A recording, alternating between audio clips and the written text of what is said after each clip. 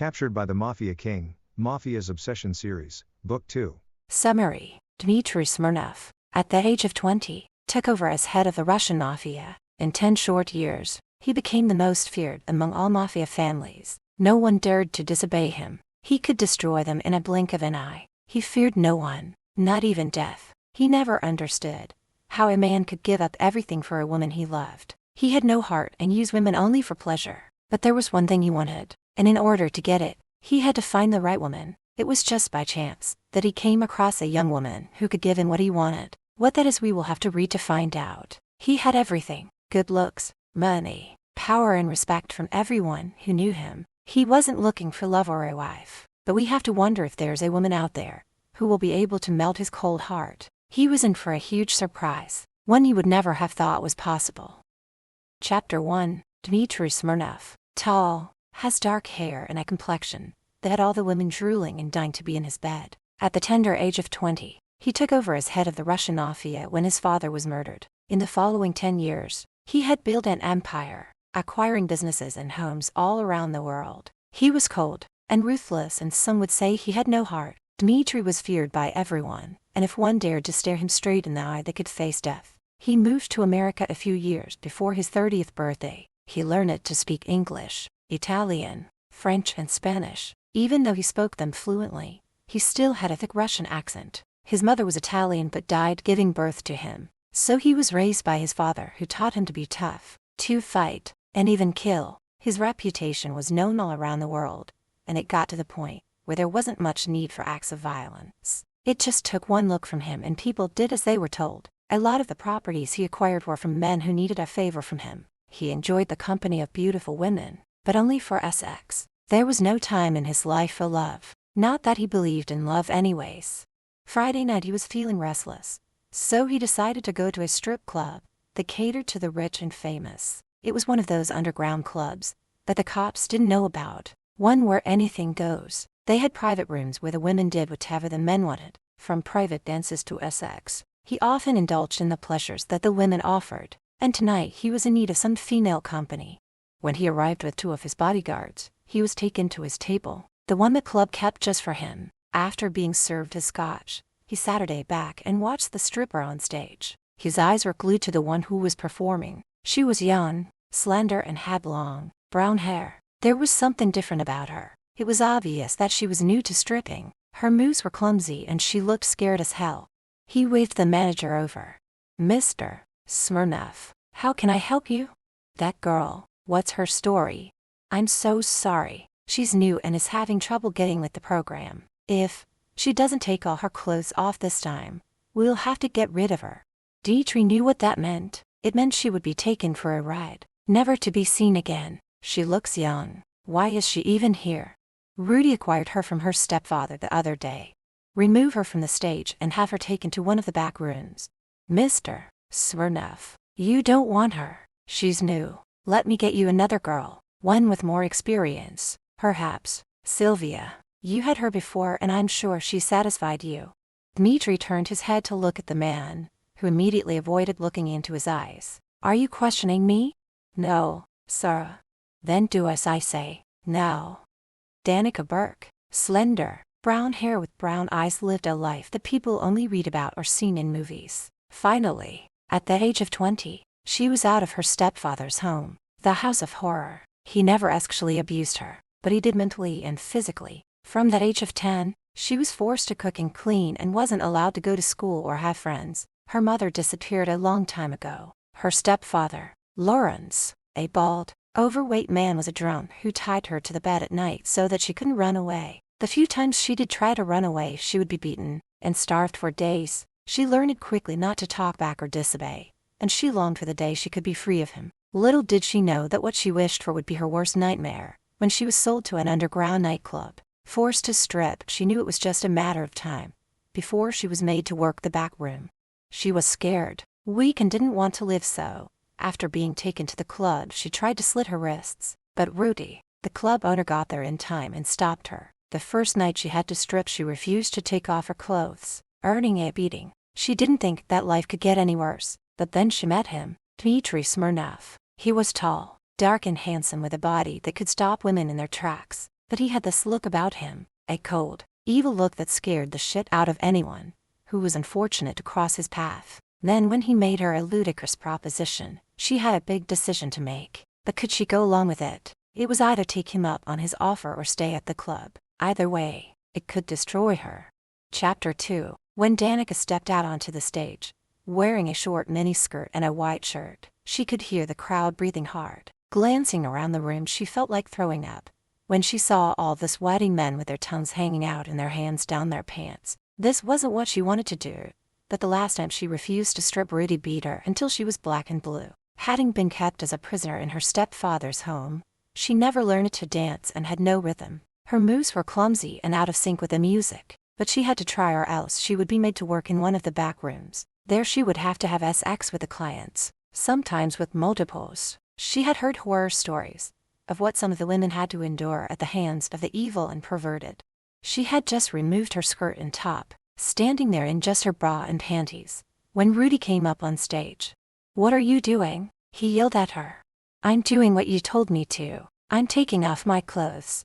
"You suck at stripping," he hissed, dragging her off of the stage and heading into the back. "I have a very important client who wants you in the back room." She tried to break free, but she wasn't strong enough. "No, you said as long as I stripped I wouldn't have to work the rooms. Bish, you were always going to be put back there." He opened the door and shoved her, causing her to fall and land on the floor. "If you know what's good for you, you'll be nice to Mr. Smirnoff. Whatever you do, don't look him in the eyes. Those who have paid a deep price." He walked out, slamming the door behind him. When he slammed the door shut, she got to her feet, her eyes going over to the bed. She crossed her arms over her chest to cover the exposed breasts that the bra didn't cover. She shivered, not from the cold but from fear. There was nothing she could do but surrender. All she could hope for was that the man or men used condoms. Dmitri made his way to the back of the club, met by Rudy, who was standing outside the door waiting for him. "Mr. Smirnoff, the girl is waiting for you. Take as much time as you want, and if you need anything else just let me know." "What is her name?" "Danica," Rudy said, avoiding looking into his eyes. "Go," Dmitri said, snapping his fingers. When Rudy left, he opened the door and stepped in. Shutting the door behind him, his eyes moved up and down her body, though he was unable to get a good look at her breasts. Since she was trying to cover them up, he liked what he saw. His member twitched. She had a great little body with legs. He was going to enjoy having flung over his shoulders. "Remove your arms from your breasts, so that I can get a good look at you." A smile crossed his face when she did what she was told. Her breasts were small, but firm, and he knew he could feed one completely into his mouth. Taking off his expensive Italian jacket, he placed it over the chair. Sitting down on the chair, he loosened his tie. "Come, straddle me." The moment he stepped into the room, she knew he was different from the other men that came to the club. The others were much older, fat and bald, and smelled of cigarettes and alcohol. But this man was tall, dark complexion, and smelled of expensive cologne. The suit he wore looked to have been tailor-made, not some cheap shit from a store in the mall. He was handsome, not like the men her stepfather brought to the house. He had a thick accent which made him sheer, but there was this look on his face that scared her. She knew then that he was a very dangerous man, one who you shouldn't cross. She stood there, frowning with fear until he snapped at her. "I said come here and straddle me." Walking towards him on trembling legs, she got on his lap, straddling him as he instructed. In order not to slide off his lap, she had to place her hands on his shoulders. She could feel how muscular his thighs were between hers and his shoulders were broad. His scent was enough to make her swoon. She turned her head and gasped when he placed his hands on her waist. She could feel the power and strength of his grip. "Why do you look away from me?" he asked, staring at her. "I was told not to look you in the eye," she said, her voice shaking from fear. "You have my permission to look," he said as he used his thumb to rub over her waist. He liked the feel of her skin. It was so soft, like silk. "How old are you?" 20, she replied, still not looking at him. "Look at me," he said in a low growl. She lifted her head up and found herself looking into a pair of deep blue eyes. "I'll be 21 next month," she said, not knowing why she told him this. "So young, so beautiful," he said, staring at her breasts. He lowered his head, placing his lips over her quivering breasts. He breathed in her scent. She smelled heavily, like what he thought an angel would smell like. Feeling his lips moving softly over her skin, she closed her eyes. biting on her bottom lip. She was afraid of this man, afraid of what he was going to do to her, and yet her body was responding to him. She could feel the bulge inside his pants getting bigger and harder as it pressed against her. Her breath hitched in her throat when he suddenly and without warning picked her up and laid her down on the bed. Her eyes widened in fear when he got on top of her, his body covering hers. She felt a tingling sensation between her legs. Her core began to throb, and it felt like her panties were wet. A soft moan escaped her lips when his mouth went to her neck, and he started placing feathery kisses over her skin. But when he moved his hand down and between her legs, she begged him to stop. "Please, don't do this."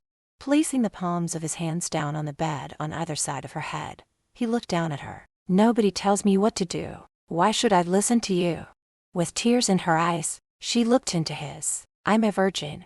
Still laying on top of her, he looked at the tears that were rolling down her face. "You have never had sex before. Are you telling me that no man has put his snake inside you and through you?"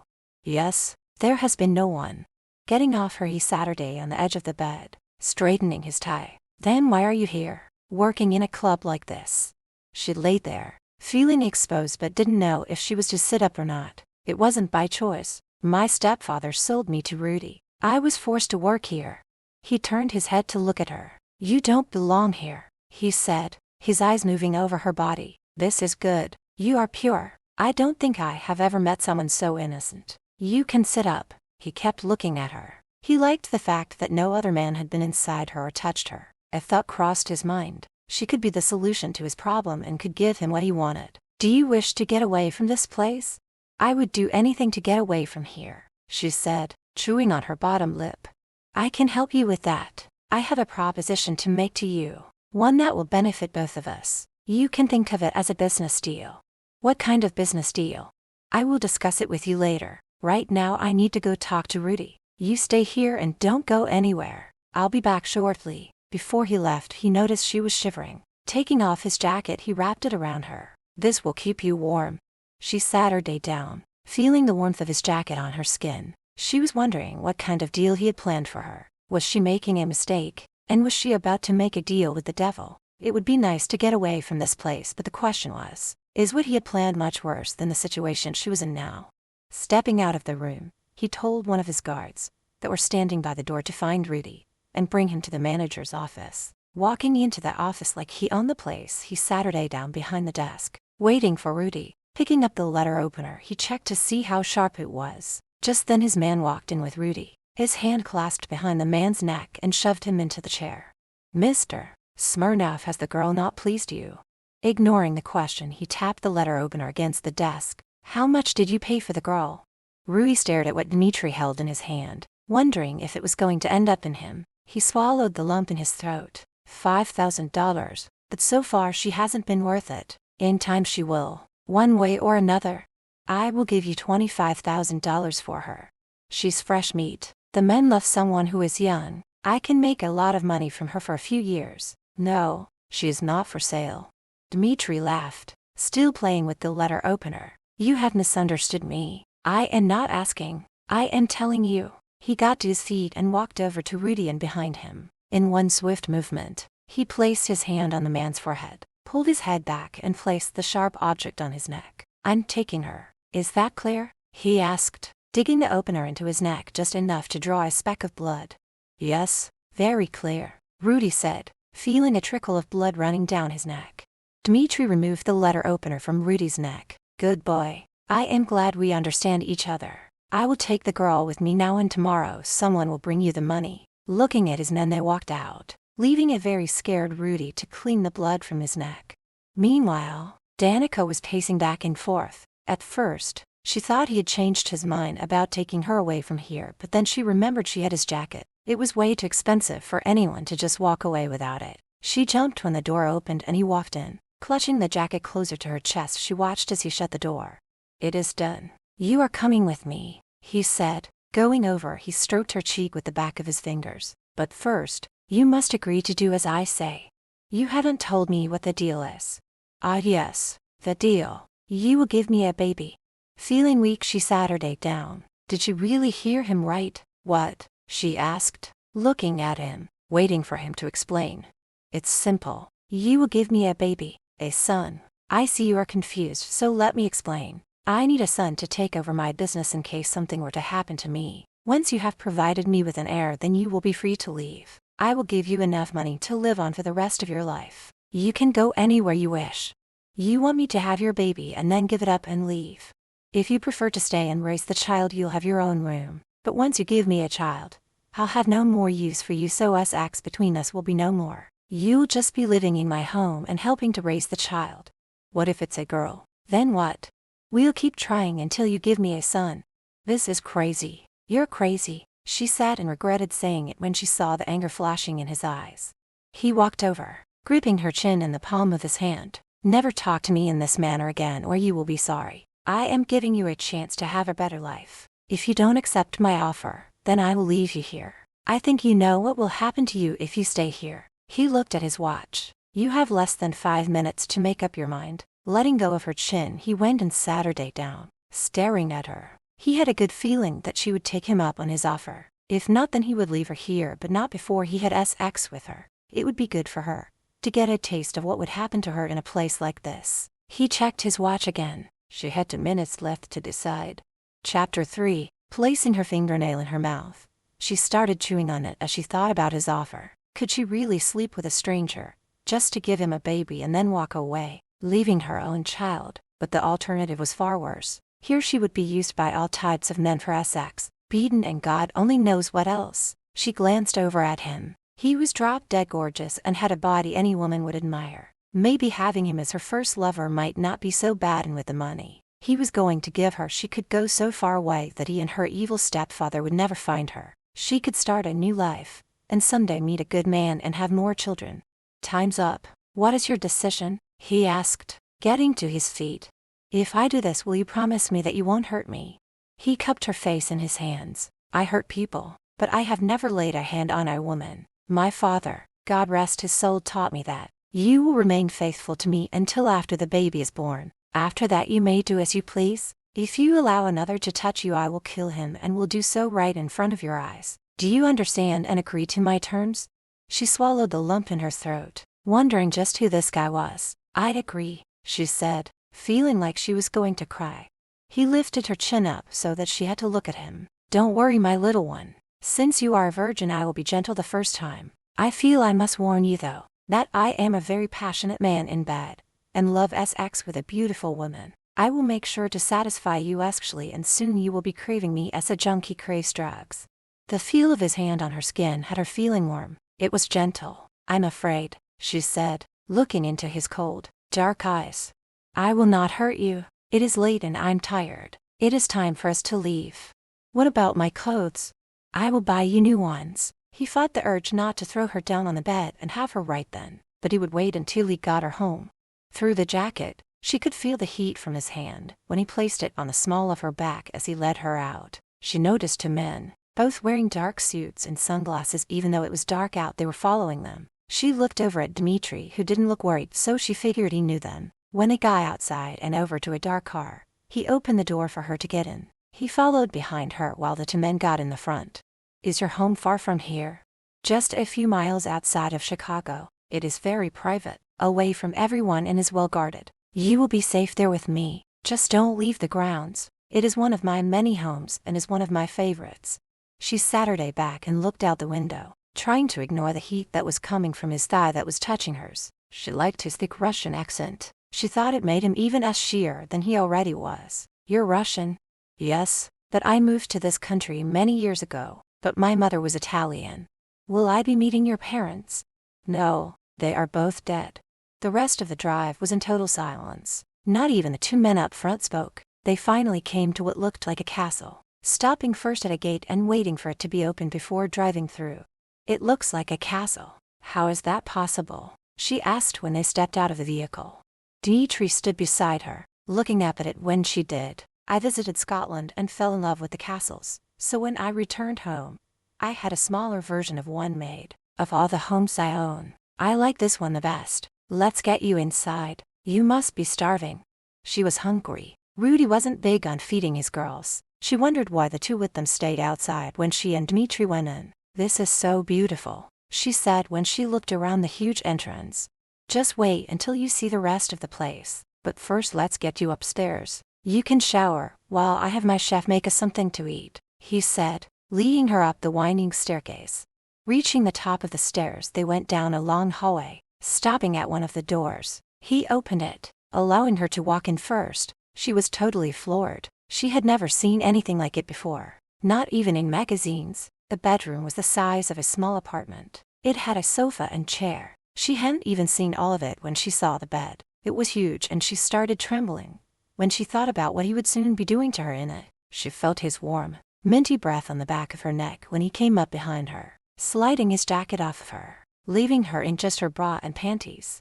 "You can shower in there," he said, pointing to a door at the far end of the room. "I think I have something for you to wear to bed. Wait here and I will check my closet." He walked over and opened a door. Going inside, he found what he was looking for. Grabbing it, he went back to Danica and handed it to her. "I'm sure this will fit you." "Who does it belong to?" she dared to ask. "No one. I like to have some women's clothing around in case I have any unexpected guests. I will go have a meal prepared for you. Go, shower, and I will be back soon." When he left the bedroom, she laid the nightgown down on the bed. It was satin, cream color gown with the price tag still in it. Her eyes just about bugged out when she saw the price. $800 for both gown and robe. She carefully removed the tag, and was relieved that she wouldn't be wearing another woman's clothing. Picking it up, she headed to the bathroom. Stepping inside, she couldn't believe what she was seeing. Again, it was something out of a magazine. The shower was big enough for two or more, with glass doors, and there was a tub, also big enough for two. Everything about it was something out of this world. Turning on the water, she removed her bra and panties, then stepped into the shower. Lifting her face up, she let the water pour over it and down her body. It felt so great showering somewhere that was so clean instead of a shower that had a dirty floor and spiders crawling on the wall. She used the shampoo that was there. It was one that a man would use, but there was nothing else available. Stepping out of the shower, she dried off with the softest towel. It felt so nice against her skin. She was glad to find some new toothbrushes still in their packages. Seeing a dryer, she dried her hair and used his hairbrush. Then she put on the nightgown and robe. As she walked into the bedroom, the door opened and a woman entered, carrying a tray of food and something to drink. Something about the woman gave her the creeps. She looked like something out of a horror movie. "Mr. Smirnoff said for you to go ahead and eat without him. He had some business to take care of." She placed the tray on the small table and left the room without another word being spoken. She didn't like the looks of the woman. She wore a long black dress, and her black hair was done up on top of her head in a bun. It wasn't just her looks. She was unfriendly and had given her a look of disgust. She lifted the cover and the smell of delicious pot roast and mashed potatoes filled her nostrils. Her stomach growled, making an unladylike noise. Sitting down, she ate every last bite, finishing it off with a glass of red wine. Not having had alcohol before, the wine gave her a slight buzz. Getting up, she went over and opened the door to the balcony. It was a warm night, and standing there enjoying the fresh air, she looked down below. She could see everything as the yard was well lit. She crossed her arms, glancing back inside at the bed. Soon he would be coming back, and was expecting her to let him make love to her. Being a virgin and not knowing much about men, she didn't know what to expect. Would it hurt or would she like it? Letting out a sigh, she went back inside, closing the door behind her. She walked slowly over to the bed. Taking off the robe, she climbed in, pulled the covers over her, and waited for him to return. Her eyes slowly started to close. She tried to stay awake, but sleep consumed her. Dmitri finished up with the business he had to take care of and headed upstairs to his bedroom. He was anxious to start the baby-making process, but was more so at the thought of having sex with a young lady that was waiting in his bed. He walked in, removing his tie and jacket. He looked over and saw her in bed, but to his disappointment, she was asleep. He then removed the rest of his clothes and went to take a shower. As he washed up, he realized that he would have to get her a few things, her own shampoo and other things that women liked. Drying off, he went back into the bedroom. Pulling down the covers, he climbed in. Getting close to her, he watched as she slept. He watched her breasts rising and falling with every breath she took. He could have awakened her, but she looked so peaceful and didn't have the heart to do it. He would wait until morning. Just when he was almost asleep, his phone rang. Growling, he reached over, picking it up from the nightstand. "This better be important or I'll have your head on a silver platter." Hearing what the person on the other end had to say, he got out of bed. "Have my car brought around to the front. I'll be right down." The three men who waited for Dmitri were shaking in their boots. They all knew he had a woman in his bed, and wasn't going to be happy about being disturbed, but not to tell him what was going on. They would have paid a much higher price. Dimitri came storming out and got in the back seat, followed by the others. Who wants to be the one to tell me how someone was able to break into my warehouse and leave with a cargo of guns? The man sitting beside the driver cleared his throat before speaking. The alarm was disabled and the men guarding the warehouse were ambushed. Only one man lived and told us who did it. Who? Dimitri barked. Wilson and his gang. That small-time thug. Well, boys, let's go pay him a visit and call for more backup. I want my property back. Within the hour, he and 10 more of his men arrived outside of town at an old abandoned building. Pulling out their weapons, they took out the guys who were guarding the place, carrying guns, busting through the door with their weapons raised. They didn't bother asking questions, just took down everyone who was there. The only one who was left alive was Wilson, who was down on his knees, his hands behind the back of his head, begging for his life to be spared. Dimitri pointed his gun at him. I know you're not smart enough to do this, so tell me who you're working for. It was no one, just me. Wrong answer, Dimitri said, snaking his gun held it to Wilson's head. Wait, it was John Richards. Please, don't kill me, he cried out, pissing his pants.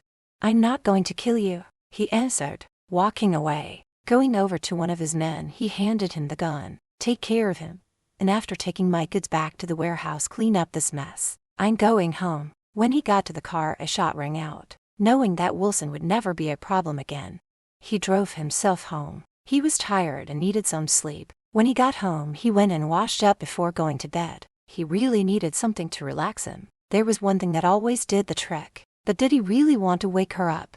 Chapter 4. It was almost morning when he climbed into bed and lay on his side. She was asleep on her back, and when he looked at her chest, he placed his hand inside the top of her gown and over her breasts. His manhood sprang to life. He knew then that he had to have her. Oh God, they felt so firm and yet so soft. A wicked smile crossed his face when she opened her eyes and looked into his with fright. He then climbed on top of her, his lips going to her neck. He kissed along her neck, moving up to her lips. She could feel someone's hand on her breasts and opened her eyes. His touch felt so sigh, so sensuous, and feeling embarrassed because she liked it, she blushed. Then when his lips showered her neck with kisses, she fought to keep herself from moaning. Just when his mouth was about to land on hers, she stopped him. Please, don't. He hovered over her, looking down and smiling. Don't be afraid, little one. I will not hurt you. It is time for you to honor our agreement. Let me pleasure you first, and if you wish for me to stop, then I will. But first I must ask you, do you like this nightgown? Yes, it's beautiful. Then I suggest you take it off before I rip it off of your body. Looking into his eyes, she knew he meant it. Sitting up with her back to him, she lifted it up over her head and placed it on the bed. She began breathing heavily when she felt his fingers caressing her back. His feathery-like touch sent chills through her body. She felt a slight tingling down below. Her eyes closed as he kissed her back, moving up to her neck, brushing her hair over to the side. His lips moved along her neck, and his one hand moved over her breast. A quiet moan escaped her lips when he sucked lightly on the side of her neck. This was it, the moment she both feared and looked forward to. She was lowered down to her back, his body moving on top of her. The feel of his snake felt hard and big between her legs. Was she wrong to want this, to feel what it would be like to be made love to by a man? Holding himself up with one hand on the bed, he lowered his mouth onto hers, kissing her savagely while his free hand moved over her breasts, massaging each one, running his thumb over her erect nipples. When he heard her moan and felt her body responding, it got him more excited. Breaking the kiss, he kissed down her neck, going lower and stopping to take one of her small breasts into his mouth. He licked and sucked, his teeth grazing her nipple, before moving lower and kissing all the way down over her stomach. Moving further down, he positioned his shoulders under her thighs and gazed at the beautiful pink rose between her legs. With his head between her legs, he placed his tongue at her, opening to taste her. She was so sweet, so tasty, and so gratifying was her flavor. He wrapped his arms around her legs and pulled her closer to his face. He buried his mouth in her delicious folds. He could feel her wetness soaking his lips, which only made him more excited. He savored her taste as his tongue moved inside her in a shallow rhythm, pulling her plump, hard little clit into his mouth. He felt her squirming, heard her loud panting and moans when she let go and had what he knew was her first release. She gripped the sheet with her fingers. His tongue was so hot, so wet as he teased her, tormenting her. There were no words to describe how she was feeling, just that it felt amazing, and had her head tossing from side to side as she heard herself screaming. Then her body convulsed and she was left breathless. Her heart was pounding, and it felt like she was floating somewhere above the bed in a delicious daze. He moved up, laying his body on top of hers, looking down at her. "This was good for you?" he asked, stroking her cheek with the back of his hand. "Tell me," he ordered in his thick Russian accent. She opened her eyes to look at him. "Yes? That is good. Now for the next step. This might sting a little at first, but I promise that you will like it." She let out a faint gasp when she felt how big he was. "You're too big and there's no way you'll fit inside me." He chuckled. "It will fit." He placed his mouth over hers as his fingers moved down, and placed the tip of his snake at her wet opening. He held back, taking his time as he moved slowly inside her. A small gasp was heard when he penetrated her, giving her time to adjust to his size. Once he knew she was starting to get more comfortable, he began thrusting into her slowly, wanting her to feel every ridge and vein of every inch of his shaft. Hearing her moan, he started thrusting a little faster. He could feel the walls of her vagina wrapped around his snake. She felt so hot, so tight, and he felt her arms going around his waist as he rode her harder. His balls were hard, his shaft throbbing, and he was close to releasing, but he made sure that she came first. Raising himself up on his hands, he looked down at her face as his thrusts became faster, harder, and went deeper inside her. Sweat dripped from his face onto her chest, her tiny breasts bobbing up and down the faster he went. Letting out a loud grunt, his body convulsed as he released into her. He collapsed on top of her, kissing her lips passionately before rolling off and onto his side. What she had just experienced was amazing,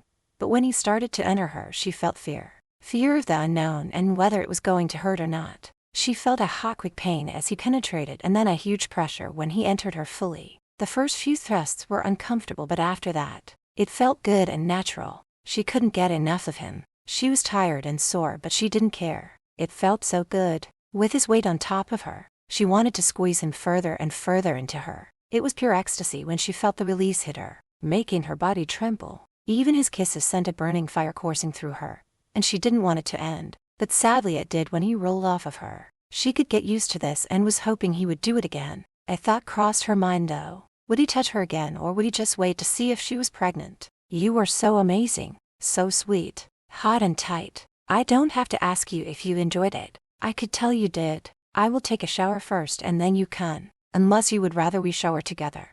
She shook her head. "No, I'll wait." She blushed when he got out of bed and she saw his manhood. Maybe she was wrong to love what he had done to her. He was so strong, so powerful as he skillfully brought her body alive with desire. Even his ash looked great as he walked away and headed to the bathroom. Getting out of bed, she threw on her robe. Her body felt different, and she could still feel his hands and lips on her as they moved all over her body. Looking down at the bed, she frowned, wondering if she was hurt. Coming from the bathroom, his hair still wet, he saw the worried look on her face, so he went over to her. Standing behind her, he placed his hands on her shoulders. "What's wrong?" She turned her head to look at him, worried that he might get mad. "I don't know, but there's blood on the bed. I'm so sorry." He turned her around to face him, cupping her chin in the palm of his hand. "You really are innocent. This is what happens when one loses their virginity. It is normal and you have nothing to be sorry for. Now go clean up and I'll see if I can find something for you to wear." She hurried to the bathroom, feeling embarrassed. With the water flowing down her body, she washed up, thinking that he probably thought she was really stupid. It wasn't her fault. Her stepfather never let her out of the house, nor did he explain anything to her. She was petrified when she got her first period, and all he did was throw some pads at her and said she was now a whore. After drying off, she went back into the bedroom, where Dmitri was already dressed, and saw a dress on the bed. "That was all I could find, but I will take you shopping after we have breakfast. Get dressed. I'll wait for you." Not wanting to change in front of him, she picked up the dress and went back to the bathroom. It was a little big on her. At the top, that is. Whoever owned it must have had big breasts, she thought to herself. He looked her over when she walked into the room but didn't say anything about the dress. "We will go down now," he said, and when she went to walk past him, he grabbed her arm and pulled her close. "I really enjoyed what we did, and I am looking forward to doing it again." Her heart was racing when she felt his chiseled body rubbing up against hers. "I don't see why we should. You might already have impregnated me," she dared to say. not knowing if he would get angry or not. He ran his fingertips up and down her arm. I might very well have, but there's no harm doing it as often as we can, just to make sure. What if I don't want to? He lifted her chin up so that she had to look at him. From the way that you wrapped your legs around me and the way you kissed me back and the way your body moved in sync to mine, as I was thrusting into you. You want it again. Never play games with me. I never play fair and you will lose. Now, shall we go get something to eat? A part of her wished that she was strong instead of weak, but she wasn't. Her stepfather had beaten any strength she had out of her years ago. She had no idea what Dmitri did to earn his wealth, but she did know that he was a very powerful man. Just looking into his eyes, she could tell that he had the power to put fear in anyone who crossed him. She looked around as they walked down the stairs, passing a few rooms as they made their way into the dining room. I will show you around later when we come back from shopping, he said when he noticed her checking out the rooms. When they got to the dining room, he pulled out her chair for her. Just as they sat her down, the woman she met earlier came in carrying a pot of coffee. The woman started talking to him in Russian. Danica could tell from the look on his face that he was angry when he snapped back at her in Russian. I don't think she likes me, she said when the woman stormed out. That is Bapa. She takes care of the staff and the running of the house. You don't have to worry about her. She doesn't like anyone. Now eat. You need your strength after what we did this morning, he said, smirking. When he finished before she did, he got to his feet. I have a few calls to make. Take your time and enjoy your food. When he got to his office, he sat her down. Taking some papers from his desk, he started making the phone calls. He was just finishing up when Bapa walked in. What do you want? He asked in a gruff voice. Why did you bring that girl here? She is too young. She will be nothing but trouble. What I do in my home, and who I bring into it is my business, not yours. I suggest you keep your nose out of what I do or I will send you back to Russia. He banged his fist on the top of his desk, making her jump. Is that clear? Yes, sir, she said. Turning around, she walked over to the door and looked back at him before leaving. Mark my words, you are asking for trouble. He sat her back in his chair and shook his head. Crazy old bat. I should have shipped you back a long time ago, he said to himself when she left the room. Checking the time, he figured she would be done eating. Getting to his feet, he went back to the dining room. He found her just sitting there. She looked up when she saw him and got to her feet. You did not have to sit here. You could have gone into the family room. I would have found you. That's okay. I just finished eating. Come, we will go shopping now. Chapter 5. She Saturday in the back seat with Dmitri, and the same two guys that were always with them Saturday in the front. She came to know them by their first names only, Dennis and Craig. They were both large, husky men who always wore black. They never spoke one word to her, nor did they bother to look at her. Arriving at one of the most expensive malls in Chicago, Dennis parked out front. He stayed in the car, while she and Dmitri and Craig went inside. She looked around, seeing all of the beautiful and yet very expensive clothing stores. Craig was made to stand outside when she and Dmitri went inside one of them. An older woman walked over to them with a big smile on her face. Mr. Smirnov, it's been a long time since I saw you last. How may I help you today? I want you to personally take care of my friend. She requires everything from dresses, pants, tops right down to shoes and lingerie. A whole wardrobe. Not just a few things, but everything that looks good on her. I will take care of her. This will take a while. Would you like something to drink while you're waiting? No thanks. I'll just wait out here. What she has on now, just throw it away and give her a nice dress to wear.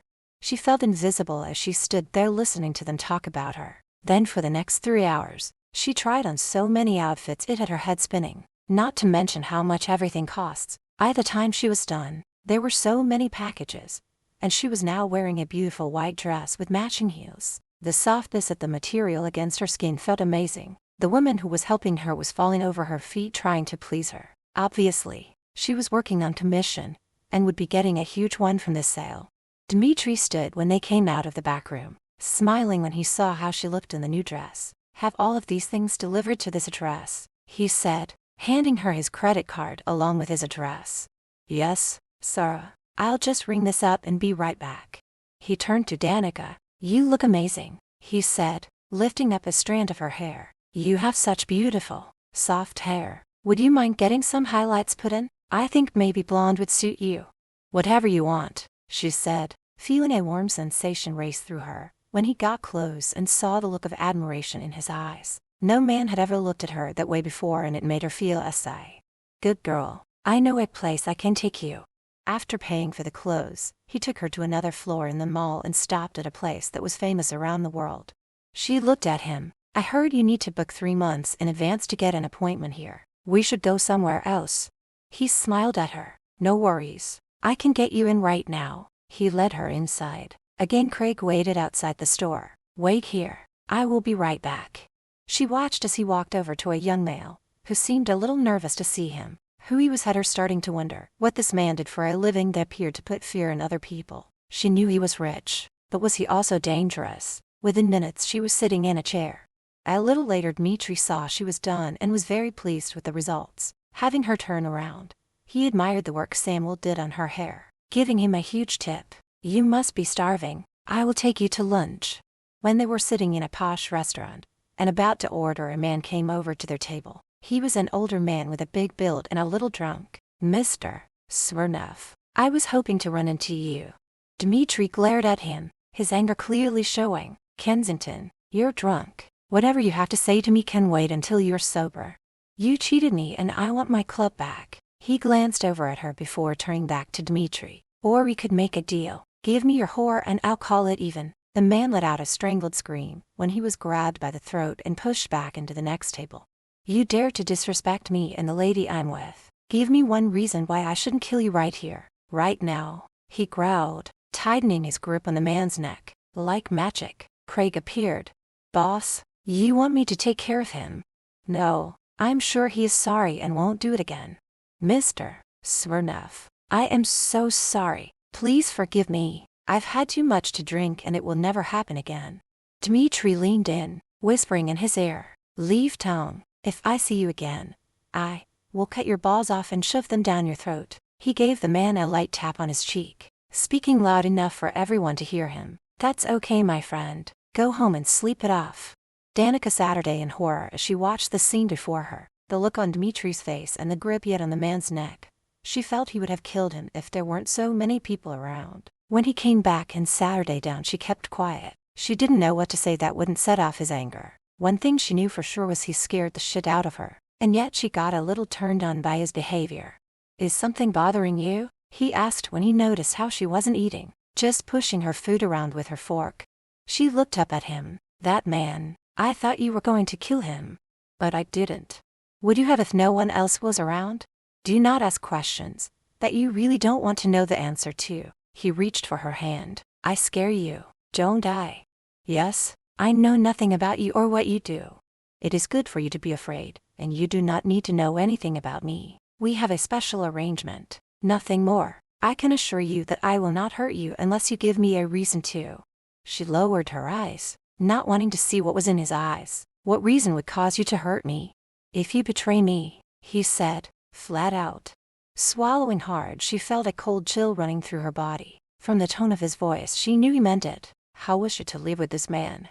Until she got pregnant and gave birth to his son. It dawned on her that he might kill her after she gave birth. How do I know you won't kill me after I complete my side of the commitment? You give me what I want and I gave you my word you shall not be harmed. What if for some reason I don't get pregnant? What then? We'll cross that bridge if we come to it. Now eat. I'm not hungry, she said, pushing her plate away. He waved the waiter over, asking for the bill. I took you shopping and spent a great deal of money on you. I brought you to the best place to dine and you don't eat. I am doing everything to please you and you are behaving like this. I do not even get a thank you for the beautiful clothes you got today. This makes me angry and I am beginning to think you are one ungrateful woman. I'm sorry. I do appreciate everything. I'm just scared. He leaned over closer to her so that no one else would hear him speak. More scared than you were working for Rudy. You have no idea what those men at the club would have done to you, the perverted things they would have forced you into. She teared up, knowing full well what she was in for if he hadn't gotten her away from Rudy. No, it is better with you. He lifted her chin up. The SX, it is good, right? She blushed, turning her eyes away from his. Yes, she said timidly. It's amazing, but I feel weird talking about it. Why? He asked, smiling at her. It just is. It's not something I feel comfortable talking about. I will tell you something. It's just the beginning. With you being a virgin, I was taking it easy on you. It will get so much better, and we will continue until you become pregnant and can no longer do it. As soon as he paid for their meal, they headed home. Once there, he told her he had some business to take care of, so she went up to their room. She found Beba putting her things away. You didn't have to do that. I could have. It is my job, she replied in a snotty tone.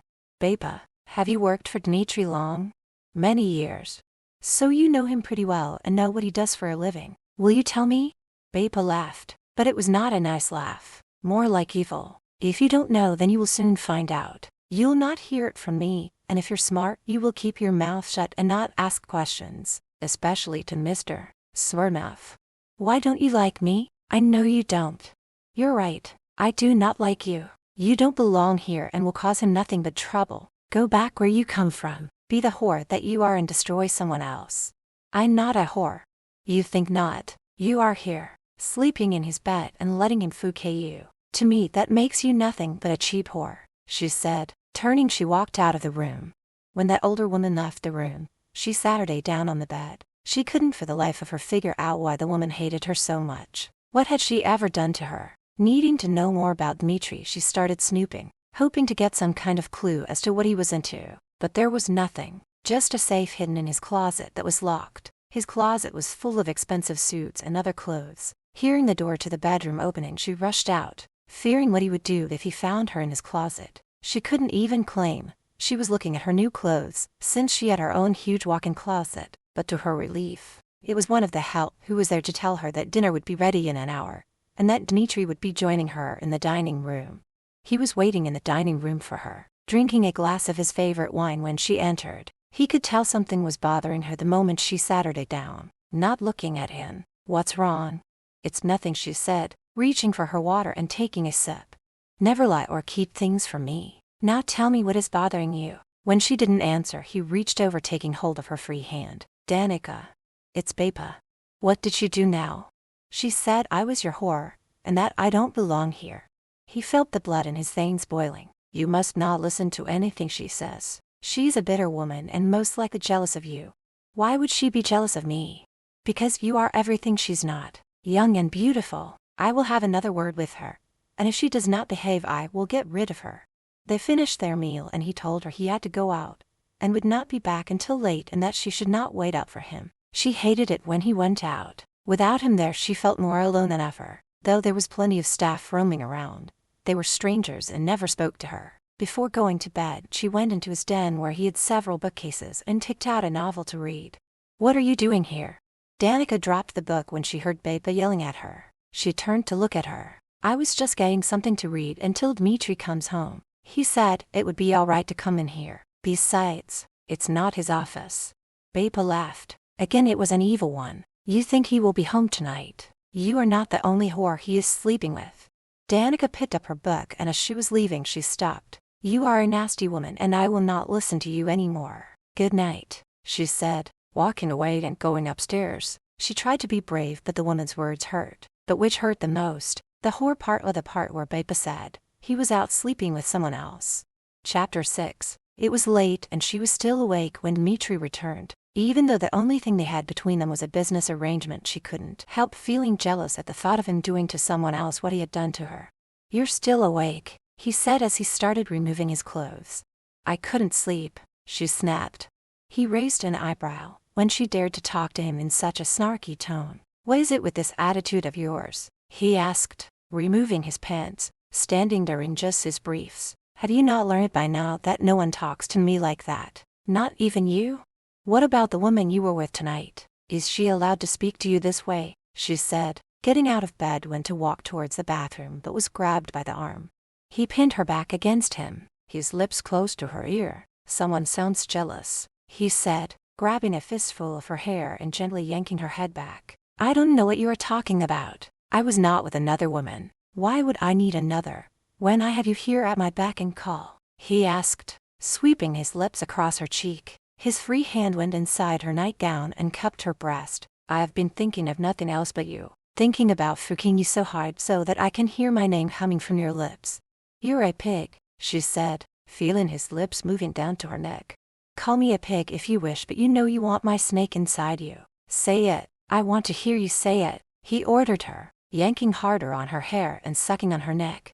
God, she didn't want to give in, didn't want to be weak, but she couldn't stop how she was feeling when he kissed her neck. His body pressed hard against hers. He was everything a woman wanted in a man. Strong, sigh and great in bed. Yes, she was too weak to deny him when she wanted the same thing. Yes, I want you, she said, feeling her nightgown being pulled down past her shoulders and falling to the floor. He turned her around to face him, their naked bodies pressed together. With one arm around her waist, he used his free hand to cup her chin in his palm and stared into her eyes. Don't forget that I own you. You belong to me for now. Don't think for 1 minute that you can change me. I am who I am, and when I want you, you will give in to me. He crushed his lips against her, his hand fondling her breast before picking her up and carrying her over to the bed. He laid her down and stared at her naked body, while he removed his briefs and climbed on top of her. You really do have a great body, one that I am truly enjoying. She gasped loudly when he grabbed her wrists and pinned them above her head with his one hand. His other hand moved along her leg as he started kissing her neck. She closed her eyes, loving how his mouth felt on her neck, and the sensual way he was caressing her leg. His touch sent shivers through her whole body. Her core was throbbing and she let out a moan. She knew that this arrangement was wrong. To give him a son for her freedom, there was a part of her that wanted to stop him, to say she changed her mind, but all common sense left her when she felt him inside her. He was so skilled in the art of lovemaking. He knew the right spots to touch. His kisses were like a drug and she was drowning in them. Dmitri, she moaned at his name when she felt the release. Her body trembled. She opened her eyes to look at him when he rolled off of her. He looked angry. Getting out of bed, he went into the bathroom. Returning moments later, he stood at the end of the bed, looking at her. Danica, your behavior earlier will not be tolerated again. You will not use that tone, nor will you act like a jealous wife. What we have here is strictly a business deal. Nothing more. I will not fall in love with you. But as long as you are with me, I will not hurt you. Just hurry up and get pregnant and give me a son, then you may leave. She swallowed the lump in her throat when she looked into his cold eyes. Just moments ago, he was so warm. Now he had turned cold. She was so afraid of him, and yet extremely turned on when looking at his naked body. What if it takes a long time before I get pregnant, or if I never do? He got into bed and pulled the covers over him. I will make love to you every chance I get. Don't worry, I will impregnate you. What if you don't? Then what? I will give you 1 year. If you are not pregnant, then you will go away, he said, closing his eyes and going to sleep.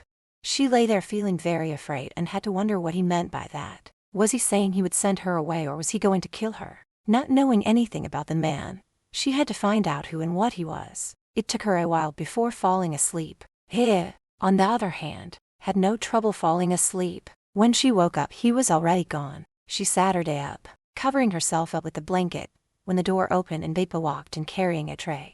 Shluka, she said, dropping the tray over Danica's lap. She turned to walk away. Bapa, where is Mr. Smirnov? He is gone, she snapped. Gone where? Out. What does he do for a living? How can he afford all of this? Bapa spun around and rushed back over to the bed. Leaning over, she glared angrily at her. If you want to live, never ask him what he does or where he goes. Just keep your mouth shut and give him a bastard child. She stormed out, slamming the door behind her. Her heart stood still for a moment when the older woman looked her in the eyes. There was so much hate in them. Ever since she got here, she could tell Bapa disliked her, and was so cold and cruel towards her. The woman scared her more than Dmitri did. Removing the tray from her lap, she got out of bed and went to take a shower. After drying off, she went to the closet and took out a skirt and a blouse and a pair of shoes. Going downstairs, she went into his office, making sure first that no one saw her going in. She walked around his desk, but there was nothing laying on it that could give her a clue as to what he did for a living. When she heard the sound of footsteps coming, she opened up a door that was the bathroom. She left the door open a crack so that she could hear what was going on. Sir, how do you want us to deal with Richards? Dmitri sat in his chair behind the desk. Nothing for the time being. Just keep a close eye on him and keep me informed. You should not wait. You should take him out now before anything else happens. Dmitri slammed his fist on the desk and got to his feet. Reaching over, he grabbed the man by his tie and pulled him close. If you ever try to tell me what to do, you'll find yourself 6 feet under. I hope I have made myself clear, he said, letting go of him. Hearing the things he was saying frightened her, and when she backed up she let out a sharp gasp. Covering her mouth she prayed they hadn't heard her. Dmitri and his two men turned their heads towards the bathroom door when they heard a noise. They all pulled their guns from under their jackets, and he motioned with his finger for the guys to go see who was behind the door. There was a slight commotion, and he rolled his eyes and placed his gun back inside his holster when he saw who it was. The two men on either side of her had a hold on her arm as they brought her closer to their boss. "Take your hands off her," he growled, ordering them to leave the room. When they were gone he turned to her in anger. "Do you have any idea what I do to people who snoop around my things? Do I have to chain you up in the bedroom? I will give you a chance to explain yourself. No," he yelled at her when she didn't answer him. She could feel her eyes filling with tears. He looked angry enough to kill her. "I didn't mean to snoop. Not really. Nobody will tell me what you do for a living. You won't tell me, so I thought, if I came in here, I might find something that will give me a clue as to who you are. You want to know what I do? If you want to know so badly, then I will tell you. I am a Russian mafia boss. I have people killed who cross me. I do favors for people, and in return, they give me their business or whatever else I might ask for. People fear me. You should fear me if you know what's good for you. Do not ever let me catch you snooping again." He saw the way her lips were trembling, noticed how her breasts were heaving rapidly, and felt the twitching in his pants. He went over and locked the door. Turning back around, he walked slowly towards her. He placed the palm of his hand on the side of her cheek. "I don't like scaring you, but you must learn not to ask questions that you really don't want the answer to." He lowered his lips to hers. The kiss was soft and gentle. He started unbuttoning her blouse as he continued to kiss her. His hand went over the top of her breasts. Breaking the kiss and taking a step back, he started removing his clothes. "Take off your clothes," he ordered. She was breathing heavily as she slid her skirt down over her hips, letting it fall to the floor. Just seeing his muscular chest, his six-pack, and the perfect V-line leading down had her core throbbing, and she could feel her panties getting wet. He may be scary, a mob boss, but he was also one very hot and SI man. Seeing his large manhood standing at attention, and knowing how it would feel inside her and what he would do to her with it, she quickly removed her bra and panties and stood before him. When he got closer and pulled her into his arms, their naked bodies pressed together, he started kissing her as he slowly lowered her down onto the floor. There wasn't much foreplay. He just got right down to it, but even then to her, it felt amazing. As they were putting their clothes on, he did apologize to her, saying he had to make it quick since he had someone coming over for a meeting. He gave her another kiss before opening the door. "Go take a shower and I will see you later this afternoon. No more snooping, okay?" "Okay," she replied and left his office. When he opened the door for her, she hurried upstairs to her bedroom, closing the door behind her. She couldn't quite understand this man. One minute he scared the shit out of her, and then the next minute he made love to her. Well, he did say that he would be making love to her a lot until she got pregnant. Stripping down, she took another shower. She cursed herself for loving the SX so much with a man who was a monster, one who had people killed, but she couldn't help thinking that maybe deep down inside him was a good man waiting to come out. She was standing out on the balcony when he entered the bedroom and went to stand next to her. "I will not be dining with you tonight." She looked at him, feeling disappointed. "You're going out again?" "Yes," he replied. "Why does this make you sad?" "It's just that when you're gone I feel so alone. No one talks to me, except Beba, and then it's only to say something nasty." He placed his hand on her chin and turned it to look into her eyes. "What has she said to you now?" "This morning when she brought me my breakfast she said shluka. I don't know what that means. Will you tell me?" He felt the anger rising inside him but did not want to tell her. It meant horror. "Forget what she said. It won't happen again. If you promise to behave and not to interrupt me when I am talking, I will take you with me and later we will go to my favorite restaurant for something to eat." She was so happy hearing that she was getting away from this place, and Beba she would have agreed to anything. "I promise." "Good. Now go put on that red dress I bought you and when you are ready come downstairs." He gives her a quick kiss. "Do not keep me waiting too long. I do not like waiting for anyone, and I just might have to leave without you. You have 40 minutes to get ready." He smiled to himself when she practically ran to her closet. Chapter 7. When she came down 5 minutes before her time, was up. Dmitri and Beba were arguing in Russian, but when they saw her they stopped, and the other woman walked away and disappeared into one of the rooms. As much as she wanted to know what they were fighting about, she kept quiet, knowing he would only get mad if she started asking questions. His look of anger turned to one of pleasure When he saw Danica walking down the stairs, he was pleased that she listened to him and wore the red dress. He thought she looked absolutely beautiful. "You look stunning. This dress fits you like a glove." He loved the way it hugged her curves. "Shall we go?" he asked, holding out his hand for her to take. She liked seeing the warmth in his eyes as she placed her hand in his. His eyes were usually dark and cold, which scared her a little, but there were times when he seemed gentle and caring, and that usually only occurred when they were making love. She could feel the heat from his hand on her back when he opened the door for her to get in. Once seated, he got in beside her, placing his hand on her knee. "Can I ask where we're going? I have to stop at one of my clubs and talk to the manager before we go to the restaurant. It won't take long." He ran his thumb over her knee. He loved how she felt. So young, so soft, and felt himself getting hard. This happened every time he touched her, and he was starting to feel like a horny teenager. He had to get a grip on his feelings. He was a mafia boss, for crying out loud. Not some lovesick kid. The thing was, he never felt this way around a woman before, and he wasn't sure he liked it. When they arrived at the club, he helped her out of the car and placed her arm through his. He saw heads turning when they entered, and knew the men were checking her out. The ones who knew who he was quickly turned their heads. They didn't want him to have his bodyguards beating them up for looking at the woman on his arm. A path through the crowd was opened up for them to make their way to his special table. Once seated, he ordered a scotch for himself and a glass of white wine for her. Until he knew for sure she was pregnant, he would allow her to have the odd drink every now and then. He looked around the club and was pleased with how busy it was, but he still had a problem to deal with. He turned to her, putting his arm over her shoulder. "I want you to wait here with Dennis. I'll be back soon." She nodded her head and watched as he went towards the back. She looked up at Dennis, who was standing so still, like a statue. Craig had gone with Dimitri. When a guy approached her, he was chased away by the bodyguard. Not that she was interested. She played with her glass, only taking a couple of sips. Never having alcohol before, she didn't really care for the taste of it. It felt like Dimitri had been gone a long time, and she needed to use the ladies' room. Getting up, Dennis stepped in front of her, blocking her from leaving. She looked at him, letting out a loud sigh. "Oh, for crying out loud. I'm just going to the bathroom." All she got from him was a grunt as he stepped aside and followed her. It annoyed her that she couldn't go anywhere on her own and was being watched like a hawk. It's not like she had anywhere to go. No money, no friends. She was trapped. When she came out, the man was there waiting for her, but she wasn't ready to go back to the table. She wanted to go to where Dimitri was. As she headed to the door he had entered, Dennis grabbed her arm. "You can't go in there. You must go back to the table until the boss comes to get you." "Get your hands off me," she said, trying to free herself from his grip. "What the hell is going on?" Dimitri shouted when he came from the office and saw Dennis' hand on her arm. "And get your hand off of her."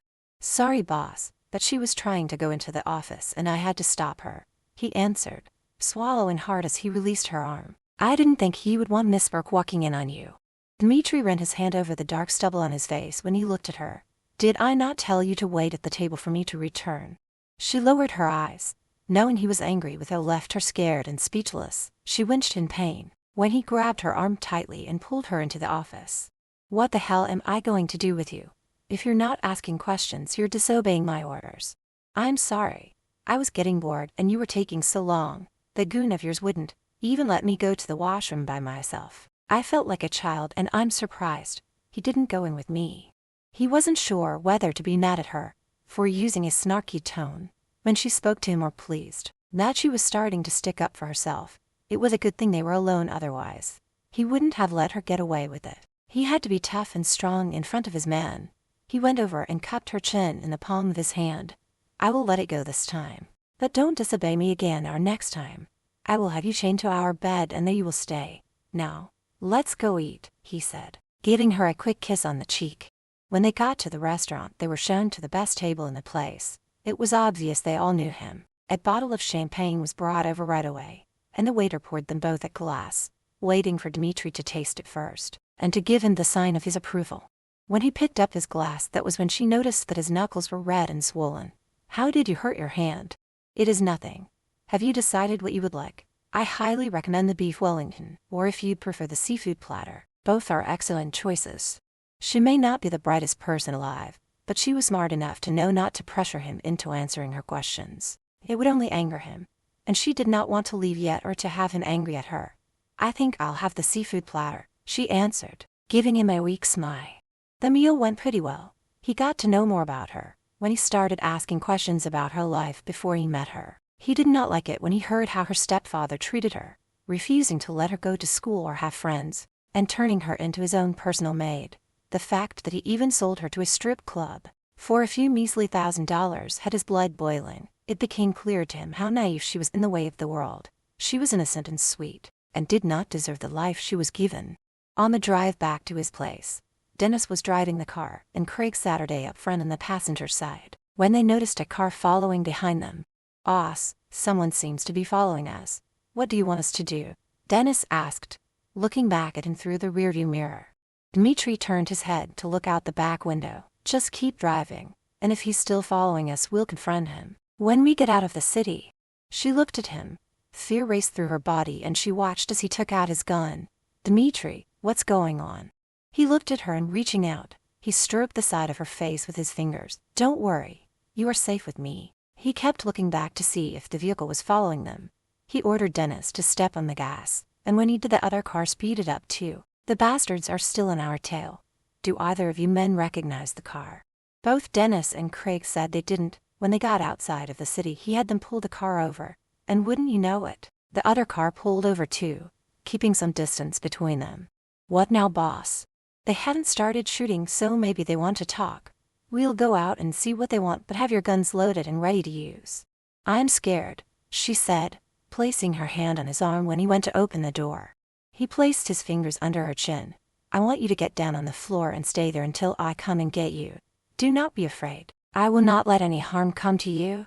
As hard as it was to get down onto the floor wearing what she did as she was told. She could hear shouting and cursing, and then the next thing she knew, she heard the sound of gunshots, even though he had told her to stay down after hearing the shots. She lifted her head up and got up onto the seat. She looked out the back window, and what she saw made her scream, causing Dmitri and his 2 men to look back at her. 3 men were laying on the ground with blood flowing from their bodies. She was frouncing to the spot, not able to move even when he got into the car, and grabbed her arms and started shaking her. Dmitri looked back towards the car when he heard her scream. Turning to his men, he spoke in anger, not at them but at her for disobeying him. "Get rid of the bodies and clean up this mess." Tucking his gun back into his holster, he headed back towards the car. Opening the door, he got in and grabbed her arms and started shaking her. "I told you to stay down and not to look, and again you disobey me. I cannot and will not allow you to continue in this way." Seeing how scared she was and the tears falling from her eyes, he felt something he had never felt towards another human being, empathy and compassion. Pulling her into his arms, he held her tight against him, stroking the back of her hair. "Would you kill me as easily as you did those men?" she asked, sniffling as she rested her head on his chest. "I could never kill the mother of my child to be. You should have listened to me. You weren't meant to see what you did. Just so you know, we had no choice but to kill those men. It was either them or us." He lifted her head up by placing his fingers under her chin. "You know who and what I am, and this is part of my life. It is on rare occasions that I need to use this type of violence, as no one has ever dared to confront me with guns. But when they do, I will defend myself." He held her until she stopped sobbing and her body no longer was trembling. As scared as she was, she felt safe with his arms around her, comforting and protecting her. Never would she have thought that this life really existed until now. It had her thinking, could she really go through with giving him a child and walking away, leaving an innocent baby behind to live in this kind of lifestyle?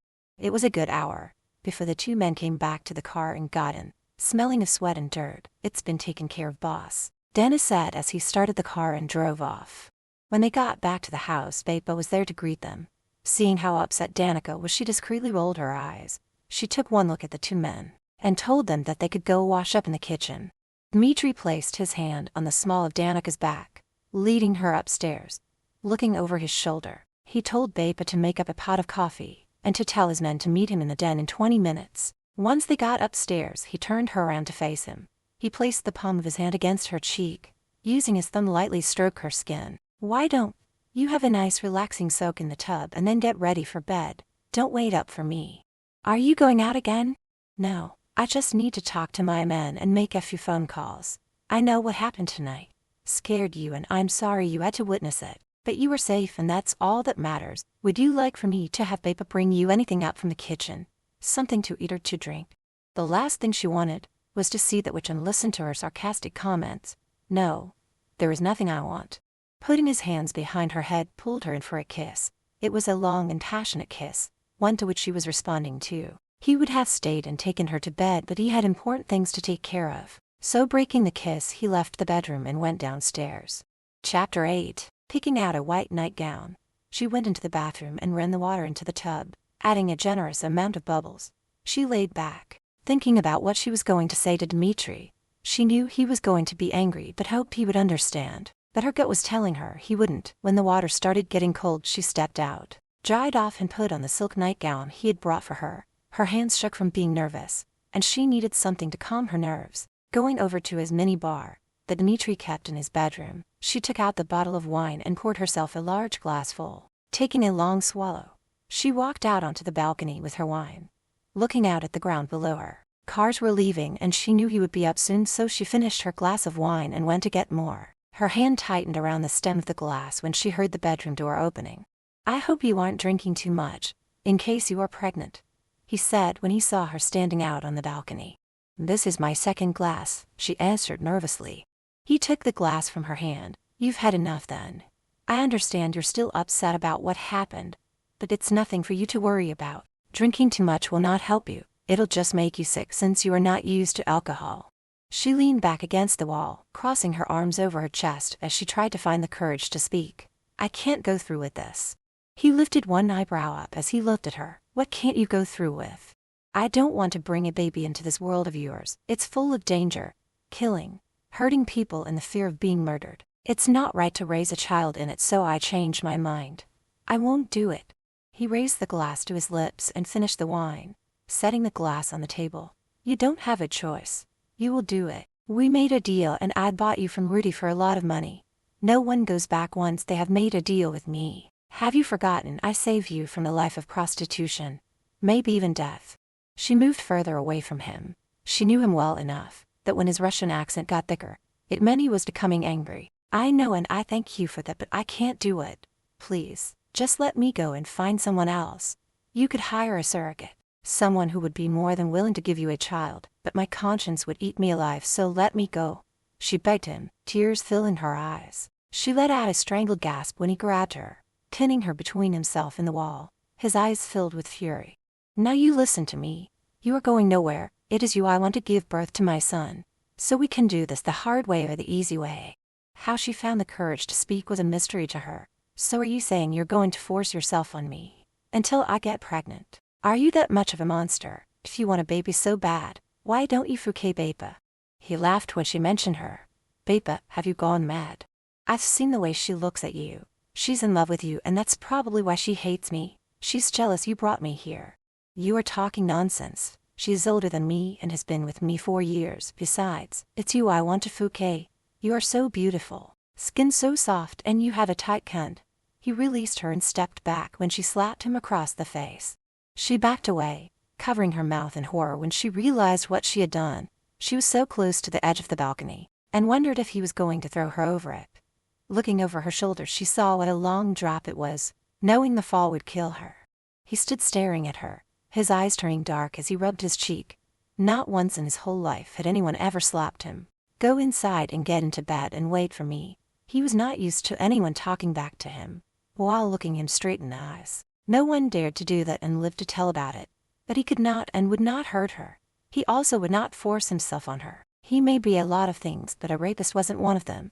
He touched his cheek. He actually liked her bravery and spunk and would give her time before climbing on top of her. It wouldn't take much to get her in the mood. That he found out right away. He waited until he had his temper under control before going inside, removing his clothes and getting into bed. He could tell she was still awake by the way she was breathing. She was probably waiting for him to screw her, but he wasn't going to. He was going to make her wait, to sweat and worry about when he would pounce on her. Rolling onto his side, facing away from her, he mumbled good night and closed his eyes. She was expecting him to try and make love to her, but instead, he rolled over onto his side and went to sleep. She was relieved, thinking that maybe he might be thinking of letting her go. It wasn't long before she too was asleep. It was morning and she was still in a deep sleep, and thought she was dreaming when she felt his mouth over her cat, his tongue sucking and licking her butt, and she started moaning. She realized it wasn't a dream, and opening her eyes, she saw his head between her legs, Closing her eyes, her fingers gripped the bedsheets, and his tongue went in deep, lapping up her juices. When she released, her body went limp. The feel of a snake rubbed against her as he moved up. His lips crashed down hard on her, as he spread her legs wider and entered her with one very hard thrust, making her scream out his name. His hips rotated, moving inside her like a crazed animal, going faster, her arms wrapped around his body, her legs wrapping tightly around his waist as he pounded into her, hard and fast. It felt as though her eyes rolled to the back of her head. His grunts and moans added to her pleasure. She felt him releasing inside her, mixed with the juices from her release. He pulled out, staying on top of her. He looked down at her face, which was sweaty and flushed. I enjoyed the taste of you. And you were so wet for me. I think you and I should go away for a couple of weeks. Would you like that? Where would we go? She asked, getting wet again from just the feel of him on top of her. She couldn't help it. His body was so muscular, so toned, and he smelled amazing. Even though he was her first, she just knew that no other man would or could have this effect on her. I own an island far from here. No one else can get to it. Will Bapa be going with us? No, it will just be you and me. I will have my plane take us this afternoon. You will like it there. It's private and we can go swimming and just relax. He gave her a kiss before jumping out of bed and pulling on a pair of pants. I'll have Bapa pack our luggage. She watched as he went into the bathroom and heard the shower running. She would wait until he was done before taking one herself. She laid back. Her body was still tingling from their lovemaking. When she heard him coming back into the room, she closed her eyes and pretended to be asleep until he left. Then getting up, she went and took her shower. After taking a long shower, she dried off, wrapped a towel around her, and went back into the bedroom to pick out some clothes to wear. She found Bapa there, filling a couple of suitcases. Enjoy your vacation, Shaliuka, she said, giving Danica a dirty look before walking out. She went to the closet and picked out a dress, white with black spots and a pair of heels. It still amazed her as to how many clothes he had bought her. She still had to think of a way to get out of their deal without losing her life. Going downstairs, she met Dmitri for breakfast in the dining room. She couldn't stop the way her heart did flips when she saw this hunk of a man sitting there wearing a dark suit, looking like a Greek god. She sat her down when he pulled out a chair for her, feeling and smelling his minty breath brush against her neck. It sent shivers throughout her body. She liked it, liked how it felt when he lightly brushed his fingers over the skin on her arm. It was as if electricity was coursing through her body, making her hot. She shook off the feeling, thinking there was something wrong with her for feeling this way. He was a killer, killed without giving it a second thought. One who could kill her at any moment, and yet she was so turned on by his touch. She knew then that there was something terribly wrong with her. We will leave right after breakfast, he said, wiping his mouth with a napkin. Just then Bapa came in and spoke to him in Russian. Clearly, they were arguing, but Danica kept quiet. But judging from the look on Dmitri's face, and the way she stormed out, it wasn't good. I don't suppose you'll tell me what that was all about. He leaned back in his chair, lifting the cup of coffee to his lips as he took a sip. His jaw was set in a tight, firm line when he looked at her. She's angry that she's not going with us. Why would that upset her? She looked at him, not flinching as she waited for him to answer. Whenever I go there, I usually take her, you know, to cook and clean. She's upset that I'm not taking her this time. I told her you and I needed time alone, to get to know each other better, and to make a baby. He enjoyed watching her squirm, knowing she wanted out of the deal but knew she was trapped and had no choice but to go along with it. He was determined to get her pregnant over the next 2 weeks, even if he had to do it every day, every hour if that's what it took. Oh great, by you not taking her gives her another reason to hate me. She looked at him. A thought crossed her mind. You know, she's not that much older than you, and with the right clothes and makeup, and if she let her hair down, she would be a very attractive woman. He stared at her, shaking his head. If you are trying to get me to change my mind about you and bed her, you are sadly mistaken. She could be a Playboy bunny and still I wouldn't want her. It is you I want. You who I shall have in my bed until you give me the son I want. The son I need to carry on the family business. She felt brave all of a sudden. Maybe I cannot get pregnant. Then what will you do? Kill me and find some other poor virgin, who you can control and use as a sex toy until she gets pregnant. Or maybe you will be the problem. Perhaps your swimmer dead in the water. Then what will you do? You think you are so tough, that there's nothing you can't do. But what if you can't impregnate a woman? What then? He threw his napkin down and slammed his fist on the table as he stood up, His nostrils flared and his breathing became heavy. "Do not talk to me in this manner. You think you can make me so mad that I will let you go? Well, let me tell you that is not going to happen. I swear to God that by the time we return you will be pregnant, even if I have to fouquet you every hour on the hour. Don't think I can't do it. I can go for days, all night. Be ready to go in 20 minutes. He stormed out of the room. She was the only one to get him this worked up, and he didn't like it. She was so hoping that by making him mad he would let her go. But it had the opposite effect. Now he was more determined to get what he wanted from her. She knew there was no hope. She would have to give him what he wanted. After all, what choice did she have? But whether she could leave after giving birth to a son was another question. If she had to stay, which he said she could, then she would raise her child to be different from his father. She would raise him to be good, to have compassion and not grow up to be a killer. If Dmitri thought he could turn her son into a monster, he had another thing coming. She would fight for her son's soul even if it killed her. Chapter 9. The ride to where his plane was waiting for them was very tense between the two. He was still fuming from the way she was baiting him. Once inside the plane, she looked around while he spoke to the pilot. It was more like a living room than a plane. If this was a small plane, she wondered what a big one looked like. She opened one door and was shocked to find it was a small bedroom with its own bathroom. Coming from the room, she saw Craig and Dennis sitting at the table playing cards. Dmitri was sitting on one of the sofas, so she went and Saturday on the other one facing him.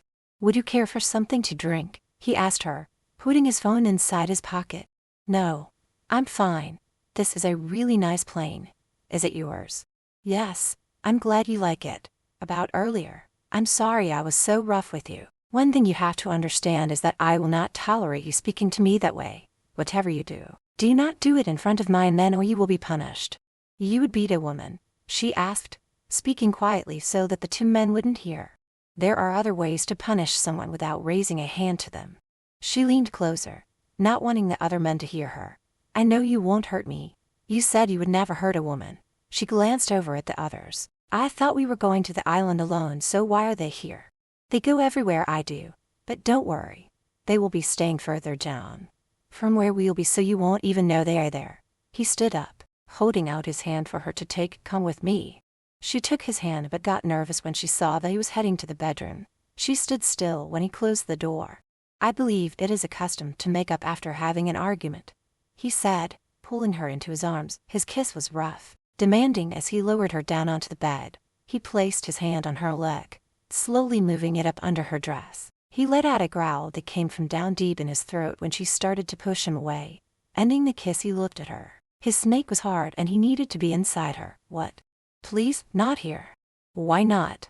"Your men are right outside this door, and I don't feel comfortable knowing they might hear us. It's embarrassing," she said, giving him the puppy dog eyes. As much as he wanted to ignore her, he was never one to force a woman, and he wasn't about to start now. Getting off her, he helped her up. "I understand and will honor your wishes. I have something for you. Wait here." When he came back, he handed her a bag. "What's this?" she asked, taking it from him. "Open it and see for yourself." Opening it and seeing what was inside, she looked at him. "It's a bunch of pregnancy tests. Isn't it a bit early for this? We've been together 3 weeks now, so it is possible you are pregnant. This way you can check every week until you are. Were you expecting jewelry? Diamonds perhaps?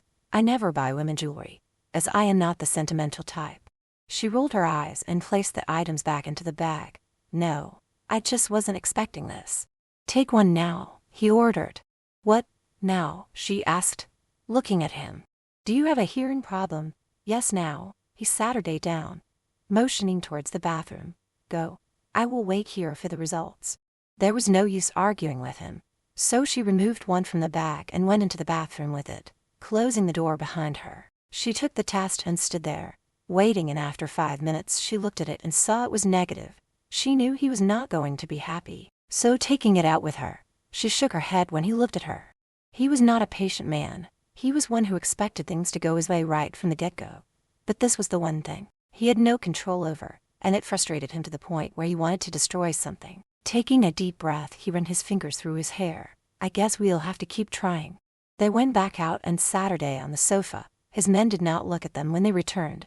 She was feeling tired, and when she could no longer keep her eyes open, she laid down and went to sleep. He went and grabbed a blanket from the bedroom and covered her with it, placing a pillow under her head. He then joined his men and got in on the card game they were playing. Dennis glanced over at her and back at Dmitri. I hope I'm not stepping out of line, boss, but the girl, she's so young and innocent. It's hard to believe that her stepfather could be so cruel to someone so nice, Dennis said, hoping he wouldn't get into trouble with his boss. I agree, and I think he needs to be taught a lesson. Perhaps when we get back you and Craig could visit him. Dennis smiled. Knowing what Dmitri was getting at, it will be my pleasure. She woke up in horror when she felt the plane jerking and called out to him. And when he went over to her, she threw her arms around his neck. Oh my God, are we going to crash? She had never been in a plane before and was scared to death that they were going to die. He held her, stroking her back tenderly. No, it is just some turbulence. It happens all the time and will stop. See, it is over, he said, lifting her chin up to look at her. Their eyes locked, and his lips lowered onto hers, giving her a soft kiss. Dennis and Craig looked away. They knew the boss wouldn't want them seeing how affectionate he was being towards someone, much less a woman. He stayed with her, holding her until the plane landed. There was a four-wheel drive parked where the plane landed, and she asked him how he got a vehicle on the island. I had it flown in, as I did with all the material to build the house, also the furniture. We have all the modern conveniences as we do back home. Hydro and running water. I do think you will like it here. It's very relaxing in a way for everyone. When they got to the house, he showed her around. She was very impressed. It had 3 bedrooms, 3 bathrooms, and a large kitchen, a living room, and a pool out back. He poured them both a glass of wine and Saturday down on the sofa to talk. Tell me more about you, he said, pouring her another glass. There's not much more to tell. I told you how my stepfather kept me prisoner, and how I wasn't allowed to go to school or have friends. At night he tied me to the bed and locked the door. He was worried I would run away. I cooked and cleaned for him, and then he sold me to Rudy. You have already told me all that. Tell me something I don't know. Your likes and dislikes. I didn't get any schooling, so I taught myself by watching TV, history channels, and anything else related to math, writing, and so on. That's the only good thing that Prick did for me, was to let me have a TV in my room. I love flowers, roses, the smell of freshly baked bread, and the feel of the sun on my face. Not that I got outside much, only to hang up the wash. She looked away from him. She didn't like the look of pity on his face. Can I have some more wine? She asked, holding out her glass to him. He poured her more and Saturday back. I'm sure your stepfather will get what's coming to him, as will Rudy. That prick. He loved to starve and beat his girls. He was always saying my breasts were too small for a stripper and said he was going to get me implants. I refused. I told him there was no way I would get them. He didn't like me talking back to him, and I got one hell of a beating and went without food for 3 days. After that, I learned to never talk back. You speak back to me. She looked up at him over the rim of her glass. I knew you would never beat me, and I guess I was hoping you would let me go. But I was wrong. She stopped talking and looked into his eyes. I love your accent. Can I ask you a question? Go ahead, and maybe I will answer it. Why did you leave Russia? I did not like the politics, and there was so much more opportunity here in America. The government had my father killed, so I have no use for them anymore. This is now my home, and it is where I will live and raise my son, in the land of opportunity. Finishing her 3rd glass, she smiled at him, leaning over and loosening his tie. I love your accent. It's so West Side. What else do you like about me? He asked, watching as she removed his tie. Knowing she was getting a little drunk, he rather liked the bold side of her. And when she started unbuttoning his shirt, he knew she was horny. I like this dark stubble on your face, she said, touching his face.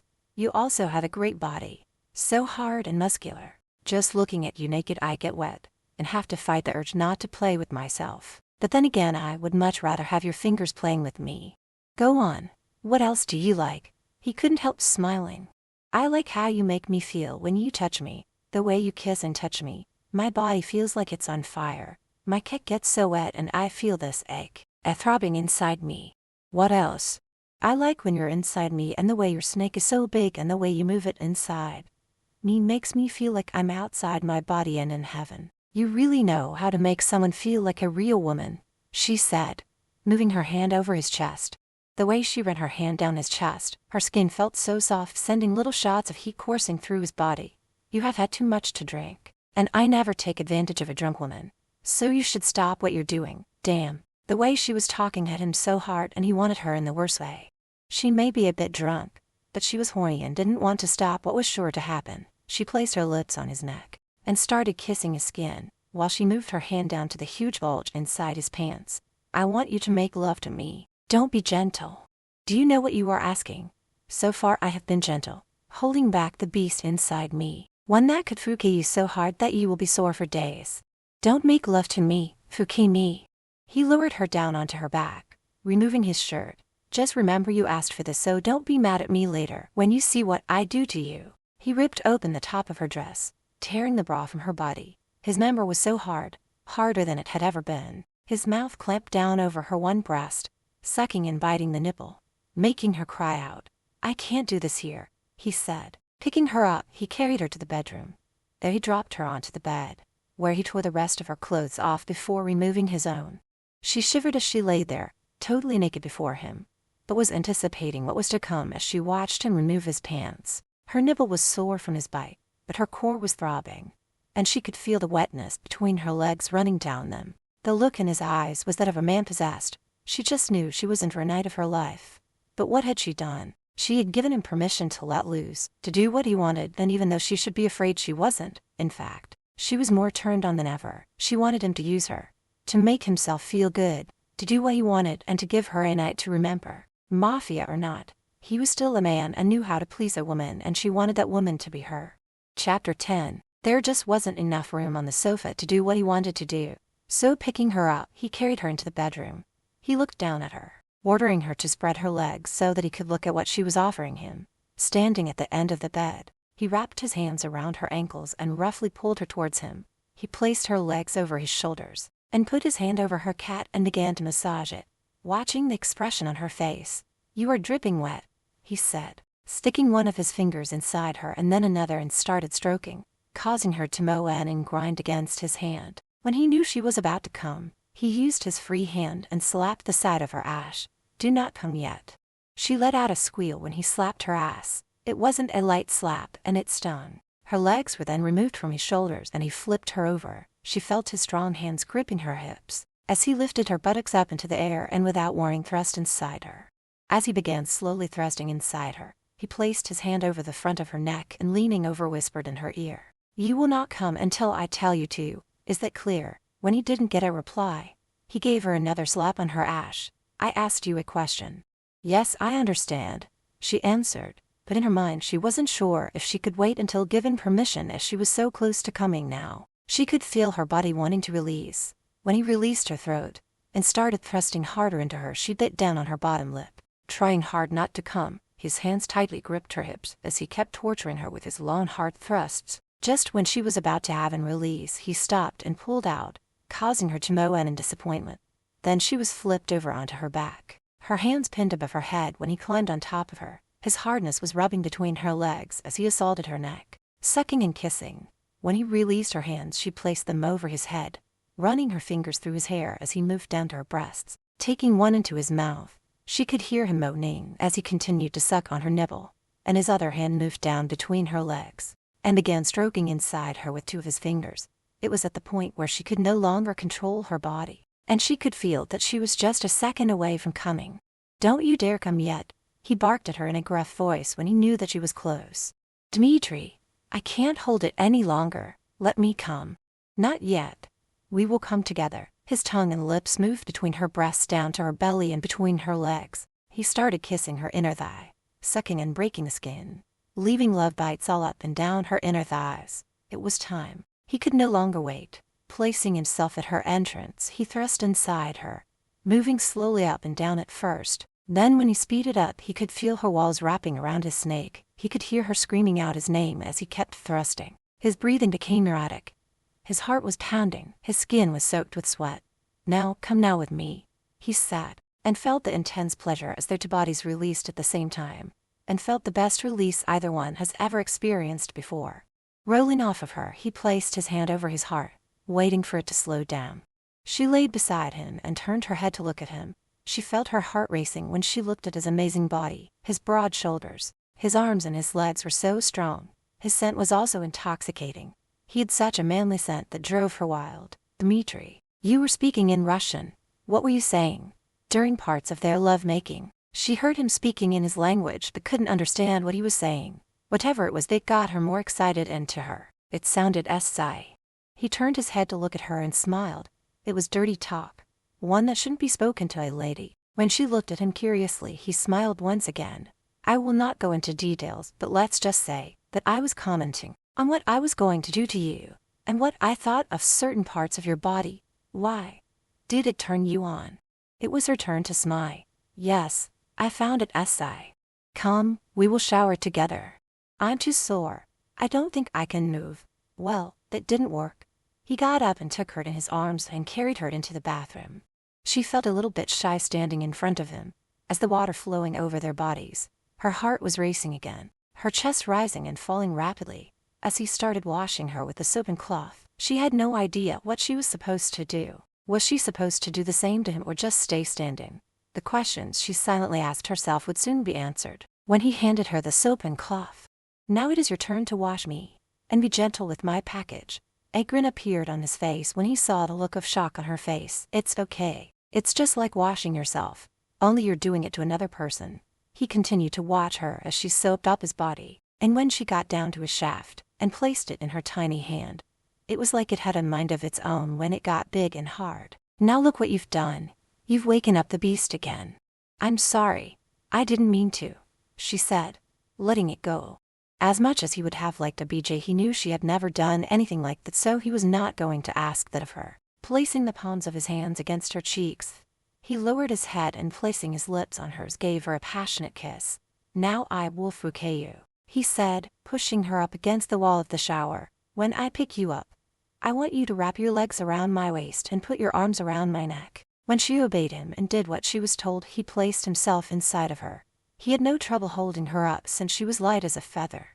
By this time she had sobered up, and even though she was still sore from what he had done to her, before she felt her core throbbing, when he entered her and began to mow in, when he started thrusting faster and going deeper as her back kept hitting against the wall. With her arms and legs wrapped around him, she felt her body convulsing, and since he hadn't ordered her to wait, she soon came hard and quick. Then she could feel when he came, his body crushing hers and his mouth on her neck. He began sucking and once again breaking the skin. She felt a sense of satisfaction when she heard his grunts and moans of pleasure when he released inside her. It was when he sat her down on her feet that she realized how sore her body really was after they had dried off. He went into the bedroom to change, leaving her behind to dry her hair. Picking up the hair dryer, she looked in the mirror and her jaw dropped open when she saw all of the hickeys on her neck. It went from one end of her neck to the other, like a necklace, dropping the towel that was wrapped around her body. She gasped when she saw her breasts were also covered in them. Looking further down, there were more on her stomach and on her inner thighs. She was totally covered in them. She was not happy about being marked like this, and putting the towel back on her, she stormed into the bedroom. Look what you've done to me, she snapped at him. He looked at her with a smirk on his face. What have I done to you? What have you done to me? Just look at my neck. It's covered in hickeys and so is the rest of my body. Why would you do something like that? Are you not afraid of giving me skin cancer? He chuckled. I was just marking my territory. I want you to know that your body belongs to me and no one else until the day we part. Oh God, when Bapa sees my neck, she will think I am some kind of slut. He walked over to her, putting his hands on her shoulders, using his thumbs to caress her skin. They will be gone by the time we get back home. And if it upsets you so much, I will never do it again. Will that make you happy? She was surprised that he was not angry with her outburst, but instead he was actually being very nice about it. Yes, thank you. You must be starving. I will go down to the kitchen and heat up one of the meals that have been prepared for us while you get dressed. He gave her a kiss before leaving the room. Once she was dressed, she went down to the kitchen and there, she could smell the aroma of lasagna that he had put into the oven. That really does smell delicious, and it's making me even more hungry than I am. How long will it be before it's ready? He checked his watch and looked back at her. Should only be about 20 minutes. Can I get you something to drink? Just water, please. I've had too much to drink earlier and have a bit of a headache. Again, I apologize for leaving so many marks on you, but I have to admit it's actually your fault. How is it my fault?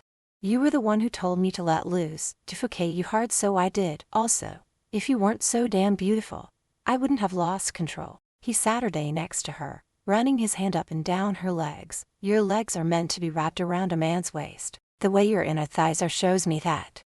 I don't know what you mean by that. You had shapely legs. Your upper thighs do not touch. They have that size space between them that I find appealing. She rolled her eyes at him. I never heard of such a thing. Removing his hand, he got up and took the lasagna out of the oven, and they dished some out on their plates along with cheesy garlic bread. After they were done eating, she insisted on doing the washing up, while he went into the living room to relax. Later he took her outside and showed her around. They walked along the water edge and watched the sunset. It's so beautiful here, she said, turning to smile at him. He smiled back at her. It's my favorite place to be, away from everything and everyone. There are only a few who know about this place, and now you look tired. Let's go to bed and get some sleep. Tomorrow we'll go swimming and make love all day.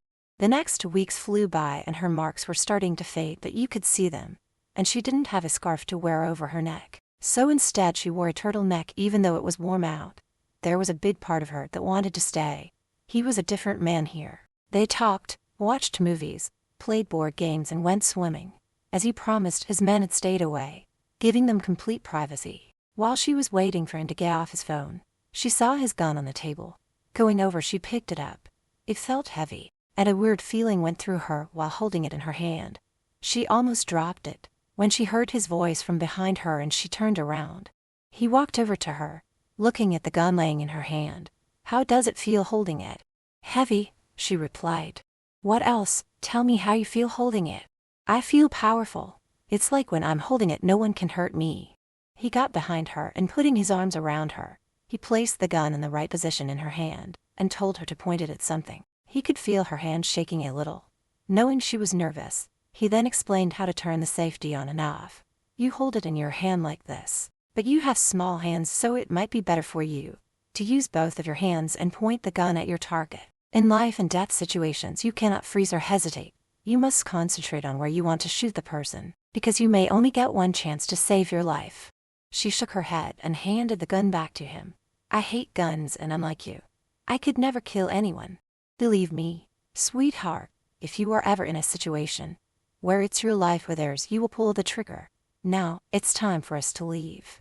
Chapter 11. During the flight back, Dmitri was busy making calls and talking to his men, so she went through some of the magazines that were laying on the table. She couldn't hear what was being said, nor did she care to know. Even if she could hear them, she would not be able to understand what they were saying since they were speaking in Russian. Of course, he was doing most of the talking while his men listened. She really hated it when people talked in a different language in front of her. It always made her feel like they were talking about her, or she would feel left out of the conversation. A couple of hours into the flight, he came over and sat her down next to her. I want you to take another test before we land. I don't need to take one, she said as she continued looking at the magazine. He grabbed it out of her hand. I'm not asking. I'm telling you. I don't need to because I just got my period. She saw the look on his face. It was a mixture of disappointment and anger. He ran his hand over his chin and swore. Fouquet, you would think that after fucking several times a day for the past 2 weeks, you would be pregnant by now. He kicked the coffee table, knocking it over, making his men jump out of their seats. He then got up and stormed into the bedroom, slamming the door behind him. Dennis went over and put the table back up and looked at her. Are you okay, miss? She nodded her head. Yes, I'm fine, she said, wiping the lone tear that was falling down her cheek. Dmitri's reaction frightened her, and was afraid of what he would do to her. She hoped that by the time he came back he would have cooled off. It wasn't until they were almost home that he came out and over to her. Danica, I am sorry for my outburst. You scared me. I know, but I was upset. I also know it's not your fault. I will just have to be patient and keep trying. He picked up her hand, and bringing it to his lips, he kissed the knuckles. For you, I will try and control my temper. Just the mere touch of his lips on her skin sent shivers of desire through her body. If it weren't for the fact that it was her time of the month, she would have let him have his way with her in the bedroom. Guards or no guards. Thank you. I would really appreciate it. Once the plane landed, she told him she needed to go and get some female products. What is it you need? She cleared her throat, tampons and some pills to help with the cramps. He nodded his head and told the driver to stop at the nearest drugstore, and once there he went in with her. He followed her over to the aisle, where he saw all kinds of different tampons and picked up a couple of them. Good God, why do they have so many different types and sizes? She had to snicker when he was looking at the boxes and reading the label. He was so unaware that women who were walking by were giggling when they heard him. He wasn't exactly quiet. She took them from his hands and smiled at him. I don't think you understand, and I use these ones, she said, holding up the box for him to see. She was surprised when he took them from her and carried them as they walked down the aisle, and he asked if she needed anything else. Well, yes, but I hate to ask. Tell me, whatever you want we will get you. Some pills to help me with my cramps, shampoo and conditioner. I could really use my own hairbrush. He bought her the things she wanted plus more: perfume, nail polish, combs and brushes and other gadgets to curl or straighten her hair. He carried the bag for her when they left the store. You did not have to buy all of this, she said, feeling guilty. I want you to have whatever you need while you are with me. And if there is anything else you want, just let me know. When they arrived home, Beba was at the front door to greet them. She took one look at the turtleneck Danica was wearing, and knew she was hiding marks left by Dmitri. Welcome home, sir. Can I get you some refreshments? She asked, totally ignoring Danica. No, we're fine. We're going upstairs, and I don't want to be disturbed. Placing his hand on the small of her back, they walked up the winding staircase to his bedroom. You do not look well. I will call the doctor to come to take a look at you. No, don't do that. I always feel terrible for the first 2 days of my cycle. I just need to take these pills and lay down for a while. He put his arms around her waist, giving her a kiss on the cheek. I will leave you to get some rest. Can I have Beba bring you anything? Tea, juice or something to eat? He did not like to see her in pain, and he could tell she was by the look on her face. All I need is some rest and the drapes closed. Okay, you change into a nightgown and I will close them and pour you some water. He went over, closing the drapes, turned on the bedside lamp and poured her a glass of water and waited for her to come from the bathroom. When she did, he had her get into bed and he sat her down on the edge, handing her the water and watched as she took the pills. He then kissed her on the forehead. I will be back later to check on you. She laid back down, waiting for the pills to kick in and give her some relief. She was touched by his tenderness, the way he tucked her in and kissed her forehead. He wasn't the cold, cruel monster he showed everyone. Her eyes felt heavy and soon she was asleep. For the next 2 days, she pretty much stayed in bed, never leaving the room. He had her meals sent up to her, wanting her to get a lot of rest. Knowing that she didn't like Beba, he had one of the kitchen staff take her meals up. On the 3rd day, she was feeling better, so she put on a pair of shorts and a top, grabbed the book she had been reading and took it outside to the pool area. There she spent a couple of hours while he was away on business. She really thought it was so sweet of him at how attentive he was towards her. He would bring her up chocolate-covered strawberries, and when her cramps got bad, he would get her the pills and some water. This is not what one would expect from a Russian mob boss. She was the only one who saw the tender side of him. As far as anyone else knew, he was a real prick and a monster. She had only been out there sitting on the lounger for about an hour, when a young man showed up with some pool equipment. She was surprised to see him here on a Friday. She had been told he only comes on Monday and Wednesdays. Hello, miss. I hope I won't be disturbing you while I clean the pool. She looked at the man who was standing before her. He had to have been in his mid-20s, and quite good-looking. No, you won't be disturbing me. But I thought you only came on Monday and Wednesdays. Those are my usual times, but I was called to come in today along with my regular days, he said and started to go about his business. She picked her book back up and started reading. She had the strangest feeling that somebody was watching her, but when she looked at the man, he wasn't paying any attention to her and was busy doing his job. She looked over to the house and thought she had seen someone staring through the window, but she couldn't be sure, so she went back to reading. It was just half an hour after that when she saw a shadow crossing over the book. She was reading and looking up, she found Dmitri hovering over her. You're home early. Yes, and it's a good thing I did come home early. She was shocked to hear the anger in his voice. What does that mean? Go inside and change into something less revealing. Excuse me, she snapped at him. He grabbed her arm and pulled her off the chair. I said go and change. Tears stung her eyes from his harsh tone. Turning, she ran towards the house. When she reached the door, she turned back around to find him talking to the pool man. As she went to leave to go to her bedroom, she saw Beba standing by the door, wearing a smirk on her face. Right then she knew that the woman had set her up, but for what and why she had no clue. Dmitri slammed the door to the bedroom, causing her to jump. So is this what you do when I am away? She looked at him. I don't know what you're talking about. He was at her side in a flash, glaring angrily at her, calling the pool man to come and take care of the pool when you know what days he comes. Is there something going on between the two of you? There better not be, because if he touched you, I swear to God he's a dead man, and so are you. No one is to touch you until after you've given me a son. She backed away in fear. This was the angriest she had ever seen him. I don't know what you're talking about. I never called him. I was already by the pool when he showed up, and when I questioned him about why he was there, he said someone called him to come to do it today. How would I even know the number to call him in the first place? She couldn't control the tears that fell from her eyes and rolled down her face. He stood back looking at her, seeing her out by the pool with a young shirtless man who got his blood boiling, looking out the window and confronting Bapa about why he was there, and she said she heard Danica talking to somebody on the phone. Seeing the reaction on her face, he knew that Baba had played him for a fool. When he went over and tried to touch her, she moved away from him. Don't touch me, she said, sniffling. I believe you, and I apologize for jumping to conclusions. It had to have been Baba who called him. Why would she do that? He moved closer and placed his hand on her cheek. To cause problems between us. She is jealous of you. I will have a talk with her, and this time I will make it clear that I will not put up with any more of her nonsense. Let me make it up to you. Put on a lovely dress and I will take you out to dinner, just the two of us. The thoughts of getting out of the house put a smile on her face. All right. How much time do I have to get ready? He smiled at her, stroking the side of her cheek with the back of his fingers. Take as long as you need. I will wait for you. He left the room and went in search of Baba. Baba was coming from the living room when he spotted her. It was you, wasn't it? He asked, snapping at her. What are you talking about? You know damn well. You called the pool guy and had him come over just to start trouble between me and Danica. I told you I heard the girl talking on the phone and figured she called him. She backed away in fear when he approached her, putting his hand around her throat. Do not lie to me. If you do one more thing, I will send you back to Russia, and you can work on the streets where I found you. I mean it, Baba. You would believe a woman. You just met over me after all I've done for you. Yes, I believe her. There is no way she would know the man's name or the number to reach him, he said, letting her go.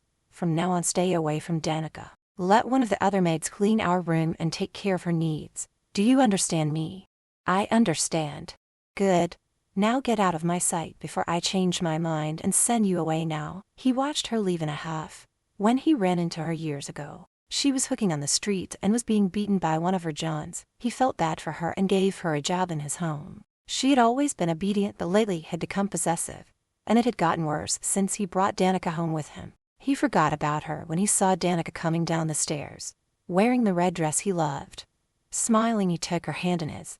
You look stunning. I love this color on you. He was getting a serious hard on just looking at her. How long until your cycle is over? It should be over in 2 days, she said, blushing. She was not used to discussing her period with anyone, especially a man.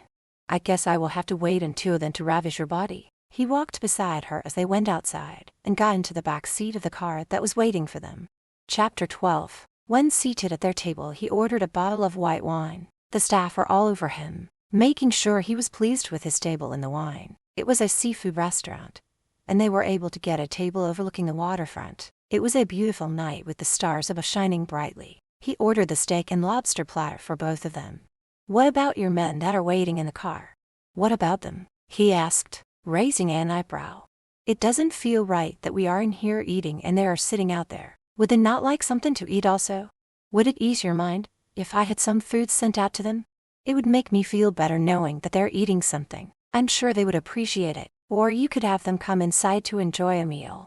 As you can see, the place is full, but for you, I will have something sent out. He waved the waiter over and placed an order, instructing him to have it delivered to the car where his men were waiting. He looked over at her when the waiter left. Are you pleased now?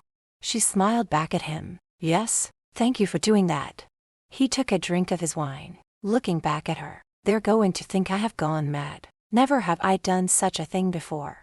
It was the right thing to do, she said, smiling back at him. When the food was brought to their table, she stared at it. Her mouth began to water. Oh, this looks so delicious. I love lobster, but only had it once, and that was because my stepfather brought it home and didn't want it. It is very good here, and the filet mignon is so tender, it will melt in your mouth. he said, getting pleasure out of seeing her happy. Damn, he thought to himself. He was getting soft around her, doing things he wouldn't normally do. He couldn't stop looking at her as she ate. She was like a child experiencing something new for the first time. Once the meal was done, he ordered them a chocolate mousse. "Oh wow, this is fantastic," she said, savoring the taste. "Since you like it so much, I will make sure my cook makes it for you whenever you have a craving for it. If you keep feeding me like this, I'm going to get fat." He smiled, shaking his head. "I don't believe that is possible, and I wouldn't want that to happen, though it wouldn't hurt for you to put on a few pounds. Would you like anything else, or are you ready to go?" "This was delicious and I couldn't eat another bite. Thank you for bringing me here. I really enjoyed myself. It is the least I could do for the way I treated you earlier." Once he paid for the meal, he escorted her out of the restaurant and over to the car, opening the door for her to enter. She had just stepped inside when she heard some men shouting from the alley. Dmitri stuck his head in and told her to stay inside the car before shutting the door. She looked out the window and saw him and his two men walk into the alley. Something about the situation got her curious, so she opened the door and stepped out, slowly walking in the direction they had gone. Dmitri held the gun to the man's forehead, who was kneeling on the ground, begging for his life to be spared. "You steal from me, you pay the price." He stopped when he heard Danica call out to him. He turned his head to look at her, his eyes filled with fury, but turned back to look at the man. "She just saved your life." He turned his head again to look at her and she was gone. "Find the girl," he shouted to one of his men. A couple of seconds earlier, as she stuck her head around the corner and saw that he was about to shoot the man, she yelled out, "Dmitri, stop." When he looked back at her, she felt the hairs on the back of her neck standing up. Looking into his eyes, she saw such darkness and evil, and with the way he glared at her, she knew she was in big trouble. When he turned back to the man, she was so sure he was going to go ahead and shoot him, so when no one was looking, she took off running down another alley. She was running as fast as she could in heels. Her vision was blurred from the tears in her eyes. She had goosebumps all over her body. Her heart was beating so hard she could hardly breathe. Every corner she took only led to another alley. She was totally lost and afraid for her life. When she saw two men standing in a doorway, and as she ran past them, she could hear them shouting out obscenities to her. In the distance, she could hear her name being called. Stopping, she removed her shoes so that she could run faster, but made the mistake of leaving her shoes behind. A few seconds later, she tripped over something and landed on top of a body. She let out a scream and got up when the person opened his eyes and tried to grab her. Along the way, she saw people shooting up, others making out, and drunk staggering around. Her feet were sore, and somewhere along the way she must have stepped on some broken glass. Falling to the ground, she couldn't walk anymore. Her dress was ripped and dirty, and her foot bleeding. She looked up in fear when she heard Dmitri's voice getting closer. Then he appeared before her. "Please don't hurt me," she cried out as she scurried backwards on her ass and hands. He got close and squatted down, gripping her chin tightly in his hand. "You stupid, stupid woman. Had you no clue as to the danger you put yourself in by running away? These alleys are full of junkies and rapists who wouldn't think twice about fucking and then killing you. Never interface when I'm doing business." He held up her shoes, the ones that she left behind, making it easier for him to find her. "Now put these on and let's get out of here." With trembling hands, she took them and started crying. "I can't." "Why not?" he asked, but when he looked down at her feet, he could see the reason for himself. He picked up the one that was bleeding and saw tiny pieces of glass sticking out. He shook his head and cursed in Russian. He picked her up in his arms and started carrying her back the way he had come. Dennis and Craig caught up to him and followed them back to the car. "What are you going to do to me?" she asked, putting her arms around his neck, her shoes dangling from her hand. "I do not know yet, but first we must get a doctor to tend to your foot." "Did you kill that man?" "No," he said in a firm tone. "You prevented me from doing my job. Never interface again or you will be sorry." He looked at her. "How many times do I have to tell you to do something and for you to listen?" "I'm sorry." He shook his head angrily at her. "You always say you're sorry, and yet you will turn around and disobey my orders." He was so angry with her that he wanted to strangle her, but then when he heard her sniffling and she leaned her head on his shoulder, it felt like little butterflies were moving inside his heart. But he had to be strong. He had to let her know what she did was wrong. But what could he do to her without physically hurting her? This was something he would have to think about on the way home. He got her into the car and taking out his phone, he called the doctor that he had on call. one who always came to his home to treat his men when they got hurt. He lifted up her foot to take another look at it. Are you in a lot of pain? Just a little, she replied quietly. Do not worry, it will be taken care of. When they finally got home, he carried her into one of the rooms which was always kept locked. She looked around and saw a small bed off to the side, a long table, and over on the counter there seemed to be quite a lot of medical supplies. She was placed on the table just as Bapa walked in. What happened to the girl? She asked with no feelings whatsoever. She fell and has cut her foot. The doctor will be here any moment. I want you to go to my bedroom and bring down one of her nightgowns, some warm water, and a face cloth and towels. Bapa left the room, and not too long afterwards, she returned with what he had asked for, and the doctor was with her. She left in a huff when Dmitri told her to leave. The doctor cleaned up her foot, removed the tiny bits of glass, and wrapped it up in a band-aid. He looked over at Dmitri. She will be all right, but she'll have to stay off her foot for a day or two. She cleaned herself up with the wet cloth and towel that was handed to her, and when he handed her the nightgown, she looked at him, confused. Why do you want me to put this on here and not in your bedroom? He leaned up against the wall, just staring at her for a few minutes before speaking. Put it on now, he barked at her. He saw the hurt in her eyes when he spoke so cruelly, but he had to be strong. He watched as she removed her dress and put the nightgown over her head and pulled it down. He went over and picking her up, he carried her over to the small bed and laid her down. Dmitri, why are you putting me here and not taking me upstairs with you? I told you that you needed to be punished for disobeying me. For the time being, you will stay here in this room, alone. I will have one of the maids bring you your food and help you with whatever you need. She sat her day up and looked at him wide-eyed. No, you can't leave me here. I want to go upstairs with you. Please, I promise I'll behave from now on. Just don't leave me here. She could tell from looking at the expression on his face that he was not going to give in. How long do I have to stay down here in this room? Until I say so, he said, turning his back on her. He opened the door and walked out, shutting and locking it behind him. He did feel bad when he heard her calling out his name, and then she started to cry, rubbing the back of his head. He had to block out the sound of her sobs as he walked away. For the next 3 days, he left her locked in that room to teach her a lesson. But he had to admit it was not easy being without her in his bed. He looked at himself in the mirror and had to wonder what the hell was going on with him. He missed having her beside him at night and waking up to her in the morning, not to mention how much he was missing the SX. For the 3 days and nights that she stayed in that room, he never once went to see her, but he made sure that her meals were taken to her. The only one inside the home that was happy about her being locked up was Bapa, who was now walking around with a smile on her face. Will you be going out again tonight? She asked, pouring him another cup of coffee. His eyes narrowed when he looked at her. You're really enjoying having that poor girl locked up, aren't you? It's where she belongs and where she should stay. You can always go to her when you want SX, so there's no need for her to stay in your bed. She's a human being, not an animal that needs to be locked up. Tonight she shall be back upstairs with me. Remember, you misbehave one more time and you are gone. Her smile quickly disappeared. You are a fool for letting your feelings get in the way. She will end up destroying you, making you weak and vulnerable to your enemies. Bapa, get out of my sight. I cannot stand to look or listen to you for another minute. When she was gone, he called for the maid that was the one who took Danica her meals and took care of her. Sarah, you wanted to see me? Yes, I did. Tell me how Miss Burke is doing. I've done what you asked. I've taken her meals to her. I've helped her wash up and took care of her foot, which has healed. You did good. But tell me, how is her mental state? She is very sad, Sarah. I think she is lonely and afraid, and I can hear her crying when I leave the room. I don't mean to step out of line, but she is a very nice woman.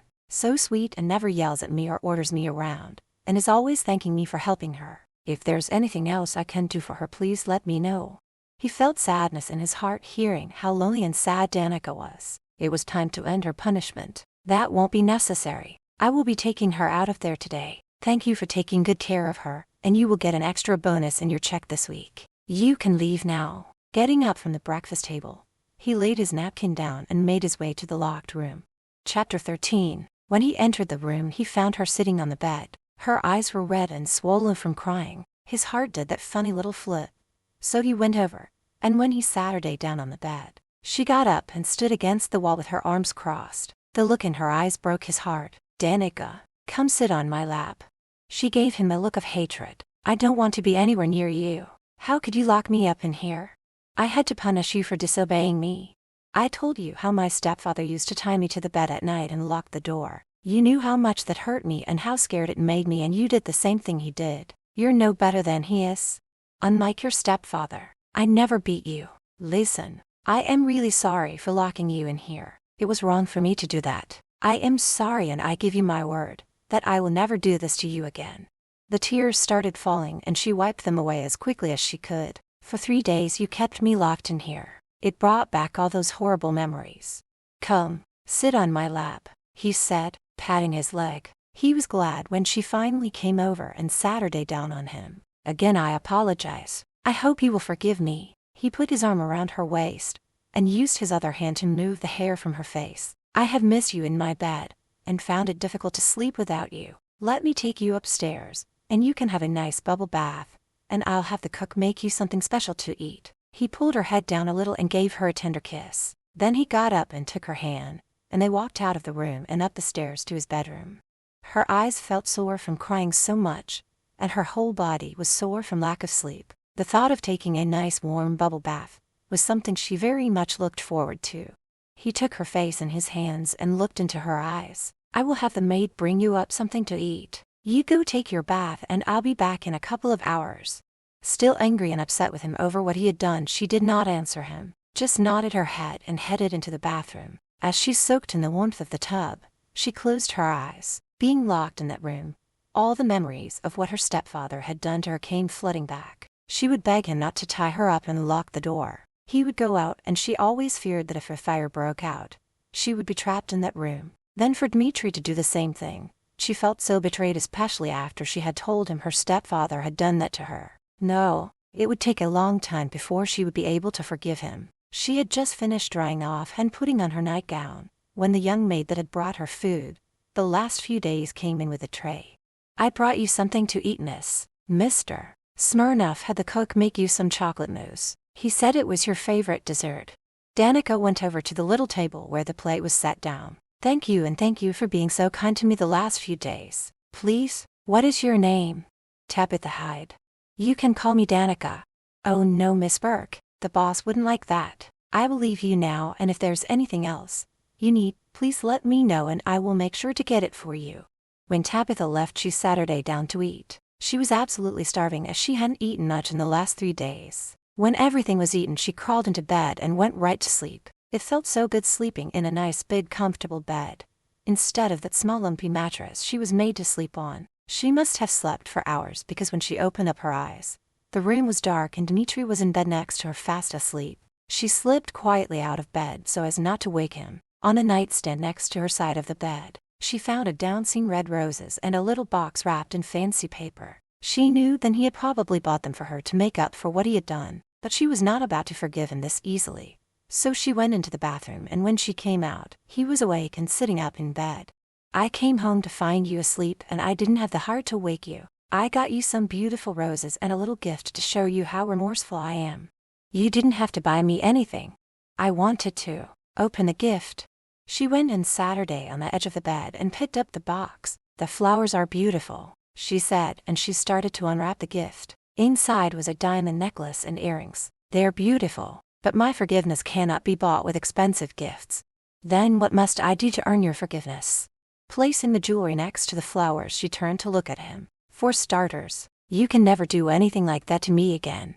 I have already given you my word that I wouldn't, and if nothing else, I am a man of my word. Once I give it, I never go back on it. When I locked you in that room, I wasn't thinking about how your stepfather used to do that to you. I cannot tell you how sorry I am.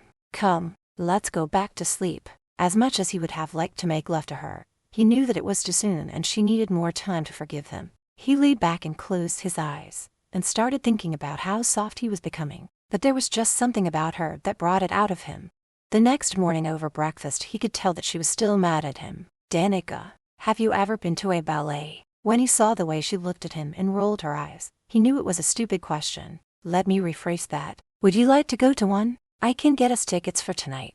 Having only seen it on TV, she had always dreamed of going to a live one. I would really like that. It warmed his heart to see a small hint of a smile on her face. Wonderful. I will make the arrangements, and maybe you will wear the jewelry I bought you. There are a couple of dresses in the closet you can wear, but if you want something different, I will take you shopping. She could see how hard he was trying to make up for what he had done and thought maybe she could try and forgive him. That won't be necessary. There is one that will be perfect for the ballet. I'm curious about something. You once told me you never buy women jewelry, and yet you bought me some. After what I did to you, I felt you deserved them. Oh, well, thanks again. He noticed how she was playing with a napkin and frowned. Something is bothering you. What is it? It's nothing, she said, not looking at him. I am not a stupid man. I can tell there is something bothering you. You can tell me and I promise I will not get mad. Whatever is wrong, I'm sure I can fix it.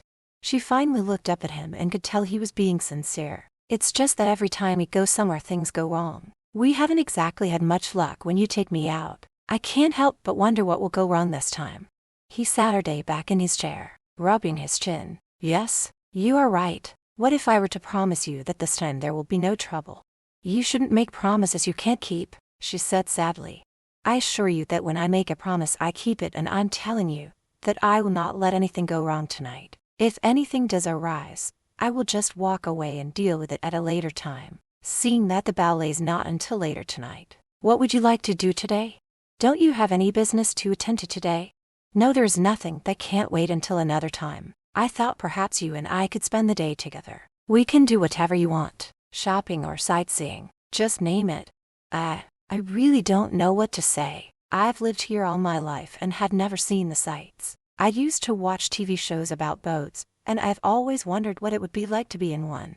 Then that's what we'll do. I will make the arrangements to rent a boat, and I will show you the sights. I'll have the cook make us up a picnic basket, and we can have lunch on the water. Will that please you? She couldn't help but smile. He really was doing everything to make up for what he had done, and she felt touched by it. I would really like that. He winked at her. Why don't you go change into something more appropriate for sailing, while I make the arrangements? What he really wanted to do was to take her to bed and make love to her all day long, but seeing that he had a lot to make up for, he decided it was best not to rush her. He also knew that by making her happy, she would be more willing to indulge in some wild and hot acts. He still had a lot to teach her in that department, and up until the incident, she was a willing participant. When she was heading up the stairs and saw Babe, she stopped to ask her a question. I haven't seen Tabitha. Do you know where she is? That girl has been dismissed. She no longer works here. Why? She asked, wondering why she was let go, when she was such a friendly and a good worker. That is none of your business. It is my job to hire and fire whoever I want. She did not know her place, and was too friendly with the people that live here. Danica felt the anger building up inside her when she saw the way Beba was smirking. You evil cow. You knew that I liked her, and that she was the only one in this house that treated me decently, and you fired her because of that. Why are you so nasty? What was it to you who she was friendly with? I don't have to answer your questions. It's not like you're going to be here forever. With an evil laugh, she turned and walked away. Going up to the bedroom that she shared with Dmitri, she felt so sad about losing the only friendly person that she could talk to. She felt more alone than ever. Now she only had him, but she never knew what would set him off. Later, when they left to go sailing, she felt a little better. She wore a pair of red shorts and a white top. She was surprised to see him dressed casually in a pair of jeans and a black t-shirt. A smile crossed her face. She liked this look on him. You are smiling. What is amusing to you? His accent sent shivers throughout her entire body. You look so different out of a suit. You look more relaxed, and I like this look on you. His eyes roamed over her and down to her legs. I like your look too. I have a boat waiting for us, so we will go now. Picking up the picnic basket, he walked with her out to the car. It was a short drive to where they had to go. When they were the only ones getting on, she turned to look at him to ask a question. Are your men not coming with us? No, it is just going to be the two of us, he said, helping her into the boat. But seeing who you are, do you not need your bodyguards around for protection? What if someone were to try and hurt you? Do not worry. They will be in another boat and will keep watch. I had instructed them to keep some distance between us, so that we can have our privacy. If there is any trouble, they will protect us. He lifted her chin up to look into her eyes. I did give you my word that today there would be no trouble. This is your day, my way of making things up to you. She sat her down while he started the engine and made their way further from the dock. As they toured along the shoreline, he had her come stand next to him. He even let her steer the boat, with him behind her and his hands over hers. She loved the feel of the wind on her face and the smell of the water, but what she liked the most was how it felt with his body pressed up against hers and his warm breath on her neck. After a couple of hours, he suggested they stop and have a bite to eat. Turning off the engine, they started taking things out of the basket. Chapter 14. There was a nice cool breeze when they Saturday down to eat. There were sandwiches, fruit and a bottle of white wine. She ate her sandwich and listened to him talk, telling her what life was like growing up in a mafia family. As a child, were you never scared at seeing the things your father did and being around so much violence? I never gave it much thought. It's something I grew up in, so for me it was normal. My father taught me to fight, to be strong and to fear no one. He never remarried but always had a beautiful woman on his arm. What about love? She asked, staring at him. What about it? Had he not taught you about love? He tilted his head back and laughed. He didn't believe in love. Nor do I. In my line of business, being in love can make you vulnerable. My enemies would see it as a sign of weakness and think they can take us down. But that is so sad. Without love, what is the point of living? How can you believe there is such a thing as love after the life you've lived with your stepfather? Did he ever show you love? When he tied you to the bed and locked you inside the room? Did he show you love when he was starving you for days and making you his slave, or sold you to Rudy? I don't know, but I have to believe that there is someone out there that will love me and take care of me. I choose to believe there are good people in the world, people who love each other. It's the only thing that's kept me going all this time. He Saturday on the edge of the seat looking at her. You are so innocent and naive. You need to toughen up and think about what you can do to survive in this world. This life is not like a fairy tale. There is no Prince Charming riding upon a white horse to rescue the female in distress. Looking into his eyes, she saw sadness and her heart went out to him. Getting up from where she was sitting, she went over and Saturday on his lap. Placing her hands behind his head, she pulled him closer and gave him a kiss. After a moment, she broke the kiss and looked at him. You say you are happy, but I think you are not. I think deep down you are lonely and need love to make you truly happy. Oh, so you think you know me? Maybe a little. I also think that you're a good man, and that you could be as successful as you are without all the violence. They stared into each other's eyes for a few moments, before he put his arms around her and lowered her down onto the bench. He started kissing her with an urgency that he had never felt before. Just as his hands started to explore her body, and his kiss became more demanding and forceful, he stopped. Getting off of her, he got to his feet and looked out towards the other boats that were passing by. We have to go home now. It will soon be time to get ready for the ballet. He started the engine and headed back to shore without looking back at her. A weird feeling was stabbing at his heart. He didn't know what to think about what she had said to him. Later that night, he waited for her downstairs while she got dressed for the ballet. It was a bit of a struggle doing the zipper up on her dress. If Tabitha was here, she would have gotten her to help, but thanks to Beba, who had fired her, she had to do it herself. She then put on the earrings and necklace that he had given her. She wanted to wear her hair up, but couldn't get it the way she wanted, so she just left it down. Since coming home from the boating trip, he barely spoke two words to her. It did surprise her that he opened up to her as much as he had. Taking one last look in the mirror, she put on her heels and headed downstairs to where he was waiting.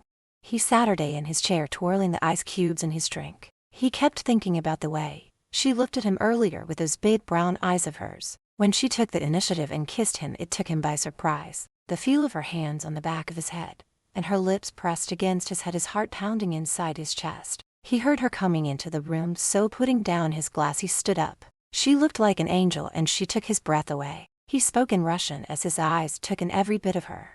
Whatever it was he was saying to her, it sounded SI, and she blushed. I don't understand what you're saying. He walked towards her, circling around her, his fingers lightly brushing against her arm. I was saying that you are the most beautiful woman I have ever seen. Your beauty takes my breath away, and I have this desire to carry you upstairs, take off your dress and throw you on the bed and make love to you all night long.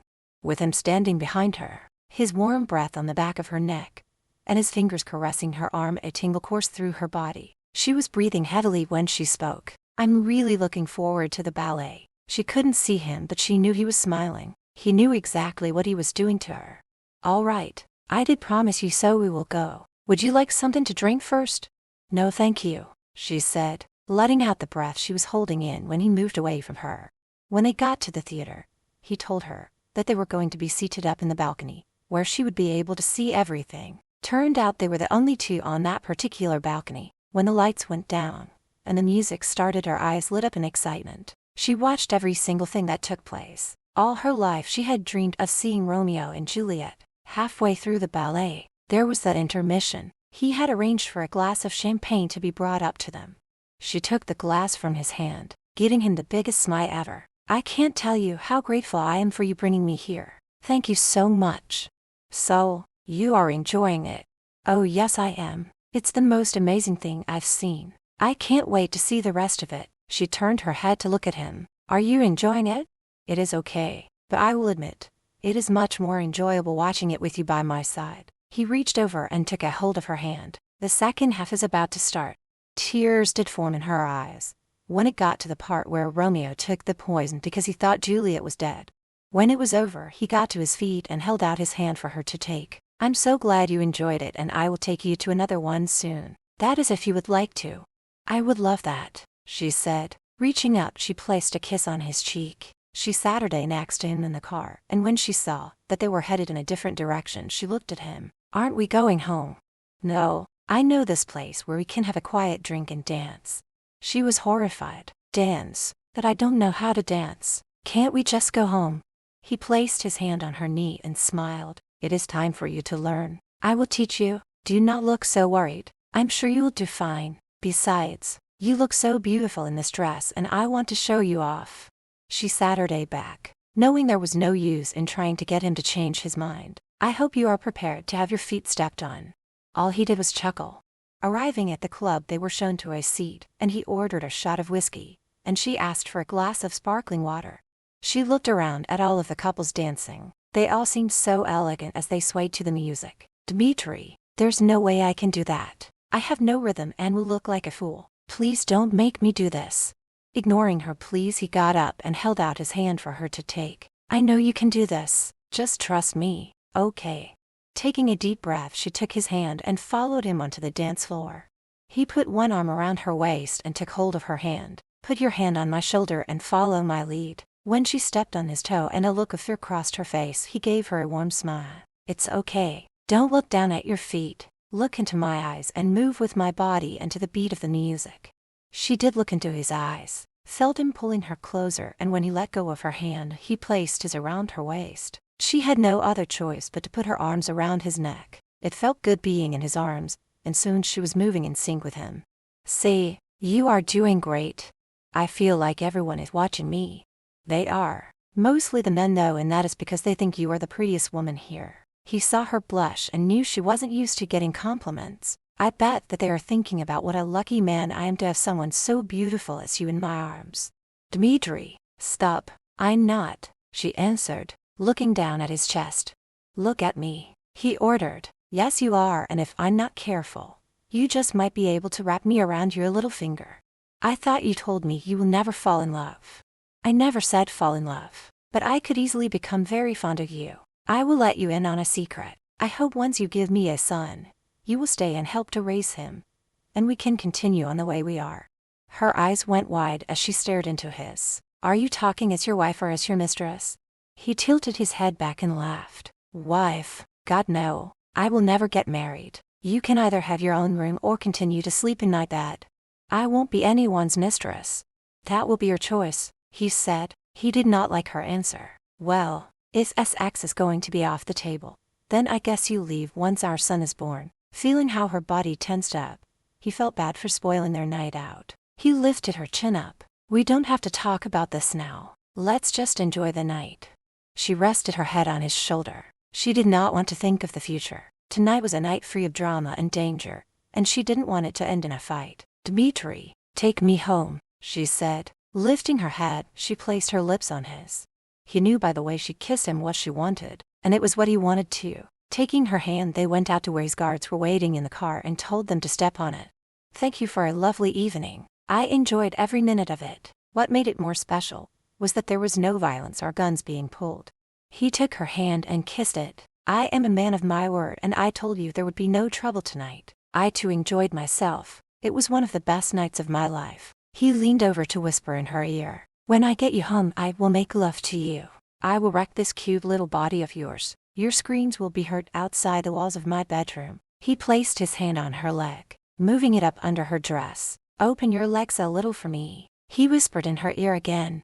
She did as he asked and felt his fingers going inside her panties, biting down on her lips to stop from moaning when he began stroking inside her. It didn't work. Her moans got louder just as his mouth covered hers, so the men up front wouldn't hear. Feeling embarrassed, she stopped him and said ever so quietly, "Dmitri, not now. Not with your men up front and hearing us."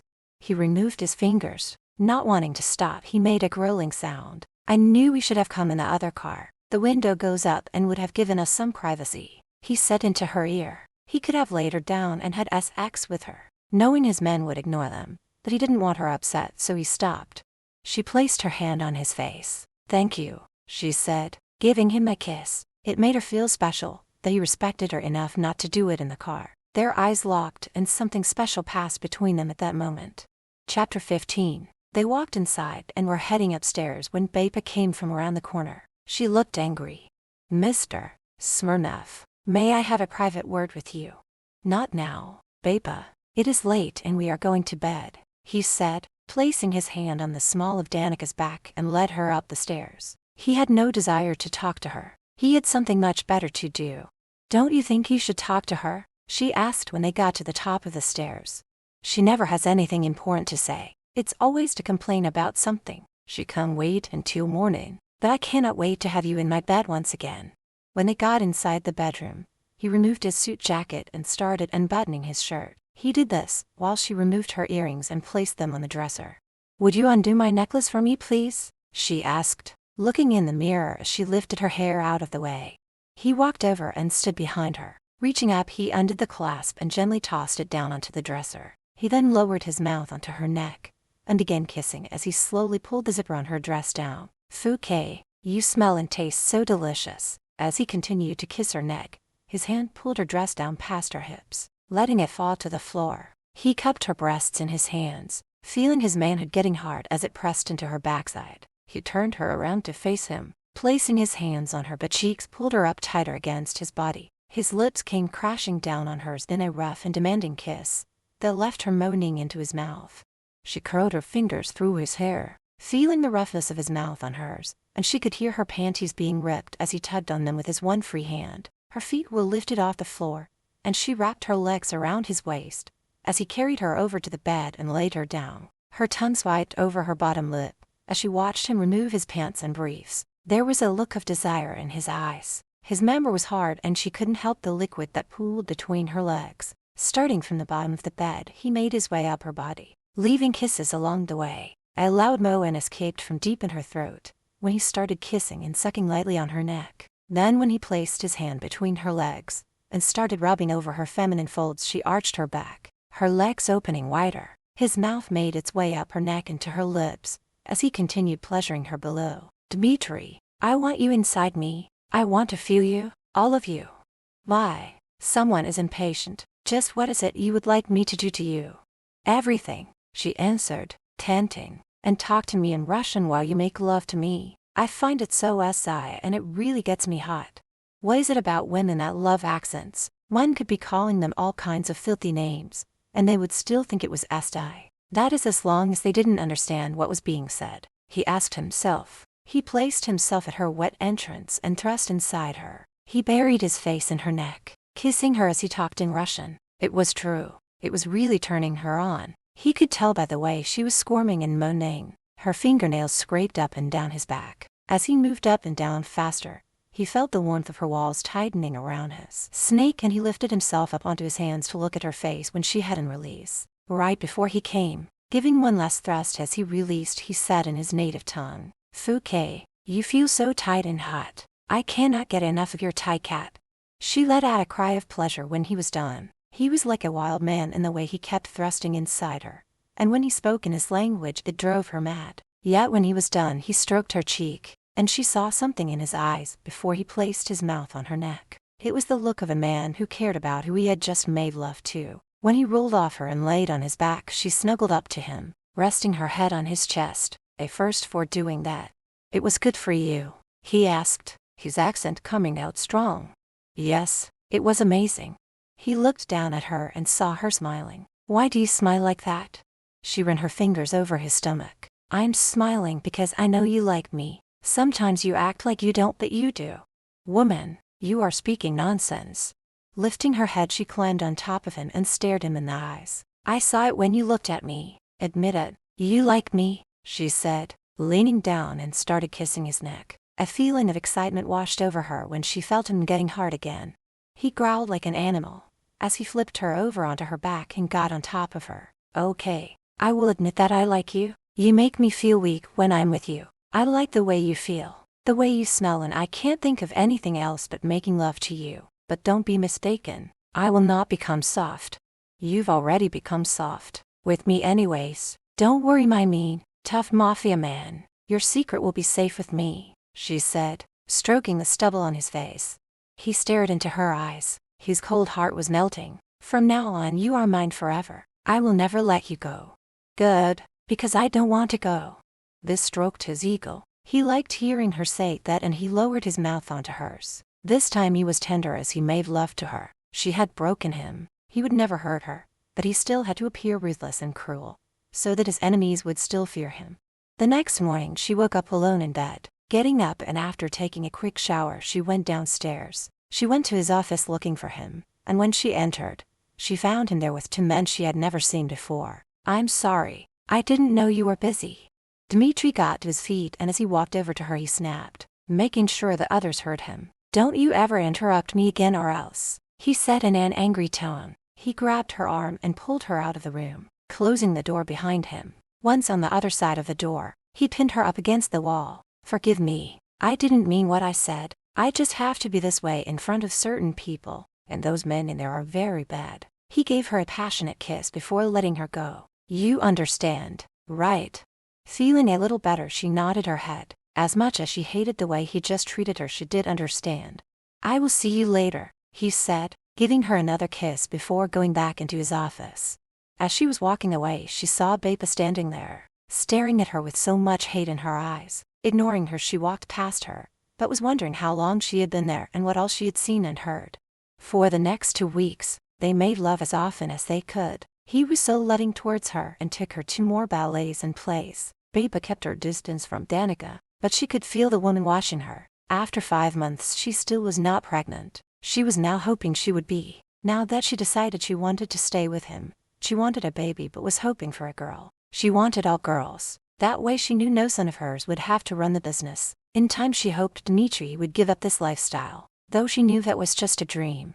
Things were good between them. He treated her with respect and took her with him when he went out. Most of the time, he was for the most part a different man. With her, that is. Then one night he had to go out, leaving her behind. It was getting late, and she hadn't heard from him and was getting worried. Not being able to sleep, she went downstairs and thought she would wait for him in the living room. Curled up on the sofa, she had just downsized off when she heard a commotion at the front door. She saw Bapa running past, and she jumped to her feet to find out what was wrong. She got there just in time to see his two men taking him into the room with the medical supplies. Dmitri, she cried out, knowing he was hurt, and ran after them. When she got to the door and they went inside, Bapa stopped her, not letting her go in. Go away and let me take care of him. He doesn't need you, she snapped, preventing her from entering the room. She had enough of Bapa, so pushing her away, she glared at her, getting in her face. Look here, bitch. You aren't going to stop me from going to him. If anyone is going to take care of him, it's going to be me. Now remember your place in this household, and call his doctor to come right away. Giving her a push, she entered the room and rushed over to him. His jacket was off as well as his shirt, and she saw the cloth on his shoulder was soaked with blood. Dmitri, oh my God, what happened? He looked at her when she ran to him. He also heard what she had said to Bapa and felt proud of her. Baby, it's nothing. She let the droplets of tears fall from her eyes when he called her baby. It was the first time he had used a term of endearment towards her. She placed her hands on his face. Do not lie to me. You are bleeding. It's just a shoulder wound. The doctor will remove the bullet and I'll be as good as new. You are sad, and I am hurt, he asked, wiping her tears away. Of course, I am, you big dummy. She leaned over to kiss him and was happy that he didn't stop her, even though Dennis and Craig were standing in the room. The two men looked at each other and smiled, but stopped when they saw Dmitri giving them a dirty look. It was obvious to them that there was more going on between them than a business deal. He was still a heartless bastard to everyone but with her. He showed kindness and was becoming very possessive over her. Just then the doctor walked in with Beba. "What have you done to yourself now, Mr. Smirnov?" he asked, taking the cloth from his shoulder. "Good news. It is not deep, so I can remove it now. I will give you something to numb the pain."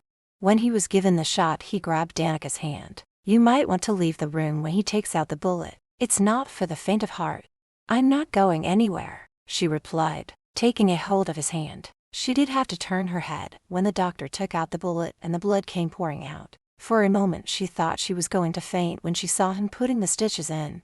The doctor put the bandage on and handed him some pills. "Take these when the pain gets too much to bear and keep the wound clean and change the bandage twice a day. You're very lucky this time. It didn't hit any arteries, but you did lose a lot of blood." "I will take care of him," Beba said, stepping closer to them.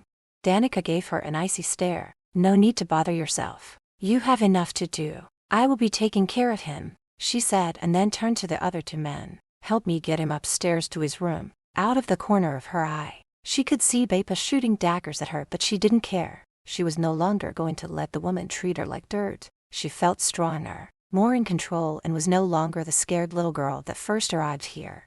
When they got upstairs, she had them put Dmitri on the bed and told them they could leave, walking them over to the door. "I don't know what happened or how you allowed him to be shot, but it better not ever happen again," she said, closing the door when they stepped out. When the men stepped outside, Dennis looked at Craig and smiled. "I don't know about you, but I like her, and I think she's just what the boss needs." Craig nodded his head. "I like her too, and I agree with you. Maybe she will be able to tame the beast in him. Every man needs a good woman in their life, and it might make him less bitchy. Come on, let's get something to drink. I feel like getting drunk and picking up a couple of broads." Dennis slapped Craig on the back. "Yes, let's do it. It's been one hell of a night." Chapter 16. As soon as she got rid of the two men, she went over to the bed where he was sitting. "Stand up," she ordered him. When he stood, she pulled down his pants and told him to lay down. "Baby, this is nice, you being all bossy and all, but I'm not really in the mood." She shook her head at him and removed his shoes and then his pants. "Don't flatter yourself. I'm just undressing you so that you can get into bed." She covered him up with the blanket, and when she looked at him, she couldn't stop the tears from falling. Seeing her tears falling, he reached up with his good arm and touched her cheek with his fingers. "Why do you cry?" She lowered her eyes, not wanting him to read what was in them. "Because I don't like seeing you hurt. I don't know what I would do if anything had happened to you. This life is so dangerous and I wish you would give it up." He lifted her chin up, forcing her to look at him. "Even if I wanted to, I cannot just walk away. I'm glad you are worried about me, but you must not fall in love with me. I will never love or marry." He pulled her face towards him, giving her a tender kiss. He then wiped her tears away. "Come, get into bed next to me. We sleep now." Removing her robe, she got into bed. Laying on her side, she stared at him. "Are you in any pain? Do you need to take one of the pills?" He pulled her closer with his good arm. "I'm okay for now. Earlier I heard what you said to Beba and am proud of you for putting her in her place. It was about time you did it." She looked up at him. Her tears had long stopped. "I'm tired of her treating me like dirt. And when she tried to keep me away from you, I lost it. And next time she calls me a shliuka, I'll punch her in the face." "Oh, so you know what that word means?" "Yes, I looked it up since no one would tell me." "Dmitri, please don't get shot again." He chuckled. "I would do my best. Now sleep." "Do you getting shot got anything to do with those men that were in your office? I didn't like the looks of them. They scared me." He let out a sigh. "Why is it when a man wants to go to sleep, the woman always wants to talk? I see no reason to tell you, and you should be scared of them. They are very bad. The one who did this to me will be taken care of. Now sleep." In the morning, she could hear him moving around in bed, and when she opened her eyes, she could see he was in pain. Sitting up, she rubbed his forehead and it felt warm. "Dmitri, you are in pain." She got out of bed and went over to his side, and took a couple of pills from the bottle. Pouring a glass of water, she handed it to him. "Here, take these." "I don't want to. I hate pills," he said, pushing her hand away. "Stop being so stubborn and take the damn pills." He raised an eyebrow but took them and putting them in his mouth swallowed them. "You are becoming very bossy. Those who try to tell me what to do usually get hurt. Maybe you need to be taught a lesson." "Well, I'm not anyone and you need to take the medicine. Perhaps it is you that needs to be taught a lesson."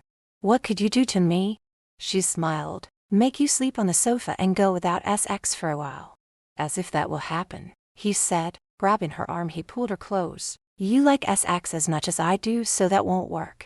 She looked at his shoulder and gasped when she saw blood on his bandage. You're bleeding. I have to change your dressing, so let go of me. Kiss me first, he replied. Oh, all right, she answered. Leaning over, gave him a soft kiss on the lips. She then went and got the first aid kit from the bathroom. Coming back, she removed the old bandage, cleaned the wound, and placed a new bandage on his shoulder. Looking at the blood and the stitches, she started feeling nauseous. Are you all right? He asked when he noticed how pale she was.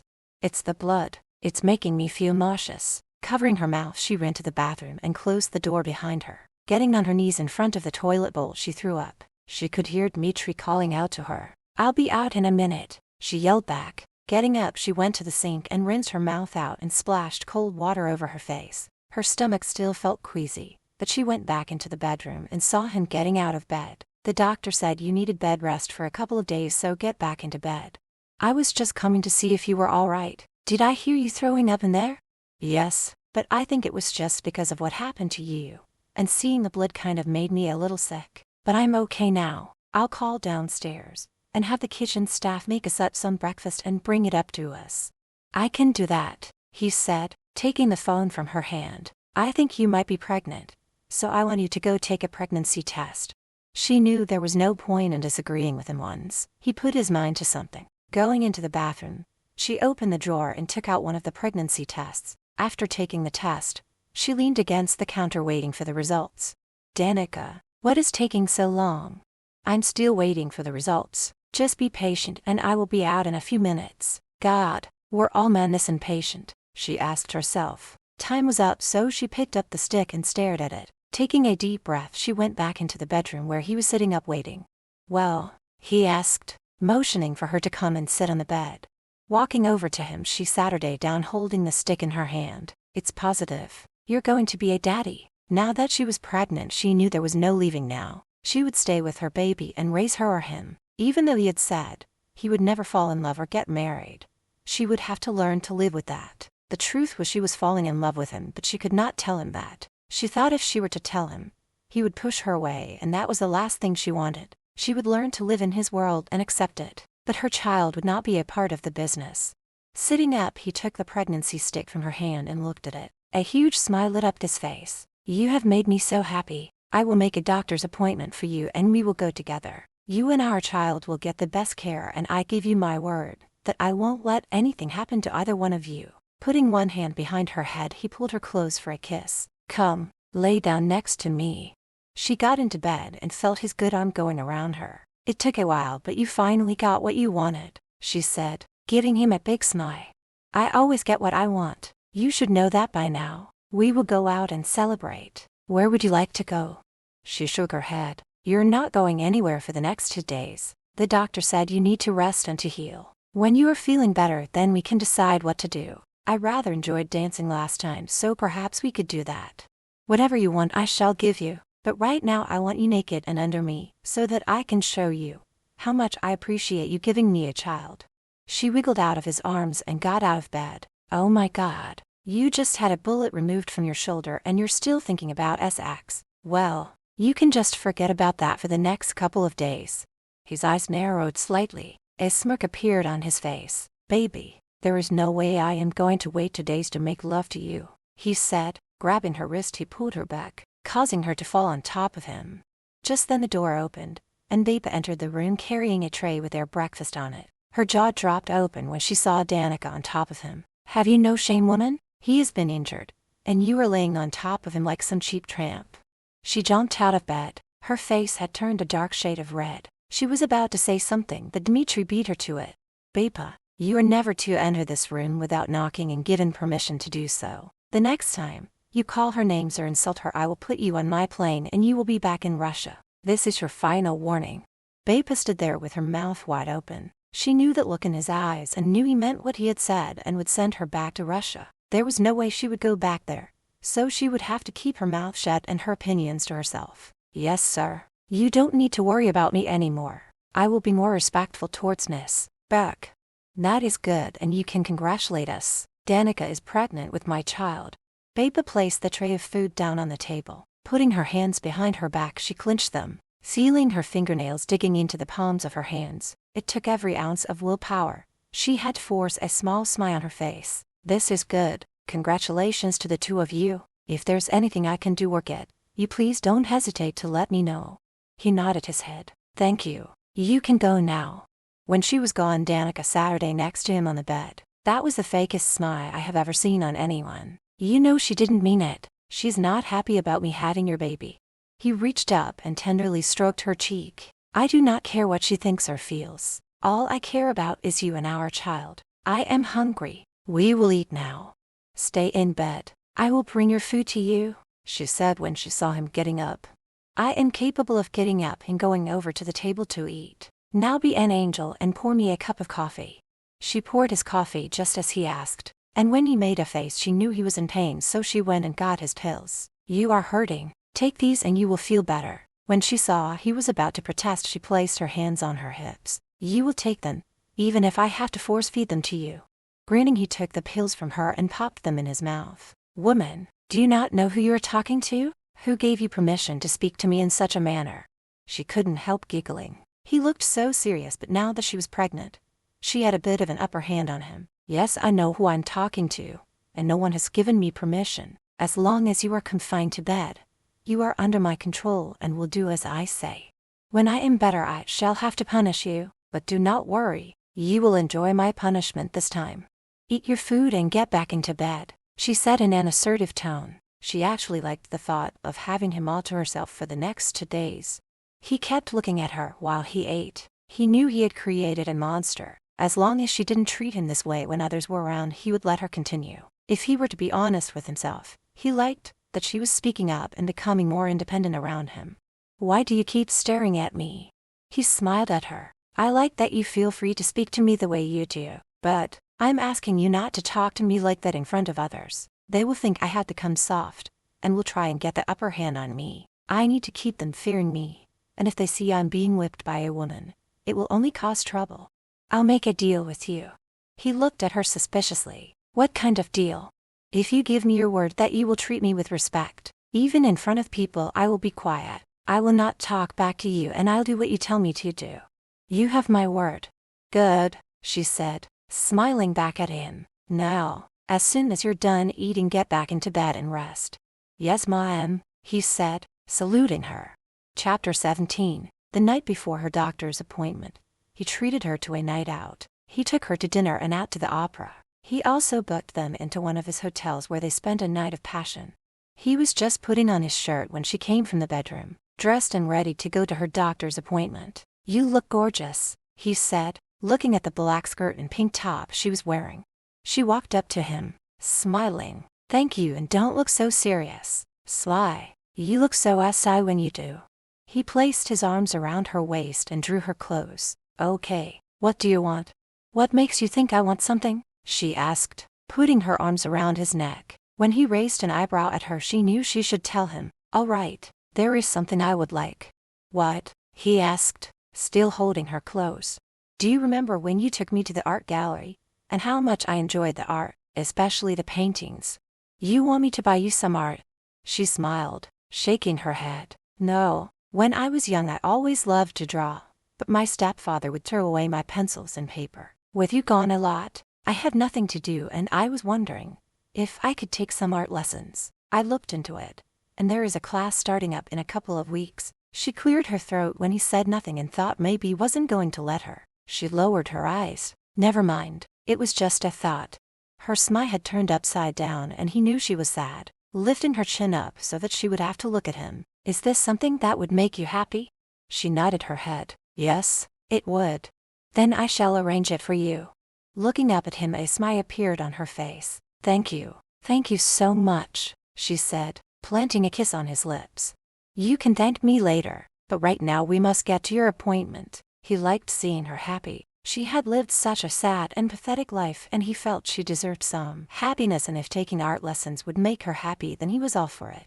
When they got to the appointment, they were taken right away to one of the offices. Only seconds later, the doctor walked in. After talking to her for about 20 minutes, he had her do a urine sample. and then she was taken into the examination room, where she put on a gown. Dmitri was made to wait in the doctor's office while she was being examined. When it was done, she got dressed and went back into the office to be with him, while they waited for the doctor to join them. He took hold of her hand, his thumb lightly caressing her skin. "How are you feeling?" "I feel fine," she answered as she nervously waited for the doctor. The gray-haired elderly doctor walked in carrying her chart and Saturday down behind his desk. "Well, Miss Burke, you are definitely pregnant, 2 weeks to be precise. Everything looks good and I will write you a prescription for your prenatal pills, and we'll start scheduling your appointments. Do you have any questions for me?" Dmitri and Danica looked at each other and shook their heads. After leaving the office, they headed back home. Once they got home, she told him she was feeling a little tired and was going to lay down. He told her to go on up, and that he had to go into his office and make a few calls. He was sitting behind his desk, making the call for Danica's art lessons when Bapa walked in. Without saying anything to him, she placed his coffee on the desk and left the room. He snickered. He knew she was mad at him, but he didn't care. She had been overstepping for a long time now, and it was time he put her in her place. He sat her day back thinking about the visit his men made to Lawrence, Danica's stepfather. After coming back from the island, he instructed them not to kill him, only to teach him a lesson. Turned out that the lesson was quite severe. Busted nose, broken ribs and a smashed kneecap. He never did tell her what he had his men do to him. There was no need for her to know. Before going upstairs to check on her, he walked into the kitchen, which surprised the heck out of the kitchen staff, as he had never gone in there before. When he asked for a cold glass of orange juice, the one young lady's hand shook when she handed it to him. Taking it, he headed upstairs and went into the bedroom and Saturday down on the bed. Placing the glass on the nightstand, he stared at her for a few moments. She had stolen his heart and this was scaring him. She could feel somebody watching her as she was waking up. Opening her eyes, she saw Dmitri sitting on the bed. He looked so serious, as if he was in deep thought. "Hey, is everything all right?" she asked, sitting up. "Yes, all is good. I thought maybe you might like a nice cold glass of orange juice," he replied, reaching for the glass on the table and handing it to her. She took the glass from his hand. There was something different in the way he was looking at her. "Thank you. Are you sure there is nothing bothering you? If I've said or done something, just tell me." "I'm sure. It's just that I am so happy that we are having a baby and that you will be staying after giving birth." She put the glass down on the table. "Dmitri, I know you said you will never fall in love or marry me. I will live with that. But one thing I will not accept is you sleeping with anyone else. Can a man like you be faithful to one woman? You are the only woman I want. Give me your word that you will not cheat on me." Over the last few months, she had learned a lot about him. What she admired the most was that once he gave someone his word, he never went back on it. He cupped her face in his hands. "I give you my word that I shall have no other. You are the only one I need. Now I have some good news for you. I've registered you for the beginner's class in art and you start next week." She let out a squeal and threw her arms around his neck. Thank you so much." Letting go of him, their eyes locked. She moved her head closer and kissed him. She felt his arms going around her as he lowered her down onto the bed. Undoing the buttons on his shirt, she caressed his chest and moaned softly when she felt his hand going between her legs and inside her panties. It didn't take him long to undress her and remove his own clothes. Later, as she lay in his arms, she brought up how Bapa fired the young maid Tabitha. "Dmitri, I know she only fired the girl because she was nice to me. She was the only one who ever spoke to me. Can you hire her back?" She was hoping he would, but she was disappointed when he said no. Bapa is in charge of the hiring and firing of all household staff. She must have had a good reason for letting her go. She sat her day up, pulling the sheet over her breasts. "No, she didn't. She hates me and didn't like the fact that Tabitha and I got along. I know she was one of the maids, but we got along. It's so lonely here when you are away, and she was the only one who made me feel better. I'm sorry, but I will not interface." She climbed on top of him, kissing his neck, and could feel his member growing. "Please, won't you just this one time? It would make me so happy and extremely grateful." "Are you trying to seduce me into hiring the girl back?" "Yes, I am," she said, nibbling on his hair. She let out a squeal when he flipped her onto her back and got on top. "I will see what I can do, but first we make love." He realized then that she had him wrapped around her little finger, and there was nothing he could do about it. 2 days later, she was sad when he told her that he personally had asked the young maid to come back to work for him, but she had refused. Apparently, she did not want to work under Baba's supervision, and had also found a new job, but other than that she was also excited to be starting her art lesson. He and his 2 men drove her to the gallery where the lessons were to be held. "I will be back in 2 hours to pick you up. Craig will stay here to watch over you." When he saw she was about to protest, he took her chin in his hand. "Do not worry, he will wait outside the classroom. Is it really necessary to have him here? I'll be inside with the other students. It is now known that you are my woman, so yes, it is necessary for your protection. Have fun and I'll be back soon," he said, giving her a kiss before she got out of the car, and Craig walked her inside the building. 2 hours later, when he returned, he went inside to get her. Looking through the glass doors, he spotted her talking to a man. The man was standing behind her, looking over her shoulder as they talked and looked at the picture in front of them. Going in, he kept his eyes on the man. He didn't like how close he was to her. She happened to look up and saw him approaching and could tell from his face that he was angry. She got up and stood between him and the man. "Dmitri, I'd like you to meet Kyle Steffens, my art teacher." "Nice to meet you, Mr. Smirnov," Kyle said, holding out his hand to shake his.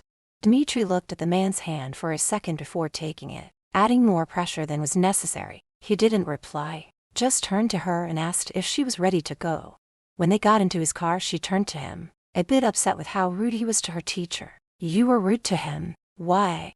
"I did not like how he was so close to you, the way he was hovering over your shoulder. We were looking at my drawing, which you didn't even look at. He was just pointing out my mistakes and telling me how I could improve. It's something he does with all of his students, and there's no reason for you to be jealous." "I do not like him. I will find you another teacher," he said in a heavy accent, which meant he was angry. She turned her head sharply in his direction. "No, you can't do that. I like it there and I like the other students. They made me feel welcome and my drawing was pretty good, which if you had bothered to take a look at you would have seen that for yourself. You have to stop being so jealous." He glanced over at the men in the front seat and back at her. "We will discuss this at home." He didn't like her using that tone with his men up front and able to hear them. Giving him a dirty look, she scooted over to the door, further away from him. Crossing her arms, she refused to look at him. When they got home, she didn't wait for anyone to open her door. She did it herself and hurried up the walk towards the house. He followed behind her with a scowl on his face, knowing they were going to have words. Once inside, she went into the family room, and going over to the table poured herself a glass of water. He went up to her, taking the glass from her hand. "How dare you talk to me like that in front of my men? Sometimes you make me so mad I could shake you." She stared back at him, no longer afraid of him. "I'm carrying your child. You will not hurt me. Why do you give me something only to take it away because you were jealous?" Nothing was going on. Kyle was not doing anything wrong. She couldn't help it when the tears started. "You have to trust me, to know I would never betray you. You are so young and naive. He is young, handsome, and men like that only want one thing from women. Yes, I was jealous when I saw the way he was hanging all over you. He is lucky I didn't kill him on the spot. Is that your solution to everything that you don't like? To kill? If I so wish, then yes. Then you would be a murderer. For your information, Kyle is gay, so there's no way he would even hit on me." "You lie," he snapped. "I can easily find out." "Then go ahead, check it out." She pushed him away when he tried to take her into his arms. "Don't touch me, I'm going to lay down. Suddenly I feel very tired," she said, walking away and leaving the room. He poured himself a drink, trying to control his anger. It didn't help when Beba appeared with a sickly grin on her face. "What are you doing listening in on our conversation? That girl is making a fool of you, making you soft. She is not the one for you. Send her away until the child is born and take it. You no longer need her. I'm sure she will give birth to a son, and if not, there are other women who can bear you a son. Leave me alone and mind your own business," he yelled, throwing his glass of whiskey across the room before walking out of the room. Chapter 18. He went upstairs, wanting to talk to Danica. He had to remember she was pregnant, and did not want to upset her and cause her to have a miscarriage. He saw her standing by the bar with a glass of sparkling water in her hand. He walked over and sat her down on the chair next to her. He didn't say anything, just reached for her hand, but she pulled away. He tried again. This time he didn't let go. "I do not know what is happening to me. I have killed, and ordered people to be killed. I have put fear in every man I have met. And yet you are the only person alive that puts fear in my heart." She was shocked to hear this coming from him. What are you talking about? She asked, turning her head to look at him. She had seen for herself the fear in men's eyes when they were around him.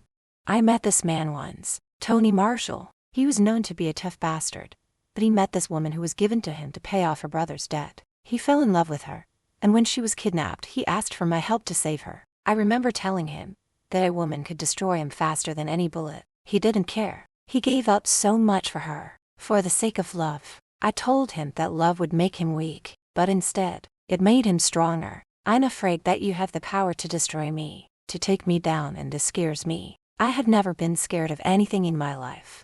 She turned to face him, standing between his legs. You are talking nonsense. I don't have the power to destroy you, nor do I want to. She put her arms around his neck. You are strong, brave, and very powerful. I can't hurt you.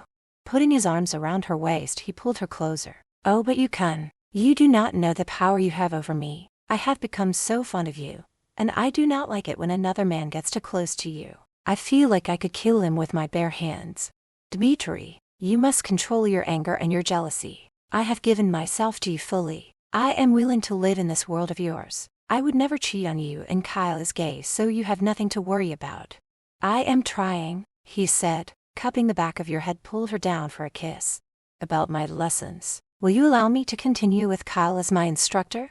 Yes, now that I know he is gay. Picking her up, he lifted her up onto one of the tables. He began kissing her passionately, his hand roaming over her body. He did not hear footsteps as they approached. Only when he heard the shrill voice did he look up to see Beba standing there, with a scowl on her face and her arms crossed. With his arms still around Danica, and her practically laying on the table, he snapped at her. What is it you want? You have visitors. They're waiting for you in your office. Whoever it is, tell them to come back at another time. It is Mr. and Mrs. Kuznetsov.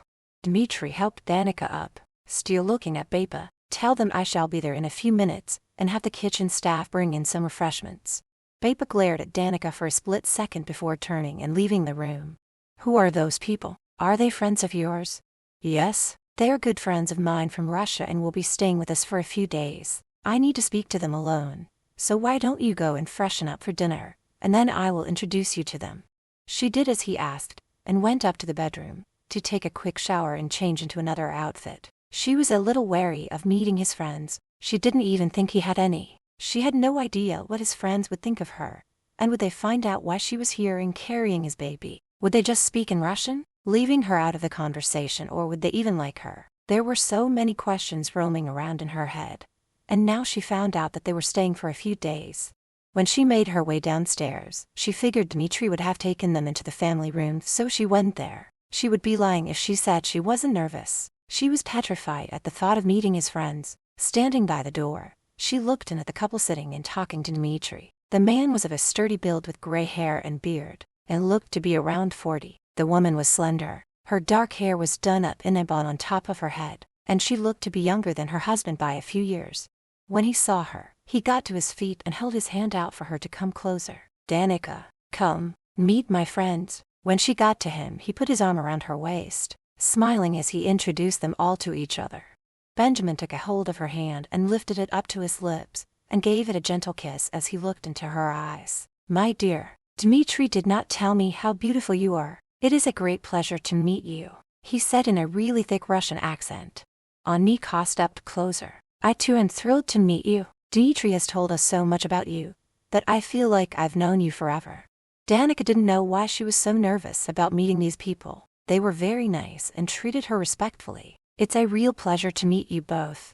After an hour of getting to know one another, Beba came into the room and announced that dinner was ready to be served. Shall we go in? I've had my chef prepare a special meal in your honor, he said, lacing Danica's arm through his as they made their way towards the dining room. Once they were seated, Beba came in with some wine and started pouring it into their glasses, even into Danica's glass. A look of horror crossed her face and she shook her head. You know I cannot drink. Dmitri raised an eyebrow at the woman. His lips set in a firm line. Beba, take the wine away and bring Miss Burke some sparkling water. I heard it was okay for someone in her condition to have a glass of wine every now and then. I do not see the harm. Do as I say, now, he snapped, raising his voice. When she left the room, Anika looked over at Dmitri. Her attitude has not changed over the years, and I'm surprised that you still employ her.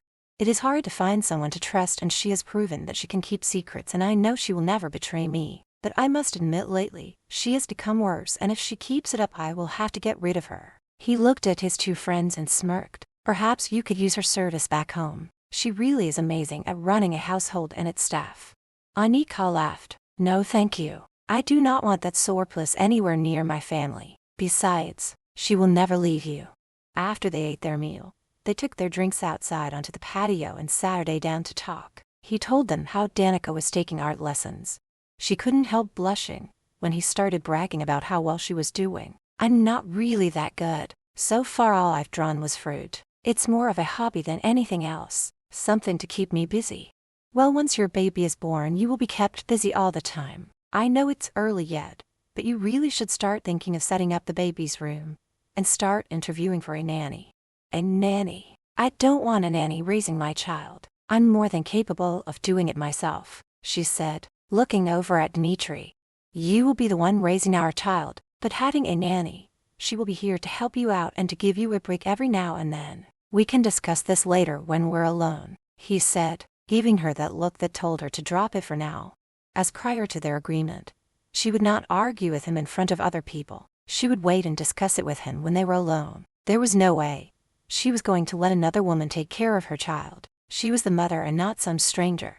It was getting late by the time they all retired to bed. He knew she was still upset over the nanny thing. "You are angry with me. What makes you think I'm angry?" she asked in a snippy voice. "Because you have been ignoring me for the last couple of hours." "I do not like being ignored," he said, removing his clothes and getting into bed. "I'm not ignoring you. I just don't want to talk to you right now. Tell me why you are mad at me."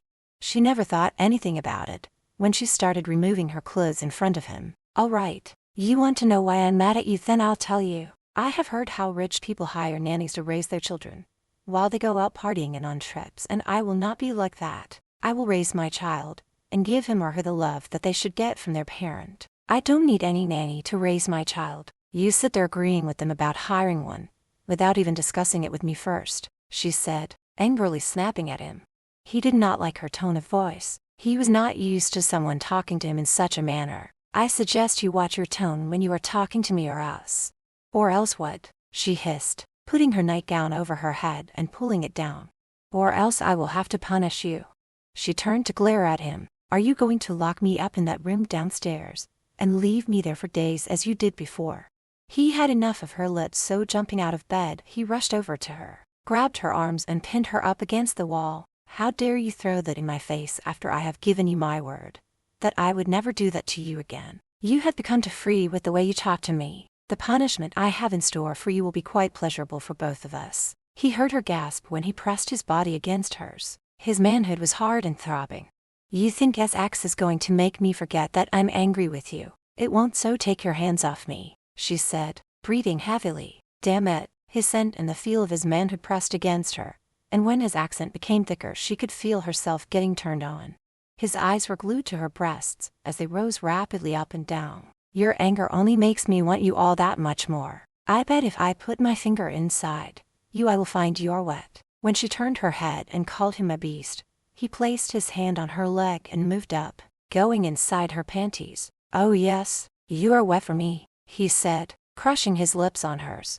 "Oh God, you are so evil," she said, moaning as he stroked inside her. She threw her arms around his neck and her legs around his waist. When he lifted her up and carried her over to the bed, her gown and panties were ripped from her body. She was trembling with anticipation. He was teasing her with his hands and mouth, and tortured her by stopping when she was close to coming. This was his punishment for her, and it was very effective. Hovering over her, he smiled when she swore after he stopped, leaving her craving to release. "Now, will you behave and watch your mouth around me, or should I leave this bed now?" She opened her eyes to look at him, snaking her arms around his neck. "Yes, now make love to me." Later, as they laid in each other's arms, she ran her fingers over his chest. "I really don't want a nanny." He stroked her hair. "We will need someone to watch the baby when we go out. She will only be here if and when you need help. You will decide when she will take care of our baby, and how much time she spends doing so. There will be times when we go to dinner parties or out for a night at the opera. It is no different than hiring a babysitter. Only this way the nanny will live here and be on call. I guess you are right, but we will not be hiring a young, hot nanny. He chuckled softly. You have become so jealous and possessive. I will let you do the hiring, just make sure she can be trusted. I could hire a male nanny, she said, jokingly. Over my dead body, he said, pulling her closer and leaning over to kiss her passionately. He made love to her once again, showing her who was boss. He had no clue that she was now his boss. Chapter 19. After showering together, he kissed her belly. I cannot wait until you start to show and to feel our child moving inside you. I'm barely a month along. It will be a while yet, she said, caressing his head as he knelt on his knees, his lips on her stomach. You might not be attracted to me anymore when I get big. This thought made her sad. She had heard how some men won't touch their women once their stomachs got big. Woman, you talk crazy. I will always find you beautiful and want to make love to you. Now, we should go down and join the others for breakfast.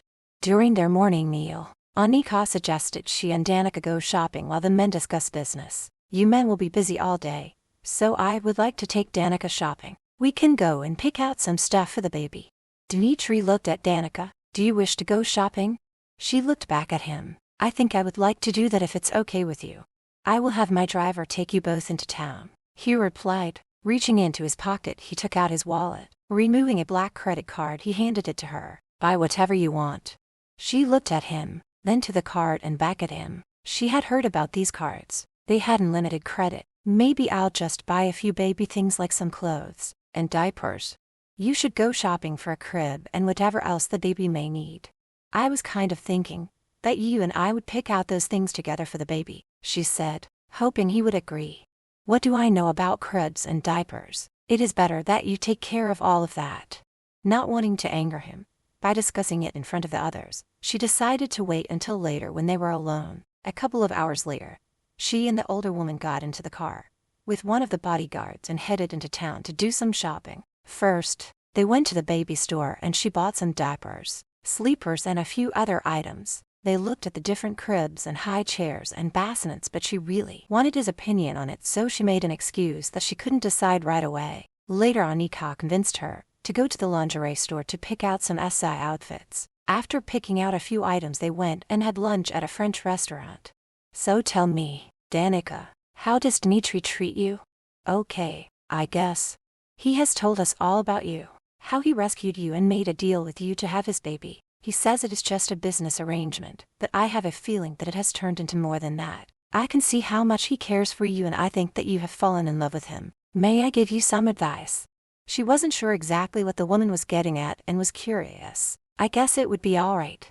Living with a mob boss is very difficult. You always worry if they will come home alive or dead, always looking over your shoulder. Don't try to change him. He is who and what he is. Do not question him on his business and you are lucky to be with him. Most men in the mob are cruel to their female partners, but Dmitri, he does not believe in hurting women, and as long as you do not interface in his business, you should have a happy life with him. This doesn't mean you cannot voice your opinion, but do not do it in front of his men. But I'm sure he has already told you all of this. Am I right? Are you in love with him? She swallowed the lump that suddenly appeared to be lodged in her throat. Yes, I love him, but I have not told him. Why not? I'm afraid if I do it will push him away. That is a wise choice. Do not tell him you love him until he tells you that he loves you first. He says he'll never fall in love or get married. Anika laughed. Oh my dear, they all say that, but when the right woman comes along, they are like little puppy dogs. Give him time to realize his true feelings for you. How have you and Benjamin come to know Dmitri? She asked, wanting to steer the conversation away from her. They had known each other since they were small boys. Now, my husband is a little older than Dmitri, but that didn't stop them from forming a strong friendship. Benjamin became his right-hand man back in Russia, and even to this day, he keeps him up to date on what's going on back home. Feeling full, Danica rubbed her stomach. I can't eat another bite, and I'm feeling a bit tired, so I think we should go back now. After paying the bill, they headed back. She had tucked the card into the new purse she had purchased, the first one she ever owned. She laughed to herself. The only thing in it was Dmitri's credit card. When they arrived home, she told Anika she was feeling tired, so was going to go lay down. Once inside the bedroom, she had the butler put the packages on the love seat. She would go through them later, laying on top of the covers on the bed. She closed her eyes and was asleep within minutes. After hearing that she went upstairs to lay down, Dmitri decided to go check on her, closing the bedroom door behind him. He found her asleep on top of the bed. Going over, he sat her down on the bed beside her. He did not want to wake her up, so he went to leave, but she opened her eyes when he got off the bed. Saying back down, he smiled at her. "I'm sorry, I did not mean to wake you." "You didn't," she said, covering her mouth when she yawned. "I could smell your cologne and knew you were in the room." "Did you had a good time shopping with Anika?" "Yes, she's very nice, and after we went shopping we stopped and got something to eat. Let me show you what all I bought," she said. Getting out of bed, went over to the love seat. "You should be resting. We can look at this later." "I can rest later. I want you to see all the cute little baby sleepers and the cute little booties." She started opening the bags and taking the articles out and showing him each and every piece.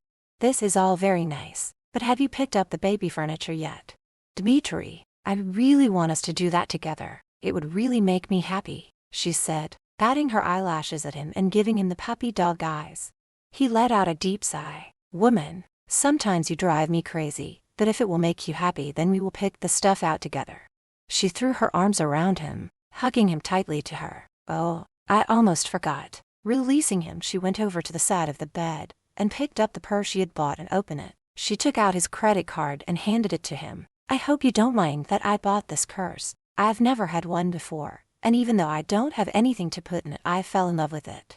He raised an eyebrow. "I never thought of that. I should have bought you one a long time ago. I will also get you your own credit card, and it's time you had a cell phone. I think you should get some rest before dinner. I will go down and entertain our guests." He made her lay down, gave her a kiss and told her he would see her at dinner time. She lay in bed, looking up at the ceiling and thinking. She had never owned a cell phone before, but why would she, since she was kept prisoner in her stepfather's house? Her heart started beating fast when he said he was going to get her own credit card. Everything he was doing for her, she was grateful, but it wasn't his money or what he could buy her that made her feel the way she did about him. She really wasn't even sure why. Sometimes he scared her and other times he was so sweet and gentle. She moved her hand over her stomach, knowing there was a precious little human being growing inside. Her put a smile on her face. She couldn't keep her eyes open any longer and soon she drifted off to sleep. She might have been sleeping for a couple of hours when she heard the bedroom door slowly opening. Thinking it was Dmitri, she smiled but kept her eyes closed. "I was wondering when you would be back. Why don't you come over here and lay next to me?" "That would be my greatest pleasure." Her eyes flew open and she sat her up. She felt a cold chill running up her spine when she saw Benjamin standing there with a sickly grin on his face. "I thought you were Dmitri. You shouldn't be in here. He should be back any minute." "No, he had to go somewhere with his men and said he won't be back until dinner time. Anika had a few too many margaritas and passed out in our bedroom, so I thought I would come and see how you were doing," he said, walking towards the bed. Something told her that she was in danger, so jumping out of bed, she looked around for something to use as a weapon. Not finding anything, she began to panic. "I want you to leave right this minute." "Now is that any way to treat your lover's best friend?" She started breathing heavily, backing away from him. "If he finds out you were in here and wouldn't leave when I asked you to, he will be very angry." "Well, we just won't tell him." "Get out," she screamed at the top of her lungs, hoping he would leave, but instead, he got close. Grabbing her, he flung her onto the bed, covering her mouth with his hand so that she couldn't scream. Why should he be the only one to suffocate such a young and beautiful girl? "I want you to be very quiet. Don't make a sound and I promise I won't hurt you and it will be over before you know it." The tears started to fall from her eyes when she felt his hand going under her dress. She started hitting him with her fist, only to have him pin them down above her head with his one hand before he could go inside her panties. She bit down on his arm at the same time and raised her knee and rammed it into his balls. She bit so hard she tasted blood, and when he released her, and she pushed him away and ran into the bathroom where she locked the door, she sank to the floor, her back resting against the door as she began to cry. She held her breath when she heard him at the door, yelling out at her. "You little slut! Don't you dare say a word to Dmitri or else I will make sure you both suffer and I will kill your child. If you think for 1 minute I can't do it, think again. I have just as much power and influence as my good friend. You say he's your good friend, and yet you would do this to his woman who is carrying his child. How could you do this?" She screamed at him through the door. Because you are a nobody. Just some dirty little stripper he picked up. Just remember, keep your fucking mouth shut. She heard him walk away and heard the bedroom door shut. She was too afraid to move, too afraid to leave the bathroom in case he was hiding out there. Her eyes were red and swollen, her mouth felt dry and she felt sick to her stomach. Laying down on the floor, she rested her cheek against the cold marble of the floor. She must have passed out, and for how long she had no clue. When she was awakened by the pounding on the bathroom door, she let out a scream. When the door was smashed in, but stopped screaming when she saw it was Dmitri. He kneeled down, his hands gripping the side of her face. For the love of God, what happened to you? I kept calling out your name. When I found the bathroom door locked, and when you wouldn't answer me, I had to break it down. She looked at him with fear in her eyes, remembering what Benjamin had told her. I must have passed out. But why would you lock the bathroom door? She lowered her eyes so as not to look at him. I don't know. It was all that she could think of to say. She couldn't tell him the truth, could she? He scooped her up into his arms and carried her like a child over to the bed and laid her down. He poured her a glass of water and told her to drink it. I know you are not telling me the truth. You are keeping something from me and I want to know what it is. It's nothing. He grabbed her chin in a firm grip and made her look into his eyes. Do not tell me it is nothing when I can clearly see it written all over your face that something happened. Not only that, there is a rip on your dress. Now I'm only going to ask you one more time to tell me. It was written all over her face and in her eyes that she had just experienced some sort of trauma. He was afraid at first that she was going to tell him she lost the baby, so that is why he didn't mention it. He had to hear it from her. Please, tell me. Chapter 20. When she started crying, he wrapped his arms around her, holding her close as he stroked her hair. Baby, you have to tell me what happened. Did someone come in here and attack you?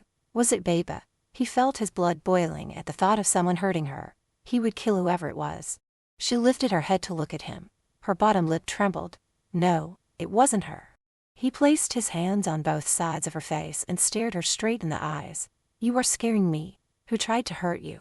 Benjamin. It was Benjamin, and he tried to rape me. His hands dropped from her face, and he could almost feel the blood draining from his body. He was in total shock, and it took him a few minutes to snap out of his daze. No, you must be mistaken. He wouldn't do that. Dmitri, I'm telling you the truth. Tell me everything he said and did. Don't leave anything out. She told him everything and about how he threatened all of them plus the baby. She could see the anger flashing in his eyes and knew he was close to exploding. He looked up at her, touching her cheek. Are you okay? Did he hurt you? I'm all right. He got off the bed and went over to his dresser and opened it. He took out his gun and sat her down on the chair and loaded it. She jumped off the bed and stared at him. What are you going to do? He looked up at her. His eyes had turned dark. He betrayed me in the worst way and in my own home. I'm going to kill him. You can't do that. What about Anika? She will be better off without that lowlife. I thought he was my friend and would never do something like this. Now he must pay. Stay here and don't leave this room. She stood in the doorway to prevent him from leaving. I'm begging you. Don't do this. Just send him back to Russia. I do not want his death on my hands. He looked into her eyes and could see how stressed out she was, not wanting her so upset that she would lose the baby. He changed his mind about killing him. Well, not here anyway. Okay, I will not kill him, but I am going to talk to him. I will call my pilot and get the plane ready to take them back to Russia tonight. He took her into his arms and held her. I am so sorry he did this to you. I will never allow anyone to hurt you again. Stay here while I make some arrangements. You promise you won't kill him? She asked. Not that she didn't want him to suffer. She was thinking about how Anika would feel seeing Dmitri kill her husband. I promise, he said as he walked out the door. Yes, he would keep his promise and not kill him, but he didn't promise that he wouldn't have someone else kill him. Now if she had said not to have him killed by another, he would not have promised her that. He went downstairs to his office and called Dennis and Craig, telling them to meet him in his office. When they got there, he explained to them what had happened. He then had one of them go get Benjamin. Benjamin came walking in with Dennis, acting as though nothing had happened between him and Danica. Hey, what's up? It was all he could do to stop himself from taking out his gun and putting a bullet right between his eyes. I need you to go back to Russia tonight. But why? He sat her down behind his desk. Because if you remain in my home one more minute after what you have done to Danica, I will kill you. Benjamin started to squirm in his seat. swallowing a huge lump in his throat. I don't know what you're talking about. We have been friends for many years, and you have the nerve to try and rape the mother of my child. Don't look so shocked. She told me everything, and it is only because she begged me not to kill you that I'm letting you leave in one piece. Dmitri, she's lying to you. So are you saying you weren't in my room alone with her? The truth is she asked me to come up, said she needed to talk to me, and when I got there she tried to seduce me. I refused her and she got angry and told me that she would tell you I tried to rape her, but I swear on my life that I never laid a hand on her. Benjamin, I have always been able to tell when you are lying to me, and you are lying to me now. Who are you going to believe, me or some tramp you picked up at a strip joint? He moved so quickly, jumping over the desk and grabbing him by the throat. His man stood back watching, knowing not to interface. You will never speak about her in that way again, and I believe her because she is telling the truth. You are lucky that I don't put a bullet between your eyes right here and right now, he said. Raising his fist, he punched him right in the face a couple of times before letting go of him. Your bags have been packed and your wife is waiting for you in the car. He tossed Benjamin a cloth. Wipe the blood from your face and get the fouquet out of my home. He turned to Craig. Drive with them to the plane and make sure they get on it. When they were gone, he picked up the paperweight from his desk and threw it across the room, smashing one of the windows. He was angry that he hadn't killed the man himself. Dennis cleared his throat. Boss, do you want me to make the arrangements? Breathing heavily from anger, he turned to Dennis. I've already made the call. As soon as they land, he and his wife will go to their home, and he will get a phone call about a job. There he will get a bullet between his fucking eyes. My only regret is it wasn't I that put it there. May I ask why you didn't? Danica asked me not to kill him for Anika's sake, so I promised her I wouldn't. He then smirked as he poured himself a scotch and one for Dennis. I gave her my word I wouldn't kill him, but I never said I wouldn't have someone else do it. They clinked glasses. Is Miss Burke all right? She's a little shook up, but she's strong and will get over it. He finished his drink and placed the glass down on the table. I'm going to go back up and see how she's doing.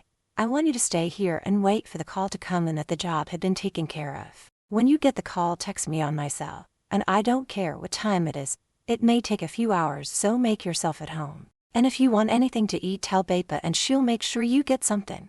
When he got up to his bedroom, he found her sitting out on the balcony. Going over, he sat her day beside her. You never have to worry about Benjamin again. She noticed the knuckles on his right hand. Dmitri, what have you done? Do not get upset. I did not kill him. I only showed him my feast a couple of times. I have sent him and his wife home on my plane. He is on his way to Russia and will never come back here again. I promise you that. As much as she hated Benjamin for what he had done, she still could not live with it if she were the cause of his death. Thank you for respecting my wishes and not killing him. That means a great deal to me. He took her hand in his. I will not lie to you. I wanted to place my gun on his forehead and blow his brains out. It took every ounce of my willpower not to do it, especially when he told me that you invited him up here and tried to seduce him. Her face turned pale. That's not true. I would never do something like that. He pulled her up onto her feet, his arms going around her waist. I can tell when someone is lying to me. I could tell he was lying, and I never for 1 second believed him. I believe that you are the only one I can truly trust. You have had a traumatic experience, so let's get you to bed. We have this little one that is growing inside you to take care of. Worrying and too much stress will not be good for the baby. A smile appeared on his face when he placed his hand over her stomach. She placed her hand over his. I already love this child growing inside me, and I will do everything I can to make sure he or she will always be safe. She smiled at him and touched his cheek in a loving gesture. I just know you are going to make a wonderful father. He took her hand and kissed it, before picking her up in his arms and carrying her back to bed. I will do my best, and I know you are going to be a great mother. Our child will be loved. He wanted to make love to her, but he also knew that after what she had been through, it was the last thing she wanted right now. So instead he held her in his arms as she slept. The sun was just coming out when his phone rang. Sliding quietly out of bed and putting on his pants, he grabbed his phone and went out onto the balcony. Pressing the talk button, he didn't bother with hello. Just dove right in. Is it done? After listening, he grunted a good and hung up. He leaned against the railing. There was a small part of him that felt sad over having his friend killed. Benjamin, upon getting home, received a call, saying there was a problem at one of the warehouses and had to go check it out, taking some men with him who actually worked for Dmitri. Once there, he was ambushed, stripped down, beaten with a whip, and his balls cut off before shooting him between the eyes. The last words he heard were, "You don't treat women that way." He knew then that Dmitri had ordered this. He lowered his head. It hurt him that he was betrayed by the man he thought of as a brother, that it had to be done. Now no one would dare to hurt his woman, or they too would get the same treatment. He turned his head when he felt a warm hand on his back. He looked at her, seeing she had a sheet wrapped around her body, knowing she was naked under it. "Dmitri, why are you up so early?" "I could not sleep," he said, placing his hand over hers that was now resting on his bare chest. "Who were you talking to so early?" "No one important, just business." "I can tell something else is bothering you. Is it what Benjamin tried to do to me? I know how close you were to him, and I'm so sorry I came between you two." He cupped her face in his hands, his eyes staring deep into her eyes. "What he did was not your fault. It is I who am sorry. I should have felt something was off with him. He'd always had eyes for beautiful women. I just never thought he would try to rape my woman." "Is there something else that's bothering you?" He could never tell her what he had done. "There is." "What? Tell me. Maybe I can help you." "What was giving me a sleepless night was having you in my arms, naked and not being able to make love to you. I wanted to, but after what you went through I knew it was too soon." She blushed. She hadn't thought of how it would affect him when she slept naked. "Oh, I'm sorry I put you through such torture. But I'm still naked under the sheet and I'm feeling good, so if you still want to, She didn't get the chance to finish her sentence as he ripped the sheet from her body. Picking her up, he carried her back over to the bed. Lowering her down, he placed his mouth over hers. His kiss was hot, demanding. He was a savage in the way he was kissing her, and she was glad when he broke the kiss so that now she could breathe. He got up and removed his pants and briefs. "You have no idea how turned on I get when I look at your body," he said, staring at her. She giggled when she looked down and saw his manhood standing at attention. "Oh, believe me, I do know," she replied as he lowered himself on top of her. A small gasp escaped her lips when his length entered her and he started thrusting. She moved her hands up and down his muscular arms, her legs wrapped around his waist. They were both breathing heavily, panting and moaning by the time they were finished. He kissed her tenderly before moving down to kiss her stomach. "You are finally getting a tiny baby bump. So beautiful." Chapter 21. After making love, she went to sleep feeling totally satisfied. He was an amazing lover. So passionate, so intense. When she woke up, he was standing in front of the mirror, stretching his muscles. Just seeing how strong his back was and his muscular arms turned her on. She couldn't believe that this handsome, strong and dangerous man was all hers. Her eyes traveled down to his bare ass. Her mouth began to water and she kept saying to herself, "Turn around, turn around." She had forgotten that he could see her in the mirror until he spoke to her. "Are you getting a good enough look, or would you like for me to turn around?" She cleared her throat, feeling a little guilty for fucking his backside. "I wasn't looking. I just happened to wake up and saw you standing there." He turned around, smiling, and gave her a full view of his front.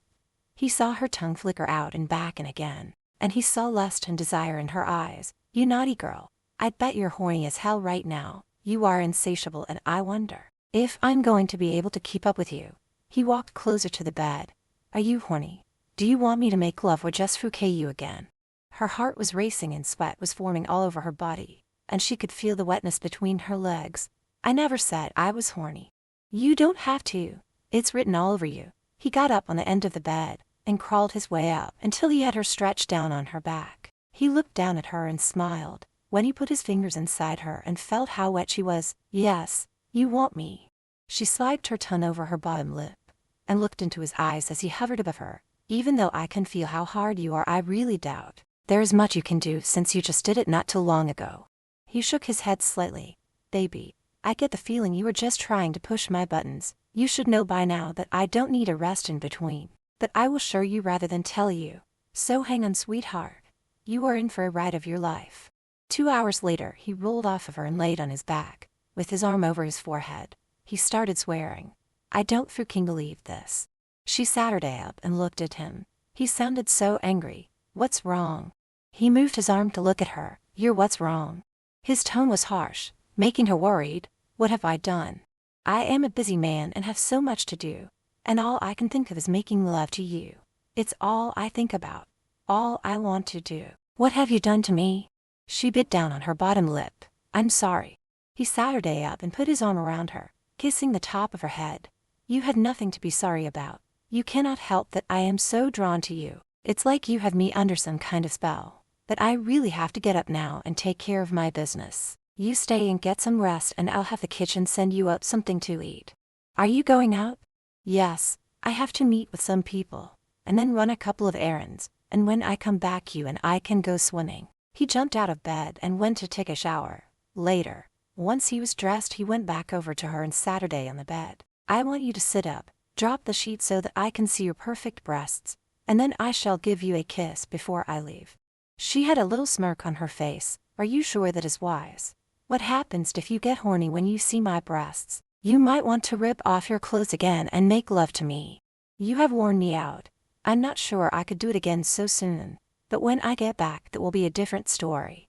Now shut up and give me a kiss. He made sure to grip her breasts, as he gave her a long and passionate kiss goodbye. When he was gone, she got up and took a shower.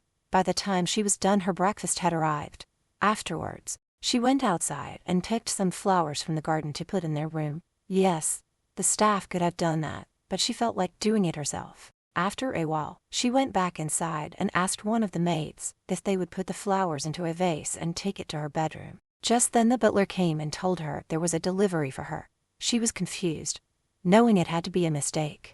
Going to the front door, she signed for the package and watched as the delivery guy placed several packages on the floor. She looked at the butler. I wonder what's in them. Allow me to carry them to your room, he said, picking them up. Wait, where are you going? My room is upstairs, she said, but only got a smile from him. So she followed him, wondering where he was going. When he opened the door, she stepped inside. She hadn't been in this room before. It was really nice, like a little office, and there was a big window with a great view. I don't understand what's going on. What is this room for? Mr. Smirnov had this room fixed up for you a couple of days ago. He wanted you to have somewhere to do your art without being disturbed. You will find everything you need in these packages. I'll leave you now, and if you need anything, just let me know. She couldn't believe he did all of this for her as she opened the bags. There was everything one needed to draw, and some things she had no idea what they were for. Excited to start using what he bought her, she grabbed the pad and some pencils and sat down on the sofa, glancing out the window every now and then. She practiced drawing fruit the way Kyle showed her. That was as far as she had gotten. When the butler came back a couple of hours later with a drink for her, she asked him to let her know when Dmitri returned home. It was close to dinner time when he finally got home. He dropped the small bag onto the table and poured himself a drink. He turned his head towards the door when he heard someone entering and smiled when he saw it was Danica. Before he could say anything, she ran into his arms, wrapping her legs around his waist, kissing him. He held her up, grinning like a teenager. Now what is this about? She kept her legs around him, feeling his hands on her ass, holding her up, and thanking you for the lovely surprise. Why didn't you tell me you were doing it? And the room is amazing. I was told you planned it a few days ago. I just thought you would like a place that was just yours to do your art. But I'm just beginning and it's only a hobby. You deserve it. Now I have another surprise for you, he said, putting her down. He picked the bag up off the table and handed it to her. She became all teary-eyed. I'm not used to all of this. It's a bit overwhelming. Gripping her chin in his hand, he kissed her lips tenderly. You are carrying my baby, so I am going to spoil you rotten. Now go on, open up the bag. She reached in and pulled out a cell phone. She stared at it. I'd always wanted one of these, she said, looking up at him. I love it. Thank you so much. You're very welcome. I have put in a few phone numbers for you. Mine is at the top of the list. That way you can get in touch with me anytime. She was so excited she sat her down and started playing with it, downloading different apps. What she didn't understand, she asked him to explain it to her. For the next 2 hours, he showed her how to work the camera and use the recording, among other things. She then clicked on an app for baby furniture and had him sit down and go through the stuff with her. They never did go for their swim, so he promised to go swimming with her tomorrow. Later that night, as they laid in bed, she went back on her phone and went to the app on baby furniture, and this time they picked out a crib, bassinet, and all the other things needed for the nursery. He showed her how to add it to her cart and handed her a credit card and showed her what to do. She found this to be very exciting and could see herself shopping this way. After paying for the order, she handed him back the credit card, but he refused it, handing it back to her. This is your credit card. It's in your name and you can use it as often as you want. There's no limit on it. Her eyes just about bugged out of her head. No, I can't accept this. Yes, you can. Now you can shop whenever you want and I hope that you will buy some SI lingerie. You're going to need them. Why? I've already got plenty. He gave her a SI smile. I know you have plenty right now, but you won't have. Not after I keep tearing them off your body. So you're going to need to buy more. She blushed, remembering the few times he had done just that. Well, once I start getting bigger, I'm going to need to get some maternity clothes and granny panties. Granny panties? No way my woman's wearing those. She started laughing, pushing him down onto his back. She got on top and straddled him. I like it when you call me your woman. It sounds SI. Say something to me in Russian. He reached up, cupping her breasts, and started massaging them over the material of her nightgown. He started speaking to her in his native language and could see she was getting turned on. If only she knew. He was telling her what the weather was going to be like. He wondered if she would still be turned on. At this point, he was so turned on he didn't care. So he rolled her over onto her back and climbed on top of her, still speaking in Russian. You could hear her starting to moan as he sucked on her neck and felt when she opened her legs, letting him know she wanted him inside her. The next several weeks flew by. She went to her art classes twice a week. When he was away on business, she would go into her little room and start drawing. She was just starting to learn how to draw shapes and small things like flowers and trees. She wasn't that good, but she enjoyed doing it. And there was one picture she was working on that she was kind of proud of. Her little room had her drawings laying on the table. Some were sitting on the sofa. Her baby bump was getting a little bit bigger, and every morning before getting out of bed, he would caress her stomach and give it a little kiss. Though there was no mention of love or marriage on his part, she knew that he cared a great deal for her, and her love for him was growing with each day. Whenever they would go out somewhere, she always kept quiet when he was conducting business, and if she was angry with him, she would wait until they were alone to tell him. Things were going really well between the two of them. He was very respectful towards her and spoiled her with flowers and tiny gifts. One day he surprised her with a diamond tennis bracelet. When she mentioned her concern about leaving her jewelry laying on the dresser, he took her into his closet and showed her the safe. He opened it up and told her she could keep her jewelry in there, and he even gave her the combination to the safe. It showed her that he did trust her. Inside his safe, there were wads of money, a bunch of paper contracts among other things, and 2 high-powered guns. Do you really want to give me the combination? I could just give you my jewelry to put in it, and when I want to wear them you can get it for me. I trust you. I know you will never betray me. The next day, he had to leave early to take care of some business, which of course she never asked about. Not that he would tell her anyway. She made her way down to her little room, and when she walked in, she felt the anger building up inside her. All of her drawings were gone, even the special one she was working on. Something told her this was Bapa's doing. She stormed out of the room and went looking for her. She didn't have far to go when she found the woman coming down the stairs. She headed up the stairs, getting in Bapa's way and preventing her from leaving. Were you in my art room?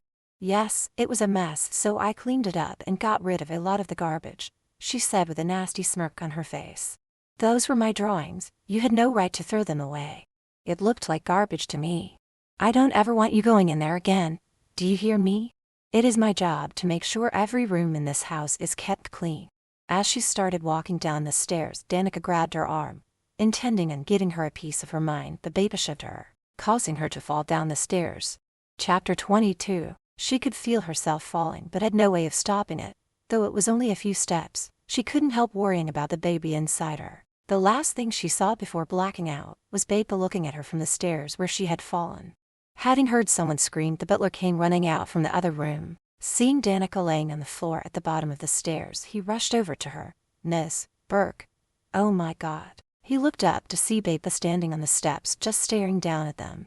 Someone call for an ambulance, he shouted out loud, so that one of the other staff members would hear him. He then touched the pulse on her neck to make sure she was breathing. He let out a sigh of relief when he realized she was alive. If she weren't, his boss would have gone berserk and killed everybody in the house. The one maid who was nearby heard the butler calling out and ran towards them. Seeing the sight before her, she ran to the nearest phone and made the call. They'll be here in a few minutes, she said, looking up at Bapa, who just walked past them and disappeared into another room. The young maid turned to the butler. What do you think happened? I don't know. Miss Burke was laying here unconscious when I got here. Do you think Bapa did something to her? If she did, God help her. Mr. Smirnoff will torture her before he puts a bullet between her eyes. The ambulance will be here any second. Get a hold of him and let him know she's on her way to the hospital. She turned pale and her hand shook, but she picked up the phone to call her boss. She knew his temper and was deathly afraid of him. In the meantime, the paramedics had come and taken her right away to the hospital. Once inside of the ambulance she came to, she looked up at the man who was beside her. "Where am I?" she asked, looking around the small space. "You're in an ambulance and on your way to the hospital. Can you tell me what happened?" Her mind was still groggy. I think I fell down the stairs." Her hand went to her stomach, and she tried to get up but the paramedic held her down. "I'm pregnant. My baby. Is my baby okay?" She couldn't stop the tears from falling. She didn't want to lose her baby. It was a part of her and she already loved him or her. "The doctor will be able to tell you more when we get to the hospital. Your husband has already been called." Her voice shuddered when she spoke. "He's not my husband, just the father of our baby. My head hurts and I feel like I'm going to be sick. You must have hit your head on the stairs on your way down, so you probably have a concussion. I need for you to lay still and try to relax. Getting stressed will not be good for you or the baby." She nodded her head as she ran her hand over her stomach. She wished that Dmitri was with her instead of this stranger. She closed her eyes and could feel the tears falling down her face, soaking the pillow beneath her head. Arriving at the hospital, they took her in right away for an examination and scan on her head. After letting them know her fears about the baby, they told her to relax while they examined them both. Dmitri was at one of his clubs having a meeting with some of his men, when Dennis walked up to him and whispered in his ear. Without saying anything to anyone, he shot out of the room, with Dennis and Craig following close behind him. Jumping into the vehicle, they took off. Dennis was driving and he Saturday beside him, while Craig Saturday in the back, which was very unusual for him to sit up front. "What the hell happened?" he barked, sounding very concerned. "I don't know the whole story, boss. One of the maids tried to get a hold of you, and when she couldn't she called my cell. All I know is that Miss Burke fell down the stairs and was unconscious when the paramedics arrived." He looked over at his boss and saw the concern written all over his face. "I'm sure she and the baby are going to be all right." He didn't reply. He just sat there clenching his fists as he stared out the window. Never in his life had he ever been afraid, not even when he had a gun pointed to the back of his head. But he was afraid now, afraid that he would lose her and the baby. He had to wonder if he had fallen in love with her, but not knowing what love was he couldn't be sure. He was getting very impatient, so he turned to Dennis and told him to step on the gas. Of all the days they had to go to the one club that was outside of the city limits, this had to happen. When they arrived at the hospital, and before the car even stopped, Dmitri jumped out of the vehicle and raced inside the emergency entrance. He went to the front desk and looked around for someone, and not seeing anyone, he started banging on the counter and shouting, "Where the fuck is everyone?" An elderly nurse came from the back room and over to him. "Sir, there's no reason to yell and swear, so please keep your voice down." By this time Dennis and Craig were by his side. "Look here, lady, my woman was brought in here and she's pregnant. I want you to tell me right now where she is." The nurse could tell she was dealing with someone very dangerous. She swallowed hard. "What is the name of your friend?" "Danica Burke." She clicked onto the computer and searched the name. "Yes, the doctor saw her and right now she's in getting a scan. If you would take a seat, someone will be out to see you shortly." "I don't want to wait for someone to come out and see me. I want to know what's going on now and I want to see her," he said, raising his voice and slamming his fist on the counter, making the poor nurse jump. Dennis placed his hand on Dmitri's arm and pulled him away from the counter. "If she's having a scan, you can't go in anyways. Come on, let's sit over here and I'm sure someone will be out soon to let you know what's going on." He knew that if anyone else had placed his hand on the boss, they would have been dead. But he had been with him for so many years now that he was the only one that could take a few liberties with him. He shrugged Dennis' arm off and followed him over to the chairs and sat her down. "I don't understand how she could have fallen down the stairs. I've seen her come down in high heels and she never had a problem. Something or someone must have caused her to fall. If she loses the baby, it will kill her." He leaned back in the chair and ran his hand over his face. Just the other day he heard her singing in the shower. It was one of those nursery rhymes and he knew she was singing to the baby. He knew this because he snuck into the bathroom and watched her hand moving over her belly. Though he had practically forced her into having his child, she was looking forward to becoming a mother. "What the fuck is taking them so long?" he cursed out loud when he looked at his watch. "Boss, you've got to be patient. These things take time. She'll be scared. I should be in there with her." 40 minutes went by before he saw the doctor walking toward him, So he got to his feet in a hurry. How are Danica and the baby? Your wife is going to be all right, and so is the baby. She does have a concussion and a sprained wrist and a few bruises, so I'm going to keep her in overnight, just to keep an eye on her and the baby. You can go in now to see her.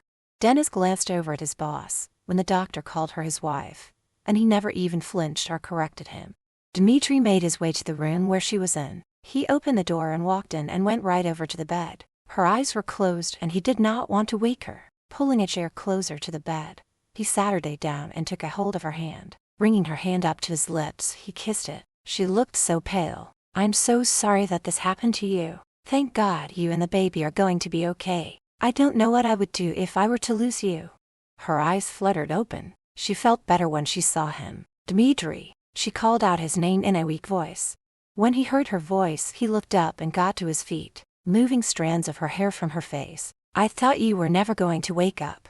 A tear slid down her face and she let out a sob. My baby. Is the baby okay? He leaned over and kissed her cheek. The doctor says the baby is just fine, but he's going to keep you in overnight just to be sure. You have a slight concussion and a sprained wrist, but other than that you are going to be just fine. She sat her up and with her good arm put it around his neck. I was so scared. Please, just hold me. He put his arms around her, cradling her in his arms. Everything is fine, but how in the world did you manage to fall down the stairs? Fall? I didn't actually just fall. He broke that embrace to look at her. What are you saying? She squinted, rubbing her forehead. Things are a bit foggy in my brain, so I don't know exactly what happened. I was arguing with Bepa on the stairs. She had gone into my art room and threw out all of my drawings. I was furious with her and was telling her never to go in there again. The shade of red was slowly making its way up to his neck. He had an awful feeling that he knew where this was going. Go on. What happened next? I think she pushed me. She could have sworn she saw the fire in his eyes. His lips were tightly shut. She pushed you down the stairs. I think it was an accident, but I'm not really sure. I grabbed her arm and she pushed me off of her. I'm sure she didn't mean for me to fall. Even she couldn't be so cruel as to harm an unborn child. He got up and went over to the window and looked out. He had to control his anger. The last thing she needed right now was for him to go ballistic. If only he had gotten rid of Bepa before now, this would not have happened. He only had himself to blame. When he heard her sniffling, he turned back around and went over to her, putting his arms around her. By the time I take you home, Bepa will be gone. She will never hurt you again. What are you going to do to her? My first thought was to kill her with my bare hands, but I have a much worse punishment for her. I do not want you to worry about it. You must rest now. She laid back, letting him cover her with the blanket. She believed him when he said he wasn't going to kill her, but what he had in store for her she had no idea. To tell the truth, she didn't care. Her gut was telling her that Bepa did push her on purpose. She was just glad that the woman would no longer be there, and she hoped that Dmitri would send her far away, maybe even back to Russia. He waited until she was asleep to go talk to Dennis, who was still out in the waiting room. Craig had gone back to the house. Dennis got to his feet when he saw his boss walking toward him. How is Miss Burke doing? Concussion and a sprained wrist. And thank God she didn't lose the baby. He sat her down and told Dennis what she had told him. I need you to make arrangements for my plane to go to Russia. Call some of the other guys and have them meet us at my place. Call Craig and tell him to talk to all of the staff and find out if any of them witnessed what happened. Tell him to get back to me as soon as possible. And when I know Danica is feeling a little better, I shall go home and talk to that witch myself. Boss, do you really think that she would do something so stupid? She had to have known you would find out and how much trouble she would be in. I do believe it. Ever since I brought Danica here to live, Bepa has been behaving irrationally. She was jealous of her and always doing and saying things to make her feel bad. I've had to scold her more than once and threaten her, but this is the last straw. She deliberately tried to kill my child, so she must pay the price of her betrayal. Why not just kill her and be done with her? Dmitri smirked. Healing her would be too easy. What I have in store for her will be much worse than death. Now go, make the arrangements and come back for me in a couple of hours. Whatever you and the others do, don't let that bitch know what's going on. After giving strict instructions as to what he wanted to be done with Bepa, he went back to the room to check on her.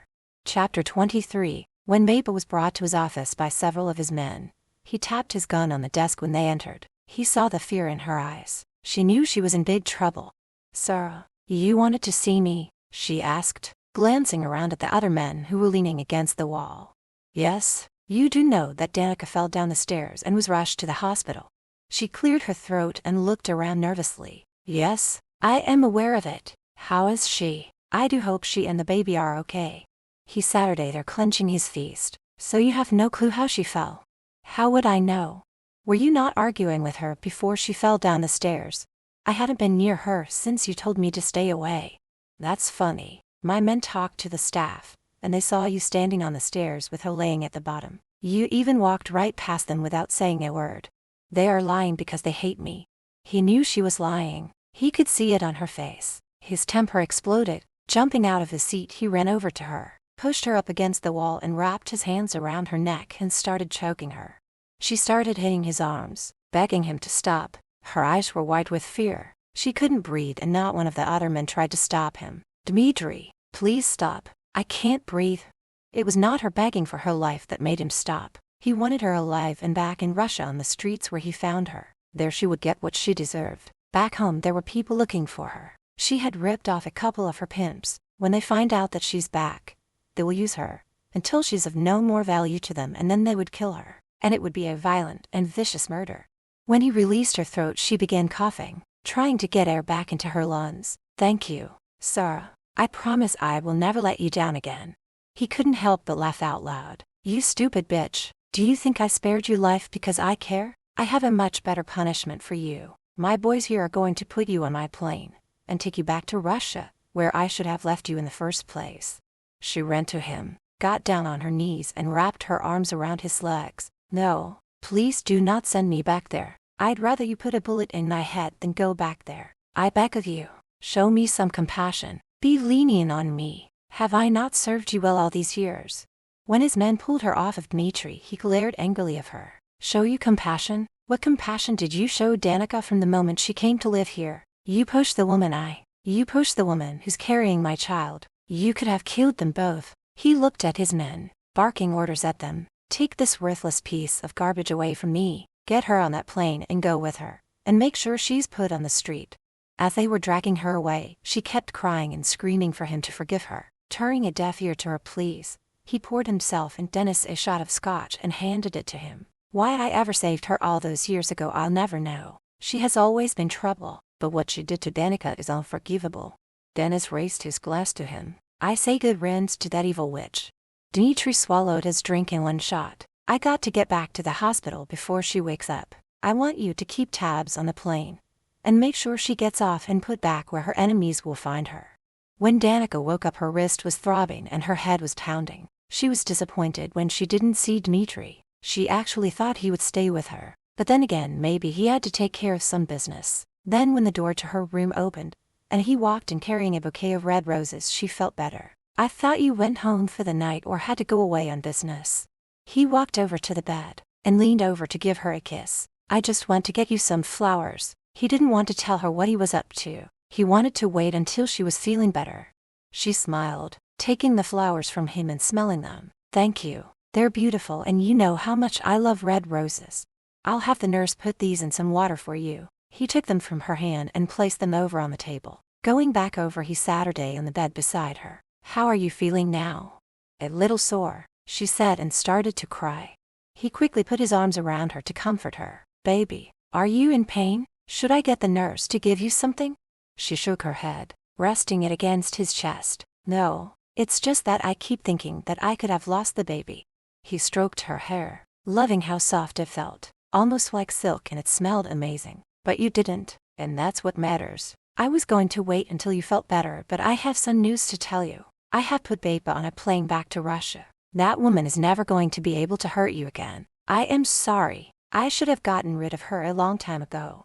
She did feel a sense of relief knowing that he hadn't killed her. I'm so glad she's gone from our lives. She looked up at him and could tell that he was tired. You look beat. Go home and get some rest. No, I don't want to leave you. I'll be all right. I'm tired and I'll probably go right back to sleep. It's okay really. Go home and get some rest. He had to admit that he was tired, so he finally gave in. I will go, but I will have one of my men stand guard outside your door. Why do you have to do that? I'm not in any danger, am I? Being with me, there's always the possibility This is just a precaution. I'll be back first thing in the morning to get you. And if you get lonely or need to talk to me, just call me. I don't have my phone. He smiled and reached into his pocket, taking out her phone. You do now. Wait, I thought you said you just went to get flowers. I stopped for a few minutes at home to make the arrangements to put Beba on the plane. And while I was there, I picked up your phone. Oh, okay. He leaned over, putting his hand behind her head, pulled her closer for a kiss. You sleep now and I'll be back early. When he was leaving, he stopped to talk to the guard outside and instructed him not to leave her alone for 1 minute. He also told him he would send another man to relieve him in a couple of hours. He was only able to sleep for a couple of hours, so he got up, got dressed and headed to the hospital. It just wasn't the same without her laying next to him. When he arrived, he walked right into her room and found her wide awake. The smile she gave him melted his heart. I missed you, she said, smiling up at him. I take it you are feeling better. Much better, and I'm ready to go home. I just have to wait for the doctor to sign my release papers. He should be here soon with them, so help me get dressed. I would prefer undressing you, he said, wiggling his eyebrows at her. She rolled her eyes at him and she slowly got out of the bed. Are all men as horny as you? But to be honest, she preferred him this way rather than him being aloof towards her. He picked up her bra. Putting it on her, he did up the hooks on the back. A grin appeared on his face. Pregnancy suits you and your breasts are getting bigger, he said, making sure to cop a feel. Dmitri, not here, she said, removing his hands from her chest. Standing behind her, he leaned in and whispered in her ear. When are you going to learn not to stop me? He asked grumpily. She giggled. And when are you going to learn not to mess with a pregnant woman? He placed her dress over her head and did up the zipper in the back. How long are you going to keep playing the pregnancy card? As long as I can, she replied with a smirk on her face. No one gets away with talking to me the way you do. I do not think I care for it. And I don't understand why I let you away with it. She turned around to face him, putting her arms around his neck. You let me get away with it because I'm pregnant with your baby and because you love me. The look on his face was priceless when she said that. She had known for some time that he was in love with her and was wanting him to say it, so she decided to give him a little push. He started stuttering. He was so taken by surprise when she said that, and he wasn't sure how to answer. I've never said that I love you. She smiled back at him. I know you haven't, but I know that you do. Before he could deny it, the nurse walked in with her discharge papers. Before leaving, she asked him if it would be all right to leave the roses at the nurse's station. All the nurses were so kind to me, so would you mind terribly if I left these roses for them? I have so many now at home, and I think it would be a nice gesture to leave them for the nurses. By now he was so whipped that he could not deny her anything. You are way too kind-hearted, but I think that would be a wonderful idea. On the drive home, he decided not to mention what was said between them back in her hospital room. It was better to leave it be, as he himself wasn't sure how he felt about her other than he was very fond of her. He looked over at her as she rested her head on his shoulder. She was a few years younger than himself. She was petite with such delicate features. In the short few months that she has been with him, she had grown up quite a bit. She was no longer the quiet little mouse that she was in the beginning. Now she talked back and was not afraid to speak her mind. He turned his head and looked out the window. A smile appeared on his face. The nerve of her to say that I was in love with her. She is so young and naive, and has her head in the clouds if she thinks I'm in love, he said to himself. When they got home, he carried her inside even though she protested, saying she could walk. Dmitri, I can walk, you know. I know you can walk. This way I know you will be going straight to bed. Besides, you're as light as a feather and I quite enjoy carrying you. When they got upstairs, and he helped her change into a nightgown, he made her lay down on the bed. The doctor says you are to stay in bed for at least 2 days. I will have the cook prepare you a decent breakfast, better than what the hospital gave you. The food there was very good. I just wasn't hungry then. Dmitri, now that Beba is no longer here, who is going to be in charge of the staff and the running of the house? I hadn't given it much thought yet, he said, pulling the covers over her. Perhaps I should leave that up to you? What do you mean? You want me to run the house and the staff? He chuckled and shook his head. No, you will not have time for that. But you can do the interviewing and choose who you think would be qualified. You just have to make sure to get the right person. Someone that won't mind living in this type of lifestyle. Now get some rest and I'll be back shortly. He kissed her lightly on the cheek before leaving. As he got to the bottom of the stairs, Craig and Dennis approached him. "Boss, we have something we think you ought to see." "Why are we going to Baba's room?" he asked when he realized where they were headed. "We came here to clear out her room, but before we did we thought you'd want to see what's in there," Dennis said as he opened the door for Dmitri to walk in. He stood in one spot, his eyes moving along the walls. There were pictures of him everywhere, snapshots of him coming and leaving the property. There were also pictures of him in the swimming pool and lounging on the chair by the pool. Pictures of him in different frames were lined up on her dresser. "Holy Fouquet, boss, that broad was obsessed with you," Craig said as he looked around the room. "We found a bunch of size see-through lingerie and some vibrators." Neither one of the guys had the guts to tell their boss that they suspected she was getting herself off by looking at his picture, as she used one of the vibrators on herself. He felt the anger rising in him. It sickened him to see all of this, and to think that she felt this way about him made him want to throw up. "Get rid of everything in this room. Burn the pictures and all of her clothes. Do not tell anyone what you saw in this room," he growled, storming out of the room in a huff. Now he knew why she was so jealous of Danica.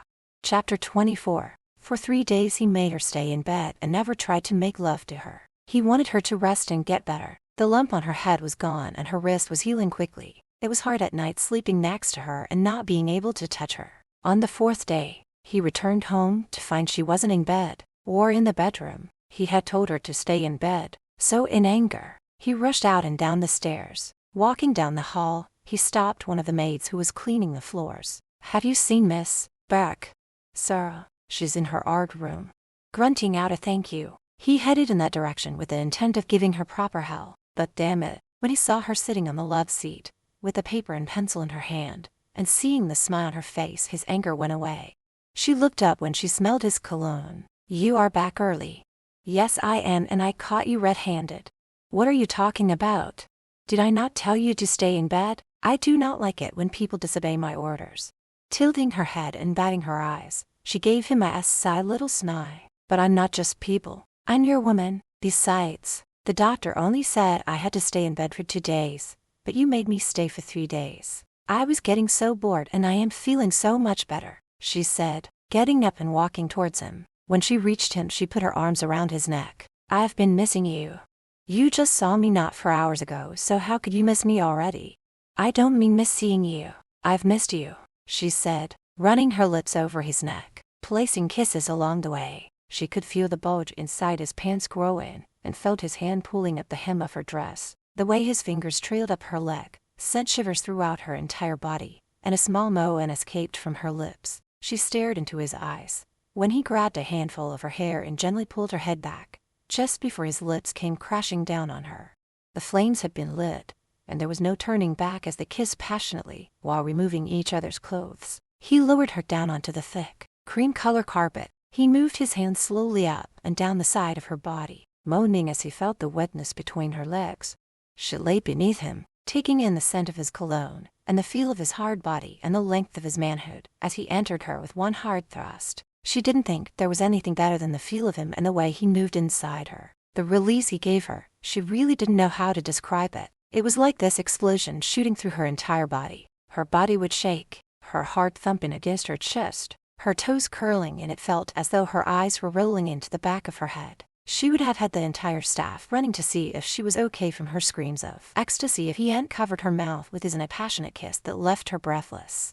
As he laid on top of her, but not putting all of his weight on her, he looked down at her face. Her cheeks had a rosy shade, her lips were slightly parted, and he could hear her rapid breathing. He lowered his head to kiss her. He felt her fingers caressing his back. Being inside her felt so warm and tight. They fit together like a jigsaw puzzle. "You are one hell of a woman." After giving her another kiss, he helped her up and they started getting dressed. As she was walking to the door, she looked over her shoulder at him. "I'm going to go take a shower. Care to join me?" He was just putting on his tie when she said that he had work to take care of. He watched her as she walked out, debating on whether to follow her or not. "Fouquet," he growled to himself. Tossing his tie down, he headed upstairs. Once he was in the shower with her, he knew he made the right decision, especially when she surprised him by giving him a BJ. He was shocked when she started kissing down his chest and made her way down to his manhood, taking it in her mouth and started licking the tip. His breathing became erratic as he closed his eyes. She had never done this before. Hell, she was a virgin before she met him. Baby, you don't have to do this. I do not expect it from you. Looking up at him, she smiled and released him from her mouth. I have been reading up on this and I know that men like it, and I want to do this for you. I may not be very good at it, but at least I'm going to try, she said, going back to what she was doing. He leaned his back up against the wall, his eyes closed as he ran his fingers through her hair. This may have been her first time, but she was doing one hell of a good job. It didn't matter to him that she couldn't take all of him in, but what she was doing had him moaning, and before he knew it, he released inside her mouth. He did have to chuckle when he heard her gagging a little and spitting it out. He pulled her up by the arms, placed his mouth over hers, and gave her a passionate kiss. You did real good, baby. I really tried. Next time I'll do better, I promise. Before leaving the shower, he made love to her up against the wall, letting her know how much she had turned him on. As they were getting dressed, her phone rang, so she picked it up. He was sitting on the bed putting on his socks and shoes, and by the way she was talking, he could tell it was Anika on the other end. He could only hear her side of the conversation, how she was saying how sorry she was, and if there was anything they could do for her, she was to let them know. He sat there waiting until the phone call ended and she hung up. Is there a problem with Anika? She was calling me to let me know that Benjamin was murdered the day they went home. He was a master at hiding his emotions, which he was doing right now. Did she say what happened? When they got home, he received a call saying there was a problem at his factory. When he got there, he was ambushed, beaten and shot. Do they know who did it? She just told me it was one of his enemies, but they couldn't prove who. There was no funeral. He just got cremated. Why did she wait so long to call you to let you know? When it happened, she feared for her life and her two daughters, so they left and went to Spain to live with her family. She would have called you instead of me, but she knew how close the two of you were and she couldn't bear to break the news to you, so she asked me to tell you. I despised the man for what he tried to do to me, but he was still a human being and didn't deserve to die the way he did. She went over and sat her day next to him. I know you were angry with him for what he did, but you two have been friends for many years. I'm so sorry. He wrapped his arms around her, placing her head on his chest and stroking her hair. What happened to him is sad, but after what he tried to do to you, he ceased being my friend. I'm just sorry for his family. Anika is a good woman and she deserves better. She's still young and beautiful, and someday she will find the right man to love her the way she deserves to be loved. The next few days flew by. She went to her art classes. She really enjoyed it, and it helped to pass the time at home when he was away on business. It seemed though that he was spending more time at home with her than he was away, which she was very pleased about. So have you found someone to replace Baba? He asked one night as they were getting ready for bed. Actually, I do have someone in mind. So are you going to tell me, or are you keeping it a secret? She climbed into bed next to him. Richard. But he's our butler. I know he is, and he still can be. I was thinking that he has been with you for many years. He knows what all it takes to run this place. He's wonderful with the staff, and most importantly, he knows who you are and what you do, and he is not afraid to work for you. I think you should promote him to head of the household and give him a raise. Oh, you think I should, do you? She giggled when he rolled over on top of her, pinning her hands above her head. Yes, I do. So will you. He smiled as he stared down at her. I would, with the right persuasion. She reached up and placed her hands behind his head. When he released them, she pulled him down so that she could kiss him. The way he was moaning and panting, she knew he would agree. It was always a surprise to her as to how fast he could remove her nightgown and enter her. There wasn't much foreplay this time. He was just too horny to take the time, but she really didn't mind. Even without the foreplay, she enjoyed their sex life. More time passed and things were going really good for the two of them. She still waited to hear those 3 little words from him. So many times she wanted to tell him she loved him but was afraid to, not knowing how he would react. She was now 6 months pregnant. They could have found out the sex of the baby, but she talked him into waiting, saying she wanted it to be a surprise. He went with her to all of her doctor's appointments. He was very loving and attentive towards her, surprising her with little gifts every now and then. The baby's room was all set up. She even had him helping her to pick out the paint and the decorations. It was painted in a neutral color, so that way it would be good for either a boy or a girl. She was still hoping for a girl, and of course, he was hoping for a boy. For the most part, her hormones were under control, but there were times when she became very emotional and a little demanding. One night she sat up in bed and woke him up. Dmitri, I'm hungry. There are some cheese and crackers wrapped up on a plate for you. Eat those and let me get back to sleep, woman. I don't want cheese and crackers. I want some strawberries. Won't you go down and get me some?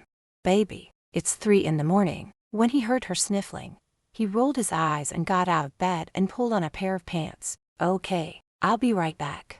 Before he could get out the door, she called out to him, maybe you could put the strawberries on top of some vanilla ice cream and pour some chocolate syrup over top. Maybe add some sprinkles.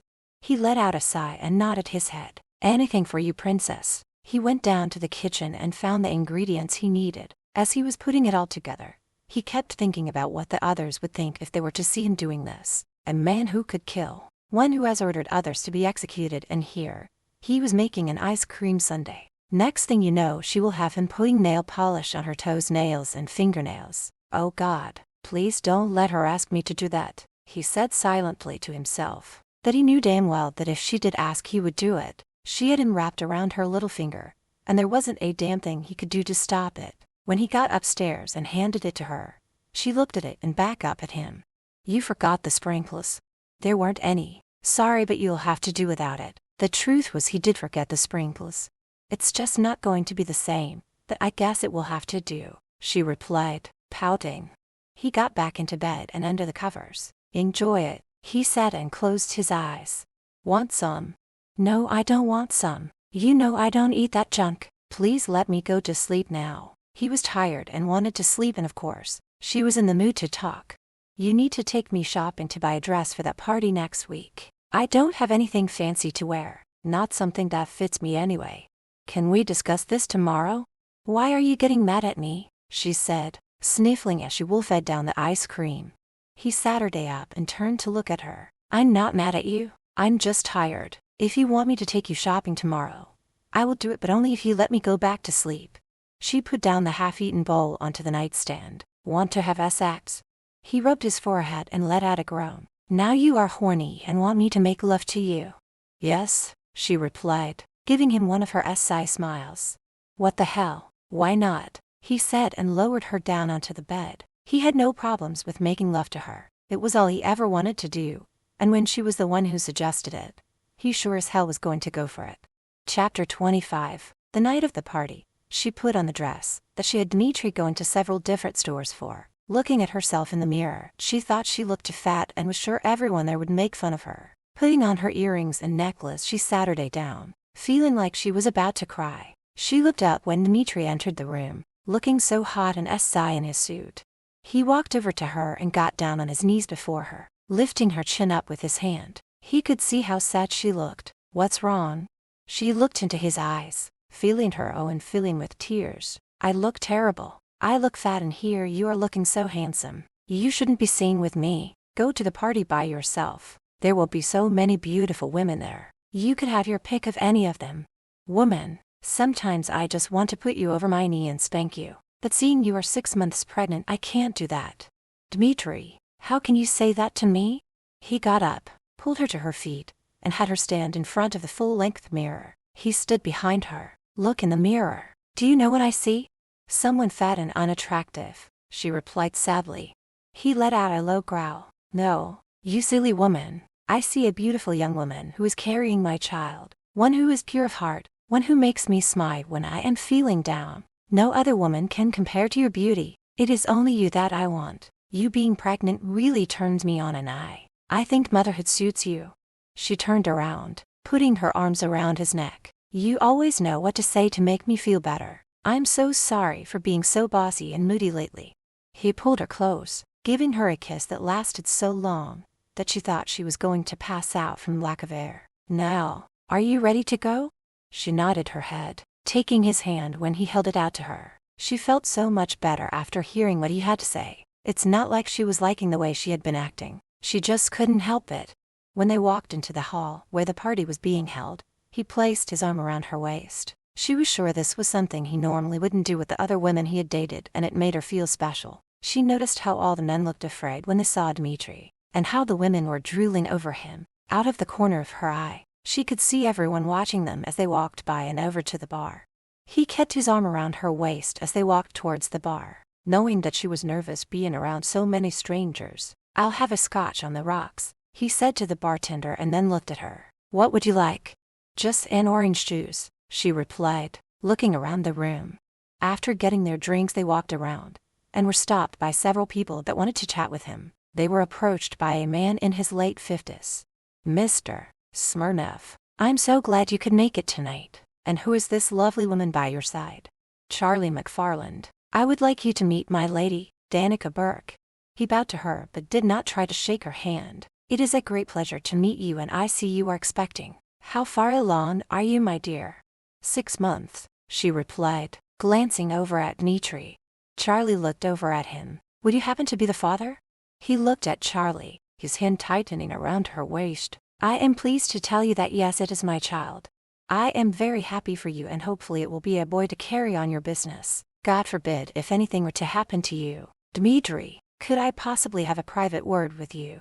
I can spare you a few minutes. Meet me in the other room. He turned to her when Charlie walked away. I must speak to him alone. Will you be okay for about 20 minutes? I'll be fine. Please do not leave this room, and I'll be back as soon as I can. He gave her hand a light squeeze before he walked away.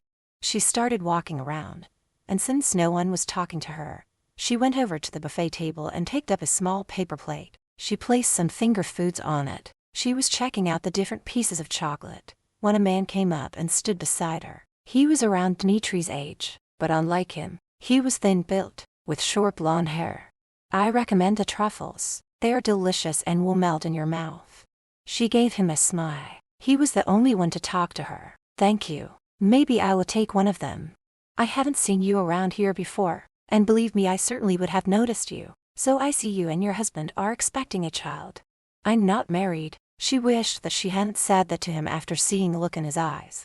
That's good news for me. I would like to introduce myself, Jeffrey Adams, and you are Danica Burke, she said, shaking his hand when he held it out to her. Thanks for the chocolate suggestion, she said, and started to walk away but realized he was following her. When she sat her down, she noticed how he sat her next to her. She looked around for Dmitri. She knew he would be angry and jealous if he saw this man sitting with her. Are you here alone? She moved further away from him with her plate on her lap. I'm with somebody, the father of my baby, and I suggest that maybe you go hit on another woman, because if Dmitri sees you here, he will be very angry.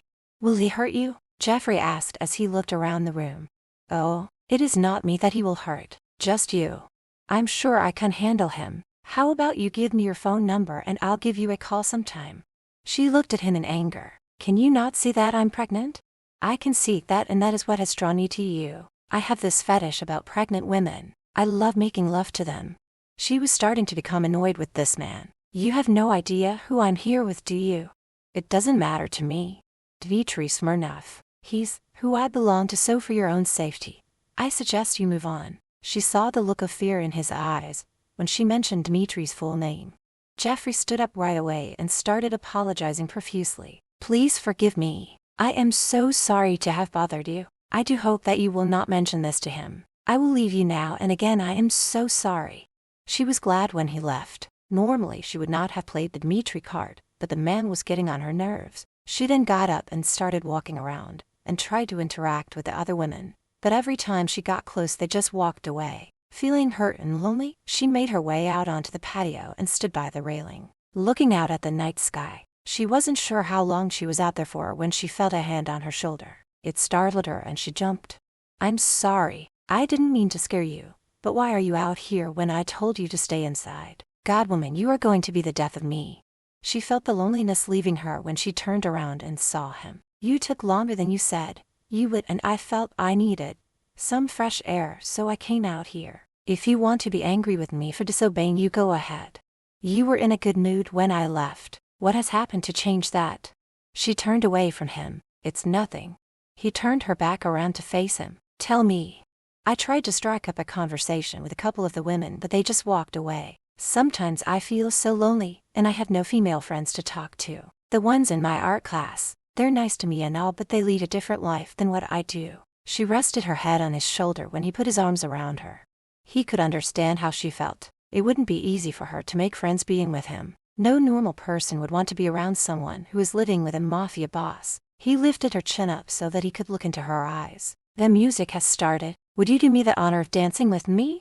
She placed her hands over her stomach, lovingly rubbing her belly. It was something she found herself doing more and more. I would love to dance with you. I promise not to step on your toes this time. At least I'll try not to. When they went inside and headed towards the dance area, she noticed the women who had snubbed her earlier watching them. Smirking at them, she laced her arm through his. She knew the reason why they ignored her was that they were jealous she was with him and that they weren't. When they started dancing, she made a point of putting her arms around his neck and snuggling into him. She wanted them to see that she was the one he picked to be with, the one having his baby and sleeping in his bed. Have I told you how beautiful you look in this dress? Yes, she answered, smiling. Let me know when you get tired and we'll go home, he said, moving his hand down to feel her stomach. I can't wait for our son to be born. She snickered. You don't know it's going to be a boy. Then a thought came to her and she looked at him, giving him a stern look. You don't know, right? Please tell me you didn't go behind my back and ask the doctor. Do not give me that look. And no, I haven't asked. I just believe it's going to be a boy. I know you were hoping for a girl. Don't worry, maybe the next one will be a girl. When the second dance started, one of his men walked over to him and whispered in Dmitri's ear and then walked away. He stopped dancing, took her hand, walked her over to the other side of the room. She saw the worried look on his face and knew something was wrong. What's going on? What did he say to you? I'm so sorry, but something has come up that I need to take care of. I will have Craig drive you home. But you promised me a night out, and I bought this dress special for tonight. I said I was sorry. Now come with me, he said, walking her out of the building and towards his car. When they got there, he turned her to look at him. I promise I will take you out again, but I must attend to this matter. She was upset that their night out ended so soon, but became more worried when she saw him and his men checking their guns, placing them back inside their jackets. Dmitri, you are scaring me. I get the feeling this is something very dangerous. Please don't go. He cupped her tiny face in his hands, giving her a smile. I must go. She knew there was no point in arguing with him. Lowering her head, she let a single tear fall down her face. What if something happens and you don't come back to me? I give you my word nothing will happen to me. I will return to you and our child. He didn't care that his men were standing nearby. When he pulled her into his arms and kissed her, it was a long and passionate kiss. This should keep me going until you are back in my arms. Dennis walked over to them. Boss, we have to go now. She turned to look at Dennis. You better keep him safe or you will have me to answer to. Bring him back safe and unharmed. Both Dennis and Dmitri stared at her with their mouths wide open. Not once had she ever talked to them in such a serious and firm tone. Yes, she was becoming stronger, and they sensed that if anything happened to him, she would go after his men. Once she was in the car, and Craig drove off, Dennis turned to his boss. Well, I think you have found the perfect woman. To be honest, she kind of scared me. I'd better make sure you don't get hurt or she just might kill me, he said when they got in the other vehicle and drove off. Dmitri Saturday back in his seat, turning his head to look out the window, he smiled. Yes, his little princess was turning into one fierce female. 1 minute so soft and mellow, the next this badass who had him thinking he better watch his step around her. Chapter 26. She thanked Craig for bringing her home once they got inside the house. She couldn't stop worrying about Dmitri. She was afraid she would never see him alive again, and wished she had told him that she was in love with him. Whether he felt the same way or said it back, she didn't care. She should have let him know regardless. Mr. Smirnoff is a very smart man. He will be all right, Craig said when he saw how worried she looked.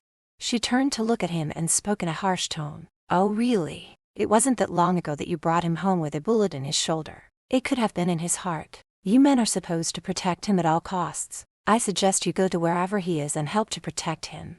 Sorry, miss. My orders are to stay here and protect you. She went over to him and poked her finger in his chest. I don't give a damn what he told you to do. I have plenty of security around this fucking place. I can't even go to the kitchen without tripping over one of his men. I'm ordering you to go and help keep him safe and alive. Now go, she said, shouting at him. He took a step back. A cold chill ran down his spine. He ran his fingers through his hair. He knew right then that he was going to follow her orders, even if it meant Dmitri would probably want to kill him. As he left and got into his car, he knew that he had just met the female version of Dmitri Smirnoff. He did smile to himself, thinking she would make a great boss if anything were to happen to his present boss. Craig made it to the location where Dmitri and the other men were just as gunshots were fired. He had parked his car further down the road, so that whoever might be keeping watch wouldn't see him. Pulling out his gun, he snuck quietly through the night towards the warehouse. Sneaking behind one of the enemies, he placed his arm around his neck and snapped it, killing him instantly. He made his way inside, nodding his head to Dmitri's men, letting them know he was there to help. There was a lot of yelling and shots fired, and as he rounded the corner he saw his boss on his knees with his hands behind his head and a man pointing a gun at him. Dmitri saw Craig edging his way closer, but he did not let on that he was there. "You know you won't get out of this alive," he said to the man pointing his gun at him. The man laughed at him. "That's where you are wrong, my old friend. Once you are dead, your empire will collapse. I'll take everything that once belonged to you. That includes that sweet little girl you knocked up. Don't worry, I will take care of her and the child. If it's a girl, I will sell her to the highest bidder, and if it's a boy, I will just kill him." Dmitri smirked. "That's going to be a little hard for you to do with a bullet in the back of your head." As soon as he said that, Craig pulled the trigger on his gun, and the bullet went into the back of the man's head as he fell to the ground. "Are you okay, boss?"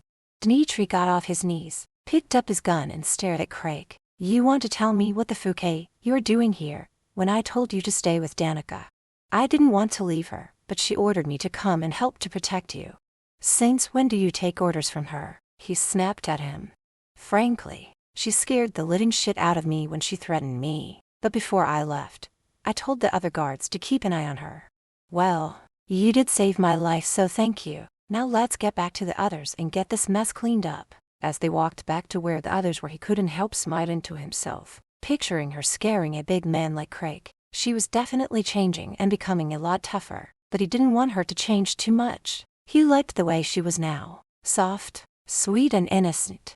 It was really late by the time they got everything cleaned up and disposed of the bodies. He was anxious to get home and crawl into bed, and maybe get some nighttime action.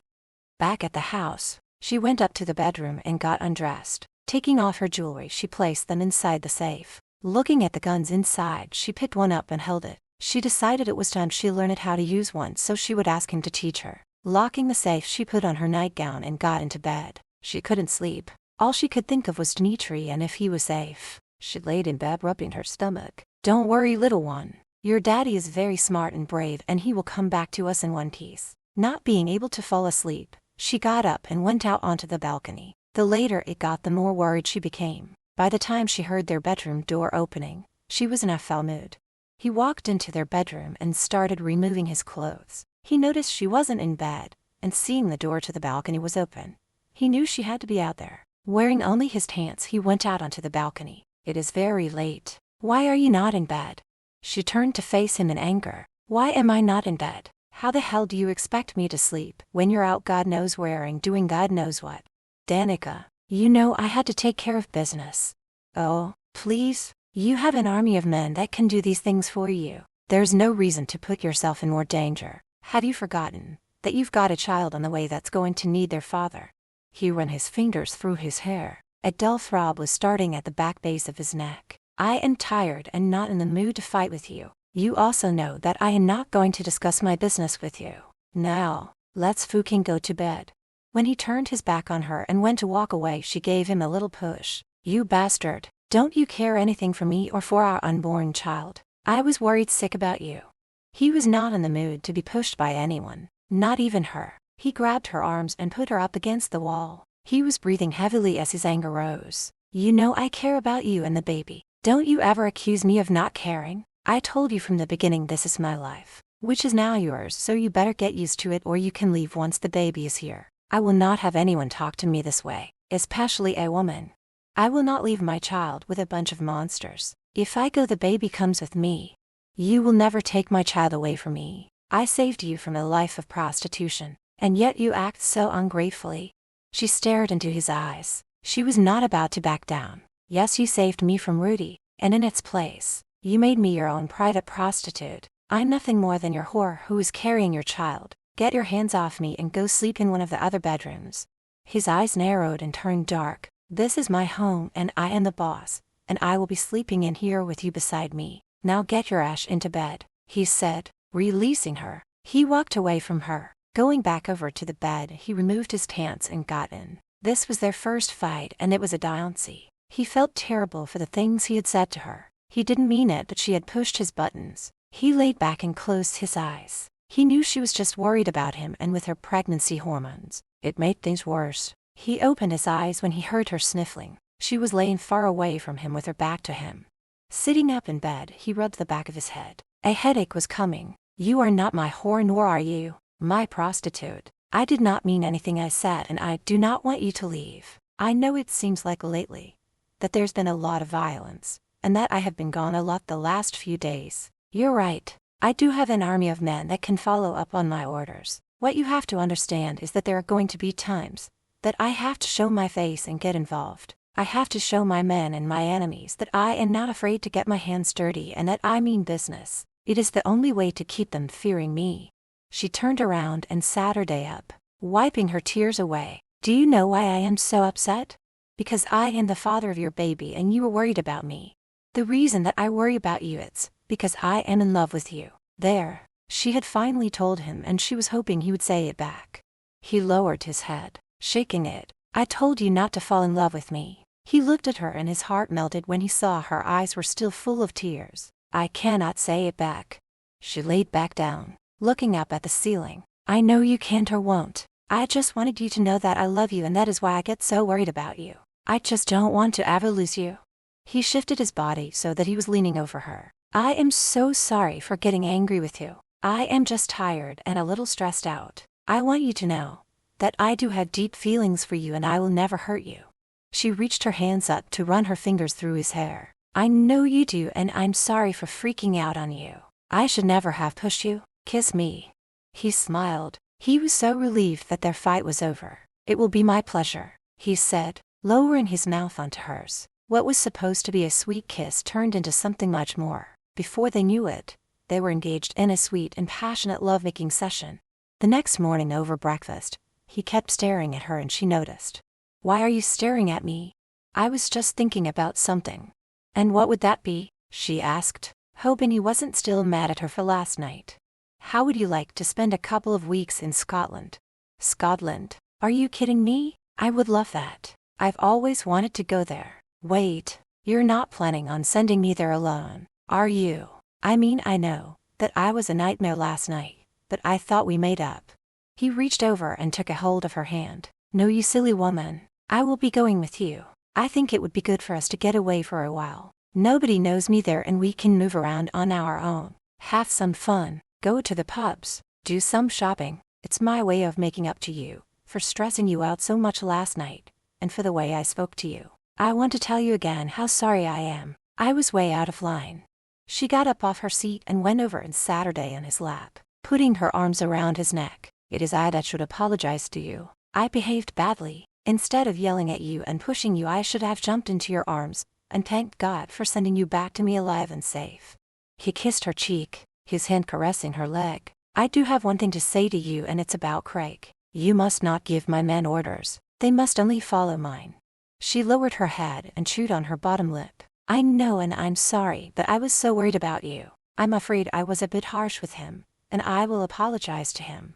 He chuckled. "You know, you scared the shit out of him. I guess that's a good thing though. You've earned his respect. Now get off my lap before you give me a hard-on so that I can go into my office and start making plans for our trip. We will leave sometime this afternoon, so get the maids to pack some clothes for us." She was so excited, she placed her mouth over his and gave him a kiss that got his member twitching before jumping off him and hurrying out of the room. Chapter 27. Sitting on his plane, she kept looking out the window. She couldn't believe they were on their way to Scotland. What made it even better was that she would have him all to herself, away from all the danger that was their life.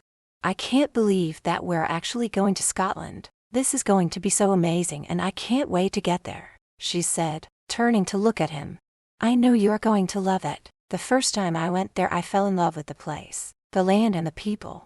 "Will we be staying in a hotel?" "No, I've rented us a small cottage in the country. It's going to be a long flight. Why don't you go lay down for a while in a bedroom?" "Are Dennis and Craig going to be staying with us?" she asked, looking over at them. "No, it will be just you and I. They're just coming with us to make sure we get there all right, and then they will be flying back home. No one knows we are going there except my pilot and my two men. We'll be perfectly safe there." After asking him a bunch of questions about Scotland and what all they would be doing, she started getting a little tired, so she decided to go lay down after all. Grabbing a magazine, she went into the bedroom and laid down and leafed through the book. Soon she had fallen asleep. Meanwhile, Dmitri Saturday with his men, telling them to keep an eye on everything back home, and if anything were to happen they were to call him, but only if it was an emergency. She wasn't sure how long she had been sleeping when she felt someone giving her a gentle shake. It's time to wake up. We will be landing soon. She opened her eyes and smiled when she saw Dmitri looking down at her. I can't believe I slept so long, she said, wiping her eyes as she sat up. He helped her up and they went and took their seats. She stared wide-eyed as they flew over Scotland. She could hardly contain her excitement when they finally landed. Dennis and Craig carried their luggage over to the car that Dmitri had rented ahead of time. Have a good time, they both said as they headed back to the plane. Dmitri, what are you doing? You're on the wrong side of the road.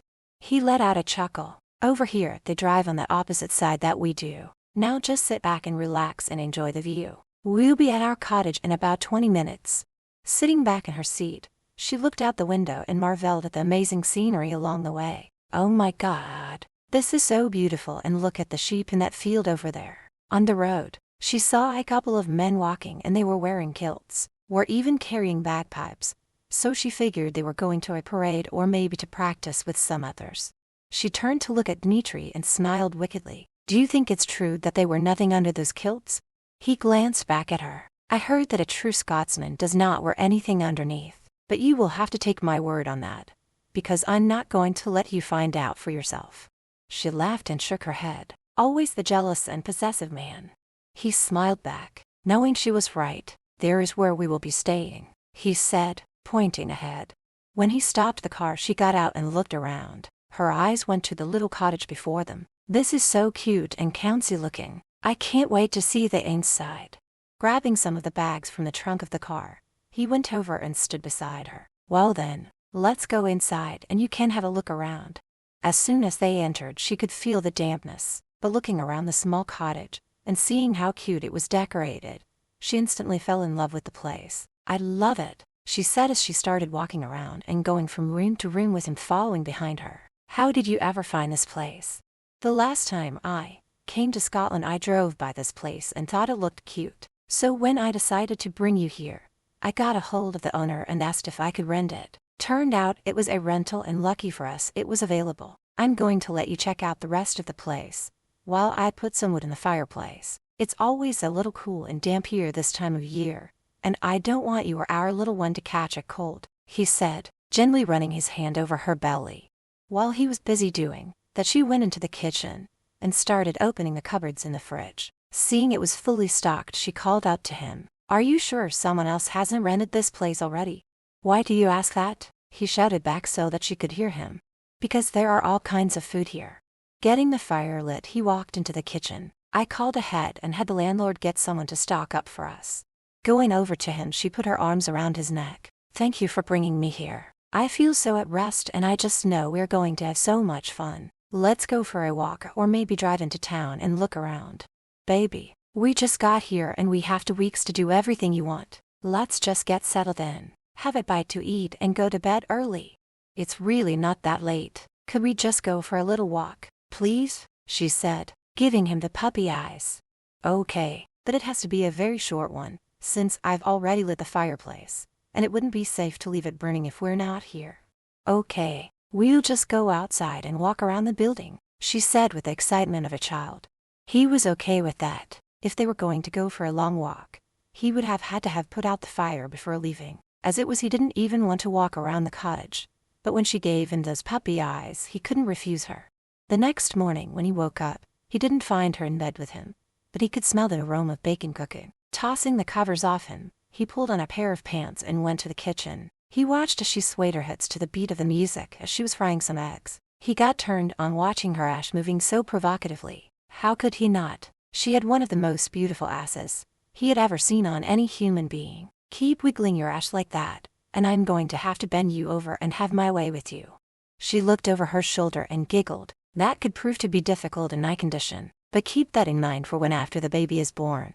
"Damn woman, you are turning out to be one SI and sassy broad." he said as he sat her down. After they enjoyed breakfast, and she even got him to help with the dishes, the two of them drove into town to see some of the sights. She wanted to see the double-decker buses that she had always read about. When they spotted one, she talked him into going on it and taking a tour around the town. Later they went through some of the small shops, and stopped at a bakery and picked up some homemade cream puffs. They later stopped at a small restaurant to get something to eat. She was absolutely in love with their Scottish accent. It sounded so cool. When the manager called her a bonny wee lass, everyone was so friendly, welcoming them both to their small town. On the way back to their cottage, she ate one of the cream puffs, and he had to laugh when he saw some of the cream all over her face. He had a funny feeling that out of the 6 pieces of pastry he would be lucky if he got one of them. Over the course of the week he took her sightseeing. They went through a couple of the castles. They went to the park and watched the bagpipes play. At one of the small shops, she found a beautiful pale pink lipstick and matching nail polish and had him buy it for her. She was really enjoying their time alone. He was like a different man here, relaxed and carefree. Even the little lines that creased his forehead were fading. He was still as horny as ever and made love to her every day, but he was so gentle, making sure not to hurt her or the baby. At night he would place his hand over her stomach and smile when he felt the baby moving. "Our son is very strong," he said when he felt a big kick. "I think you mean our daughter." "We shall see," he replied with a knowing smile on his face. One night they were sitting on the couch watching a movie. While he was watching the movie, while she painted her fingernails with her new polish, she wanted to paint her toenails, but couldn't reach them, so she looked over at him. "Would you do something for me?" He looked at the nail polish she had in her hand and down at her bare toes. "For the love of God, please tell me you don't want me to paint your toenails. I'd do it myself, but I can't reach them." He shook his head. "Hell no. No way will I do that, so you can just stop with the puppy eyes. But I need to have them done so that they can match my fingernails. The color is so pretty. Please, pretty please," she said as she started kissing the side of his neck. "Keep kissing me like that and I will be doing more than that to you." "Fine, don't help me out. I'll just walk around with ugly toenails," she said, her bottom lip sticking out in a pout. He growled like a beast and rolled his eyes as he picked up the nail polish. "I don't fucking believe that I'm doing this." He looked up at her as he started painting her toenails. "You better not tell anyone about this." "Why not? I think it's so sweet of you. Maybe I should take a picture." "Do and I'll smash your phone," he said, winking at her. "But I mean it. This is to be kept between us only." "Okay, Grumpy," she said, laughing a little. When he was done, she lifted up her feet a little to look at them. "Not bad for the first time." "It'll be the last time," he said in a grumpy tone. She was loving every single day they were there. He showed her as much as they could cram into the 2 weeks. He took her dancing, to the pub, to the different shows, and they drove around taking in the sights. But for the last 2 days of their vacation, she was starting to feel really tired, so they decided just to stay in the cottage and relax. He drove into town alone to buy her some strawberries while she laid down and slept. When he got back, he placed them in the fridge and went to check on her. She was still asleep, so he sat her down on the bed and just stared at her. He was hoping that she hadn't overdone it the last 2 weeks. As soon as they get back home, he would make a doctor's appointment for her, even though it wasn't due yet. Not wanting to wake her, he slipped quietly out of the room. He went outside on the porch with a bottle of beer in his hand. He really loved it here and thought that maybe someday when he got older he would retire here. The day that they were leaving, she stood on the small porch, with her arms crossed and a single tear falling down her face. She felt his arms going around her waist and his hands resting on her belly. "Dmitri, I've had the best time of my life here and I really hate to leave." "I know, baby. I feel the same way, but we must go back now." With their bags in the trunk and seated in the vehicle, she looked out the window as they drove away. She had fallen in love with this country and the tiny little cottage. She couldn't help but wonder if she would ever be this happy again. He sensed her sadness. "I do have another surprise for you." "What is it?" "I can't tell you. You have to wait until we get home. It's a good one and I know you'll like it. Just be patient a little longer." When they boarded the plane, she went and laid down in the bedroom, knowing that he would want to talk privately to Dennis and Craig. "How was your vacation, boss?" they both asked at the same time. "It was fantastic. Danica just loved it there. I can tell from the look on your faces that you have some bad news for me, so out with it." They both swallowed hard, but Dennis was the one to break the news to him. "It's about Bepa." He turned to look at them before sitting down. "You better tell me she's dead." that her pimp finally got rid of her once and for all. He had been keeping tabs on the woman and learned that her pimp found her, pimping her out, but apparently, there wasn't much call for an overaged prostitute, so he was told that she was going to be executed. Chapter 28. Dmitri stared at Dennis. He had a feeling this was not going to be good news. I'm waiting. You better start talking. Thapa has been missing for over 2 months now. Her pimp can't find her and he thinks that she might have escaped from Russia. Apparently, she told him and others that she was going to make you and Danica pay for sending her away. Dmitri banged his fist on the table. That bitch should have been dead by now. I should have killed her myself when I had the chance. How the hell could she have escaped from Russia with no passport and no money? We're not sure, boss. The only thing we can think of is that she might have stowed away on a ship that's headed this way. I don't think she would be stupid enough to come back here. Most likely she is living in some other country far from here, Craig said, noticing how angry his boss was becoming. I want you to set up extra security around my home. And I want someone keeping an eye on Danica 24/7, whether I'm home or not. If that bitch is coming after me and my family, I'll be ready for her in this time.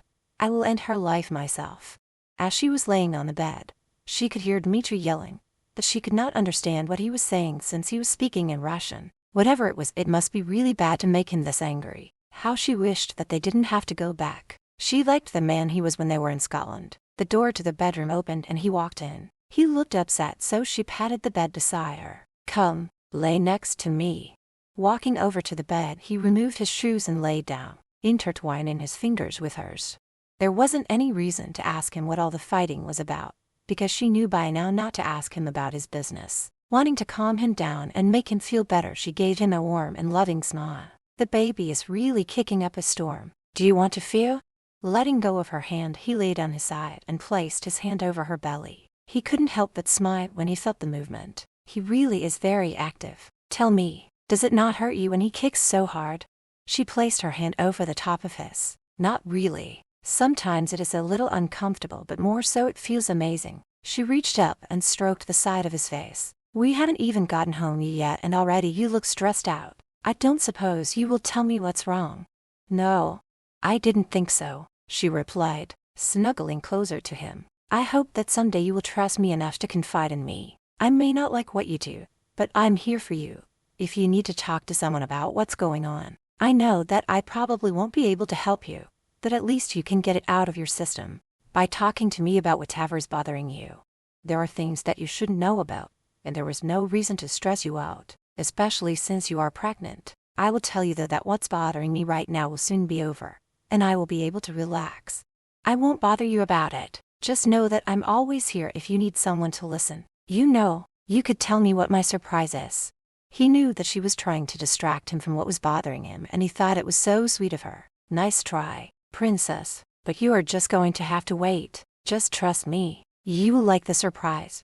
God, this man of hers was so stubborn. She really wanted to find out what the surprise was, so she tried something different. You know it's not good for the baby if I were to get stressed out about the surprise. He laughed and leaning over gave her a kiss on the cheek. I know what you're trying to do and shame on you. Using our unborn child to get what you want. If you keep it up, I may wait until the following day to give you your surprise. Is that what you want? She crossed her arms over her chest and pouted. No, I don't want to wait another day. When they finally arrived home, she started up the stairs, but he took a hold of her hand. Let's go into the family room and have some refreshments before you go upstairs. Soon you will get your surprise. He walked with her into the room, and he couldn't wait to see the look on her face when her surprise arrived. He told his butler to have some beverages brought into the room, giving the man a wink. I'm a little tired. Can't we just have it brought up to our room? Come, sit down, he said, not answering her question. Here it comes, he said when someone entered the room pushing a trolley with a pot of tea and some homemade desserts.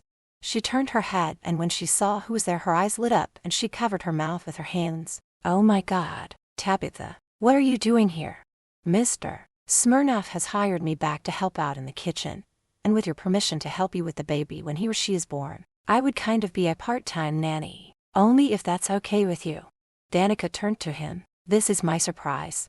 Yes, I know how lonely you have been and how much you like Tabitha. I thought she would make the perfect companion for you and could help out with the baby. I hope you are pleased.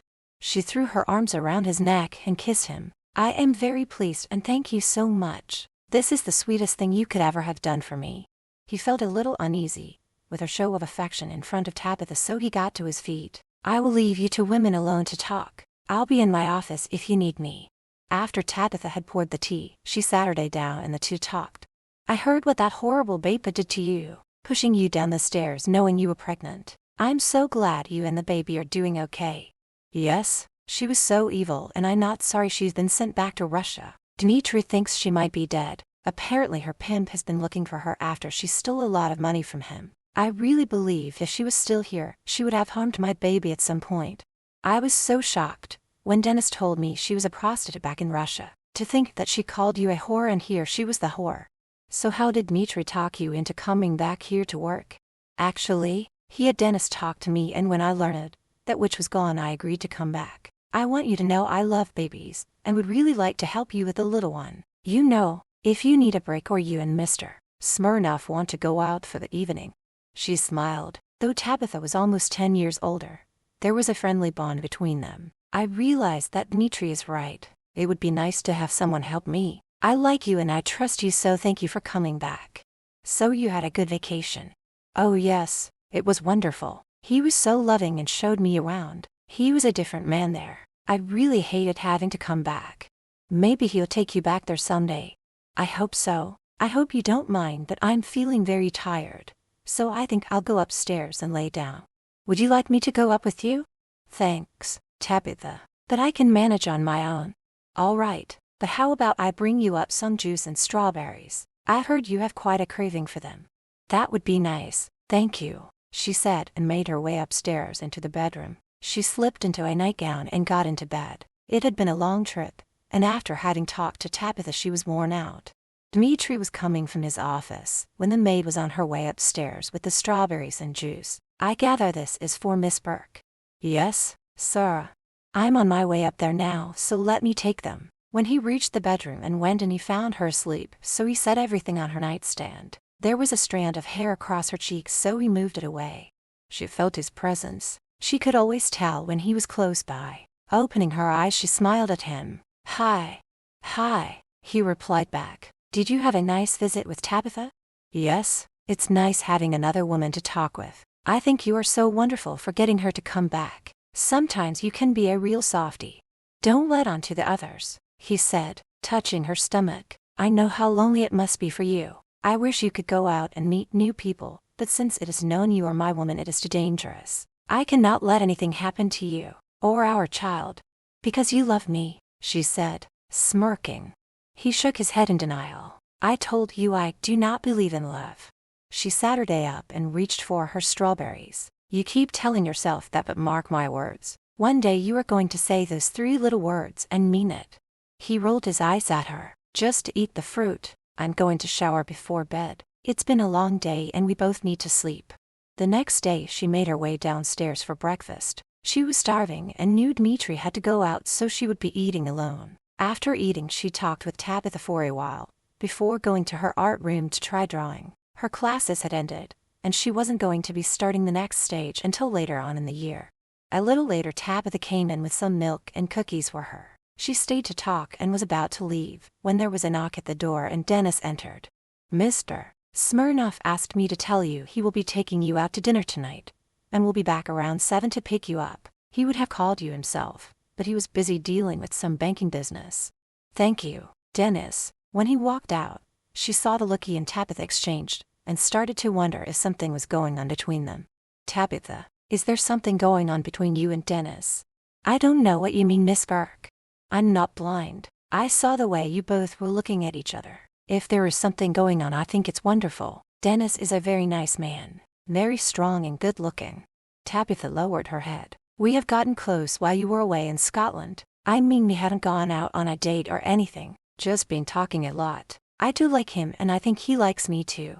Oh, there is no doubt that he likes you. If he hasn't asked you out, then you ask him. Her face turned red. I could never do that. I'm way too shy, and what if he says no? Tabitha, with the way he was looking at you, there's no way he'll turn you down. He's single and you're single. I say go for it. I'm not sure if Mr. Smirnov would allow his staff members to get involved with each other. It's none of his business who his employees date, and if he has a problem with it I will deal with him. Now, Mr. Smirnoff and I going out to dinner tonight. So Dennis will be here and it will be your chance to make a move on him. Tabitha's face lit up and a smile crossed her face. I'll do it. I will ask him out. Danica smiled. I'm glad to hear that, and you'll have to let me know how it goes. Now I think I better go lay down and take a nap before I go out tonight. Going upstairs, she picked out the outfit that she would be wearing, and took the jewelry from the safe and placed it on her dresser. She then went to lay down. After a short nap, she showered and was dressed and ready when he came for her. Chapter 29. It happened so quickly. They were on their way to the French restaurant when the truck in front of them pulled over into the other lane. A car was coming right at them and hit them head-on. Moments before the accident, sitting in the back seat with his arm around her shoulder and his one hand on top of her stomach, he felt like the happiest man in the world. You look absolutely stunning, and I am proud to be seen with such a beautiful woman on my arm. Are you happy? Placing her hand over the top of his, she smiled sweetly at him. I never in my whole life thought I would be this happy. The trip to Scotland and you hiring Tabitha back, how could I not be happy? I'm in love with the most wonderful man in the world and I'm having his baby. Every time she mentioned that she loved him, he would get this strange look on his face, and she knew he didn't like her saying it. Relax. I don't expect you to say it back, she said, resting her head on his shoulder. He lifted her chin up, and lowering his head he kissed her. It was a warm and loving kiss. He broke the kiss and looked out the front window when he heard the driver swear. He wrapped his arms around her protectively when he saw the car coming straight at them just before the impact. He had no idea how long he was out when he heard voices and sirens all around him. There was blood dripping from his head. He felt like he wasn't even in his own body and that he was floating above. Danica. He called out her name and turned his head. She was laying there unconscious. Her head was up against the door and she was covered in blood. He forced himself to move. He placed his hand on her face and gently turned her towards him. He felt for a pulse on her neck and thanked God when he found one. His whole body hurt. Every little movement caused him excruciating pain. His eyes moved down to her stomach, and he felt a stabbing pain in his heart when he saw her lower half was covered in blood. Somebody help us, he yelled at the top of his lungs. The door on her side opened and an officer poked his head in. Hang in there, sir. Help is on the way. You have to help her. She's pregnant and I can't get her to wake up, he said, his voice cracking with emotion. The paramedics are here now. Try not to move until we get you both out of here. He kept his arm around her, stroking her cheek and telling her to wake up. She looked so lifeless, and he had to hold back his tears as he prayed to God to save her and the baby. It's going to be all right, sweetheart. Be strong and stay with me. I'm here and I'm never going to leave your side. Please wake up, sweetheart, please. But no matter how much he pleaded, she never opened her eyes or made a sound. When they were inside the ambulance, he sat her down holding her hand. You got to help her. You've got to save the baby, he said, looking over at the one paramedic. How far along is she, sir? Close to 8 months. Why is there so much blood? Is she losing the baby? Placing the stethoscope over her belly, he looked up at Dmitri. I can hear the heartbeat, but once we get to the hospital they'll take good care of her. He leaned over her, stroking her hair that had blood in it. I'm here, baby. Will you get you help and you'll be all right? I promise you. Please, just hang in. Don't leave me, he said, wiping his tears away. As soon as they got to the hospital, she was rushed right into surgery. He tried to follow, but the security guards had to hold him back. Please, sir, let them do their job. He shrugged them off him. Get your fucking hands off me. A nurse came over to him. Sir, you need to get your wounds taken care of. Let me take you to a room and get you cleaned up, and you will need some stitches. I don't have time for that right now. I need to be in there with her. I promise you the moment they know anything they will come and tell you. You are bleeding all over the place, and you won't be any good to that young woman if you pass out. He was breathing hard. His eyes kept wandering over to the door where they had taken her through. Okay, but make it quick. He was taken into one of the small examination rooms, and the blood was cleaned off of him and his cuts were cleaned. He needed some stitches on his arm and on his forehead, and when they went to give him the freezing, he refused it. I don't need that. Just put the damn stitches in and let me get out of here. He didn't want to wait for the freezing to kick in. He just wanted to get it over with and get back out and find out how Danica was doing. When he finally left the room and went over to where she was taken, Dennis and Craig were there waiting for him. How is Miss Burt? Dennis asked. shocked at how banged up his boss looked. I don't know. They hadn't fucking told me anything yet. Have either of you guys heard who was the cause of this accident? All we've heard is that it was a drunk driver that had fallen asleep behind the wheel. He died on impact. What about my driver? He didn't make it, boss. Just then the doctor walked out and over to them. Miss Burke is awake and is asking for you. How is she and the baby? Miss Burke is in a great deal of pain, and in order to save the baby, we have to do an emergency C-section right away. Then do it, Dimitri snapped. He then followed the doctor into the back room, and was suited up with a gown. Doctor, Danica is going to be okay, isn't she? We're going to do everything we can for her, but I'm going to have to be honest with you. She's very weak and her blood pressure is low and she has internal bleeding. The doctor's words shook him to the very core. He entered the room and saw her lying there and went right over to her, taking her hand in his. I'm here, baby. Everything is going to be okay. She tried her best to give him a smile, though it was a very weak one. Dimitri, please tell me our baby is going to be okay.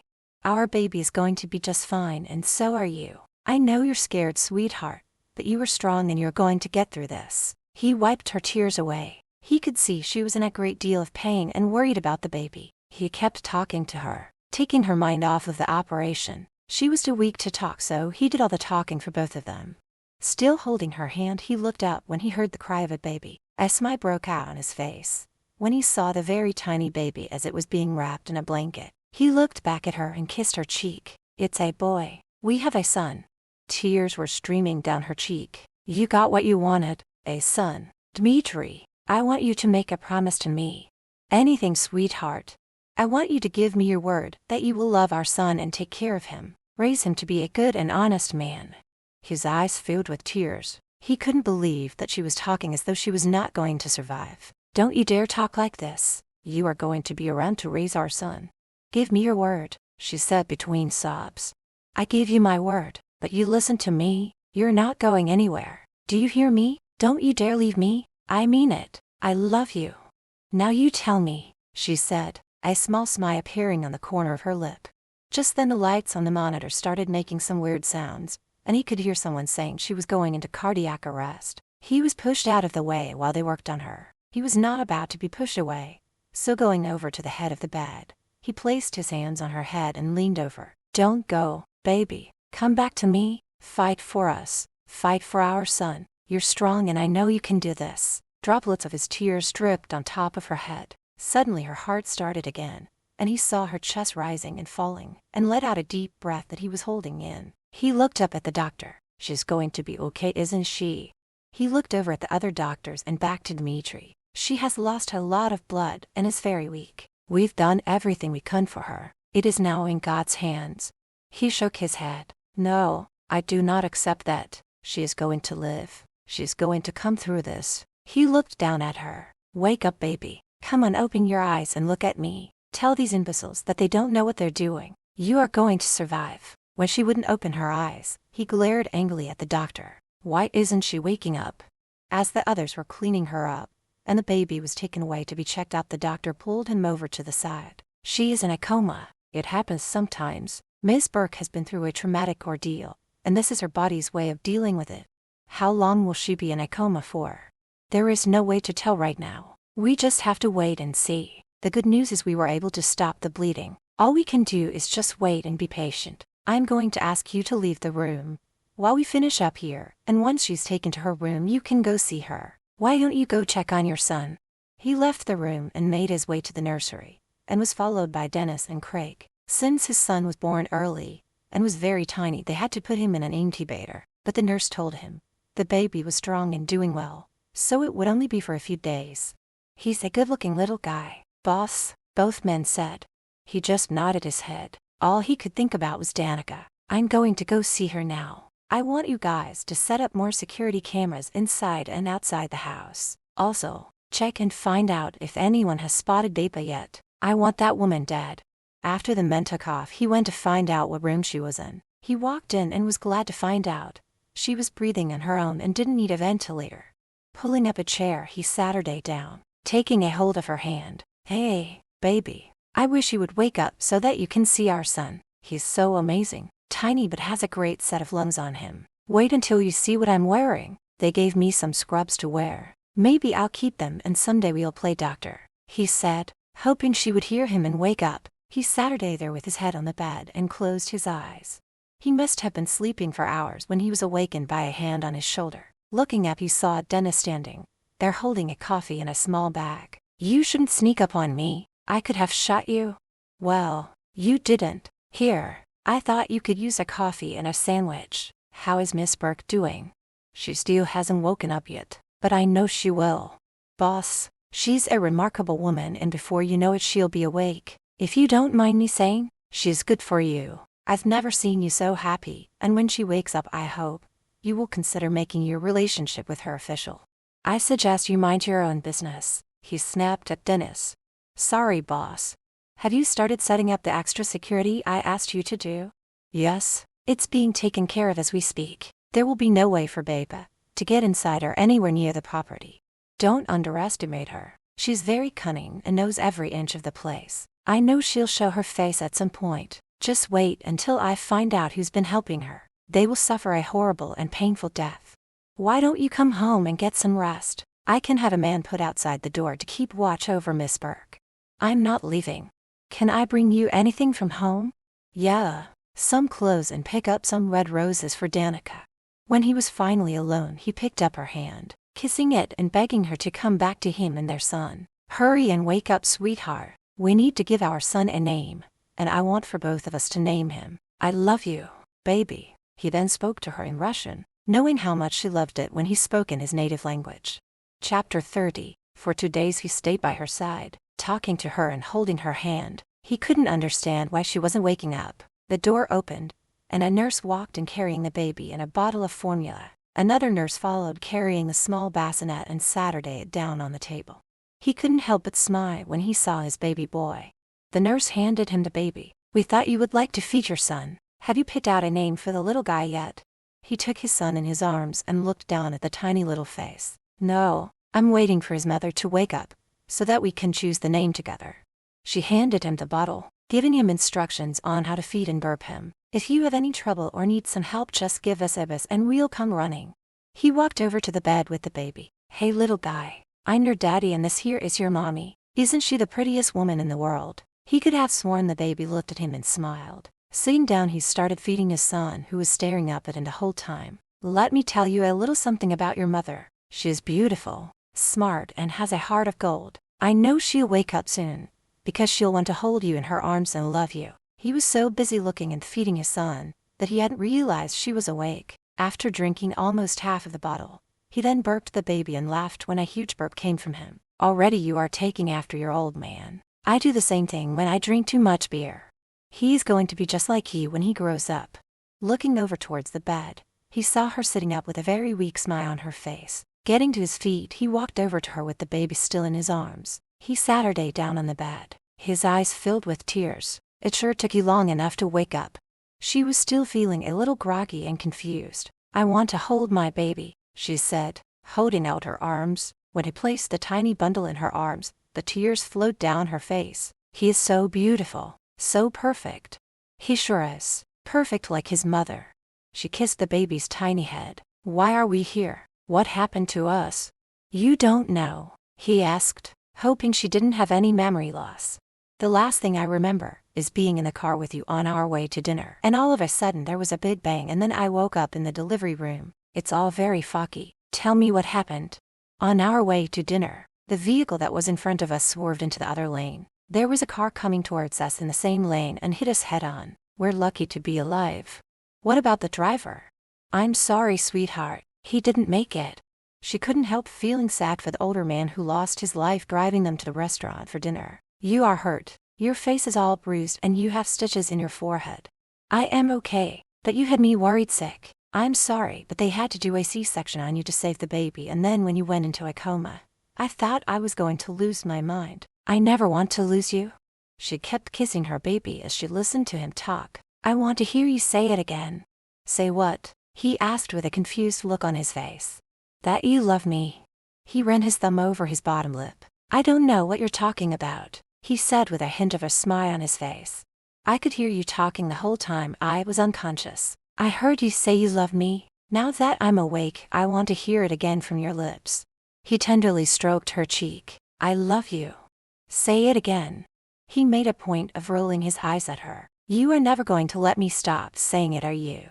Nope, she replied, smiling at him. I love you. I love you. I love you. I love you. There. I know you said to say it once, but I said it 4 times. I hope you are happy now.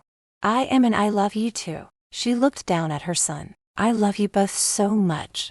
He could see that she was getting tired, so he took the baby from her and placed him in the bassinet. We need to pick a name for our son. I know we discussed several different options, so which one do you prefer?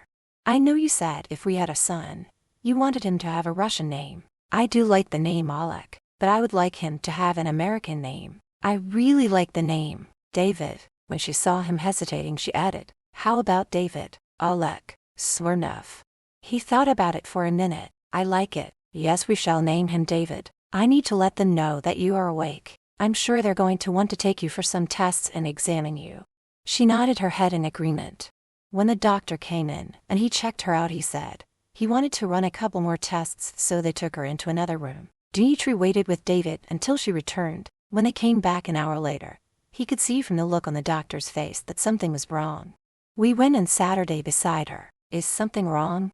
I was telling Miss Burke that she has developed an infection in her uterus, so I am going to keep her in for a few more days so that we can clear it up. But I don't want either one of you to worry because you're in the best place possible and will get the best care.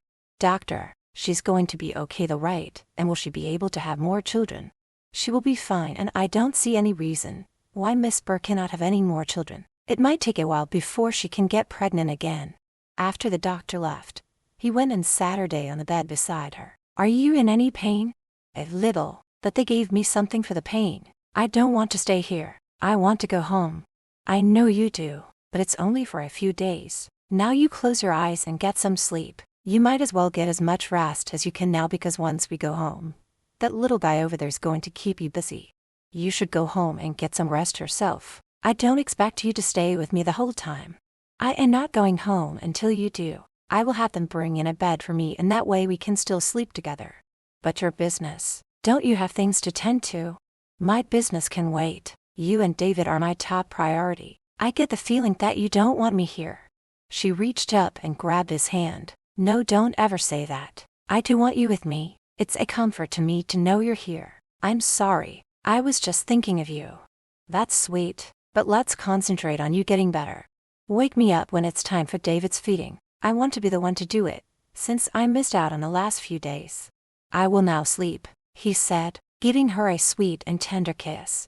Over the course of the next 2 days, she did sleep a lot. Her pain was starting to go away and the infection was clearing up nicely. Tabitha came to visit and fell in love with David. Danica just knew she was going to be the perfect nanny for her son. It bothered her every time she saw Dmitri and Dennis whispering out in the hallway, and every time she asked him about it, he said it was nothing.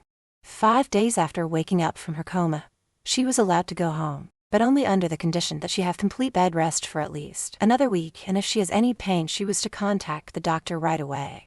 When they got home, he carried her upstairs and Tabitha carried David. He got her settled in bed, and in a stern voice told her under no circumstances was she to get out of bed, unless it was to go to the washroom.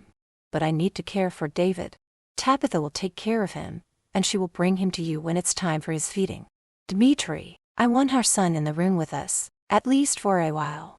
All right, I'll have the bassinet brought in here, but Tabitha will hand him to you whenever you want to hold him or feed him. Don't you dare give me that look. I'm not asking you, I'm telling you. You want to get better, don't you?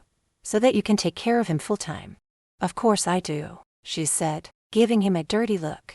He left the room and headed to the nursery to get David and to let Tabitha know that he was moving the bassinet into their bedroom. Don't worry, sir. I will stay with her and help her with the baby.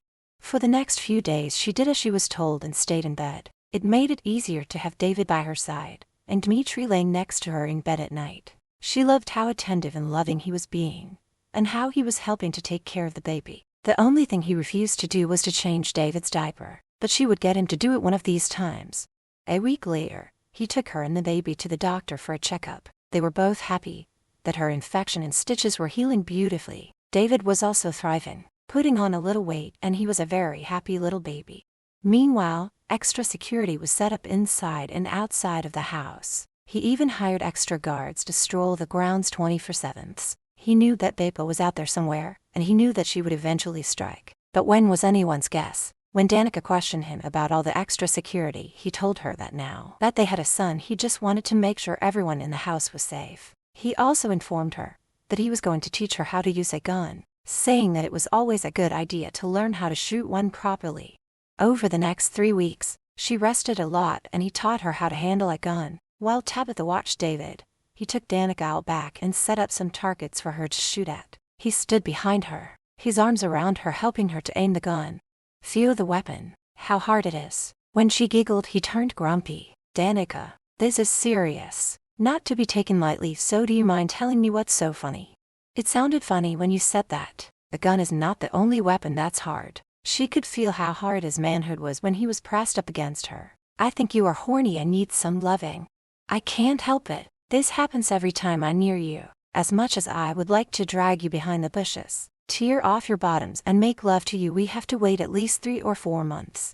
Oh hell no, I'm not waiting for months, she said, looking back at him. Well, it's doctor's orders, so I won't be touching you until then. She let out a devilish laugh. We'll see about that. For 2 hours he taught her how to handle the gun and was impressed at how fast she caught on. He stayed at home as much as he could. His nerves were always on edge, wondering when Beppo was going to show her face and what she was going to do. He had hired an army of men to look for her, checking every ship that came their way. He even offered a $2 million award for the person who gave him the information about her whereabouts. It was getting harder keeping it from her. She knew he was keeping a secret. I know you well enough by now to know you are worried about something. You need to tell me if it has anything to do with our safety. Mostly David's. He knew she was right, so he told her everything. I knew it. That bitch thinks she can come back here and hurt my family. Well, she has another thing coming to her. I will kill her myself if she tries to hurt our son. Or you, she said, turning to look at him. That is why you wanted me to learn how to use a gun and for all the extra security. You shouldn't have kept it from me. I had a right to know. He stared at her, thinking how strong and brave she had become, and knew that he was going to make her his wife as soon as he got rid of Beppo. Yes, you did. I am sorry. Please forgive me. I'll forgive you on one condition. If you're going to ask me to make love to you, I won't. It's too soon. All right, but there's nothing saying we can't fool around. We don't have to make love, but we could touch and kiss. Maybe I could try giving you another BJ. I know by now you must be in dire need of relief.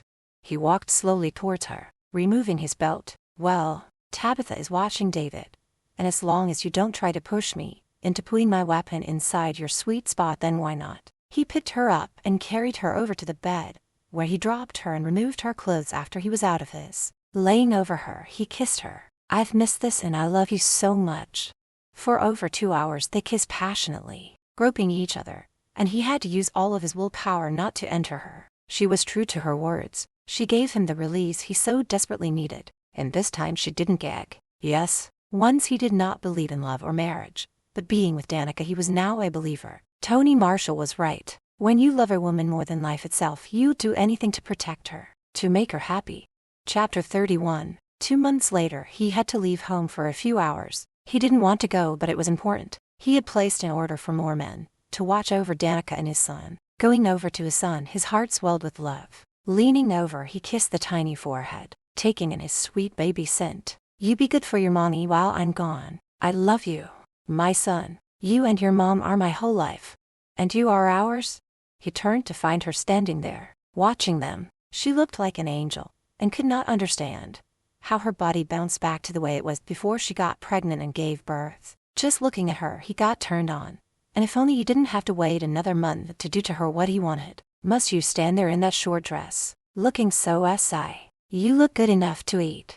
Walking over to him, she put her arms around his neck. There's no reason why you couldn't. It has been 2 months and I'm all better. I know what you're doing, so you can stop pushing your body into mine. The doctor did recommend waiting 3 months, if not longer. I will not make love to you until I know it is safe. She released her arms from around his neck and let out a loud sigh. What do doctors know? I know my body better than anyone else. Do you have to go out today? He walked up behind her, Putting his arms around her, he kissed the side of her neck. I would not go if it weren't very important. You will be safe here. I have many guards watching over you and David. I will be back as soon as I can. Will you be here when the electrician comes to fix the lights in the hallway? They are still flickering on and off, and I'm afraid that one of these times they might go off and not come back on. I will try to get back in time, but if I not, I've told Craig to follow him around and watch everything he does. He's a good man and can be trusted. Next to Dennis, he's the only one I truly trust to take care of my family. She turned around to face him, putting her arms around his neck. Before you go, I want you to kiss me. Not just a kiss, but one that shows me how much you love me. Placing his hands on her shoulders, he moved her up against the wall, pinning her hands above her head. His lips came down on hers. There was so much hunger in the kiss that had her moaning into his mouth. He was like a savage in the way he was kissing her, practically sucking the breath out of her body. When he finally released her, he stood back and smiled when he saw her chest rising and falling rapidly and her eyes closed and her mouth slightly parted. There, does that prove to you how much I love you? She slowly opened her eyes. Her heart was pounding so hard in her chest she thought it was going to burst. Her lips felt bruised. Her core was throbbing and on fire. She wanted him so badly right now but knew he had to leave. Yes, she said breathlessly. Before leaving, he went over and kissed David on the forehead one more time. Shortly after, he left with Dennis a white van with the words, "Sam's electrician," pulled up to the house. It was the same company that did all the work for Dmitri. The guard at the gate stopped the vehicle and stared at the man behind the wheel. "I haven't seen you here before." He looked the man over. He had a mustache and beard. His glasses were one of those dark rims with extra thick lenses. "Show me your credentials and your driver's license." "I've been working for Sam for close to a year now. You can call him if you want to," he said, handing the guard all of his papers. "Look, I just want to do my job and go home to the wife and kids." The guard looked everything over and everything appeared above board. "All right, go on through." The person behind the wheel smiled, thinking this was way too easy. Glancing in the rearview mirror, she smiled. For over 2 months after sneaking off the ship carrying oil, she managed to stay hidden from Dmitri's men. Hooking up with a crack addict and living with him, she stole his money, paying to get a fake it. Some disguises that when she wore them no one would be able to recognize her, not even her own mother. It took weeks of planning, watching and waiting for when they would need Sam's company to do some work for Dmitri. Having worked for him, she knew every company he used. Spying on the house, she learned the company was coming to do some work, and later breaking into Sam's office, she was able to get all the information she needed. On the streets of Chicago, you could buy any type of weapon, and with the addict she was staying with was able to buy a gun and a knife. She had been planning her revenge for months, even while she was on the streets of Russia, being abused by her pimp that was making her work off what she had stolen from him. But once it was paid off, she knew he was going to kill her. The problem was she wasn't bringing him much money, and knew her time on Earth was coming to an end soon, so she had to escape. She was street smart, and knew many people from the underground, and was able to get help from one man in exchange for SX. With a backpack full of snacks, he smuggled her onto a boat heading to America, where she remained hidden for over a month. It was hard, and when she ran out of food, she had to sneak around and look for scraps of food in the trash when the crew was either above deck or asleep.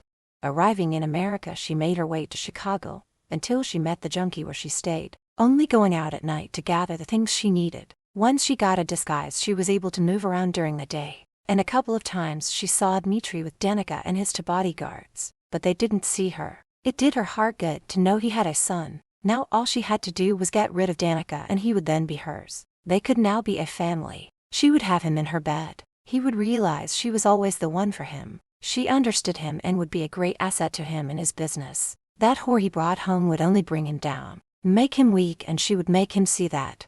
Bapa had no problems getting inside. Even that fool Craig didn't recognize her. The idiot didn't even pat her down to look for a weapon. He just checked out the roll of wiring that was strapped over her shoulder and looked inside the toolbox, but never bothered to lift the drawer where she had hidden the gun and rope. She knew he wouldn't, since they trusted Sam and those who worked for him. Little did they know poor Sam was lying dead in the basement of his home where he lived alone.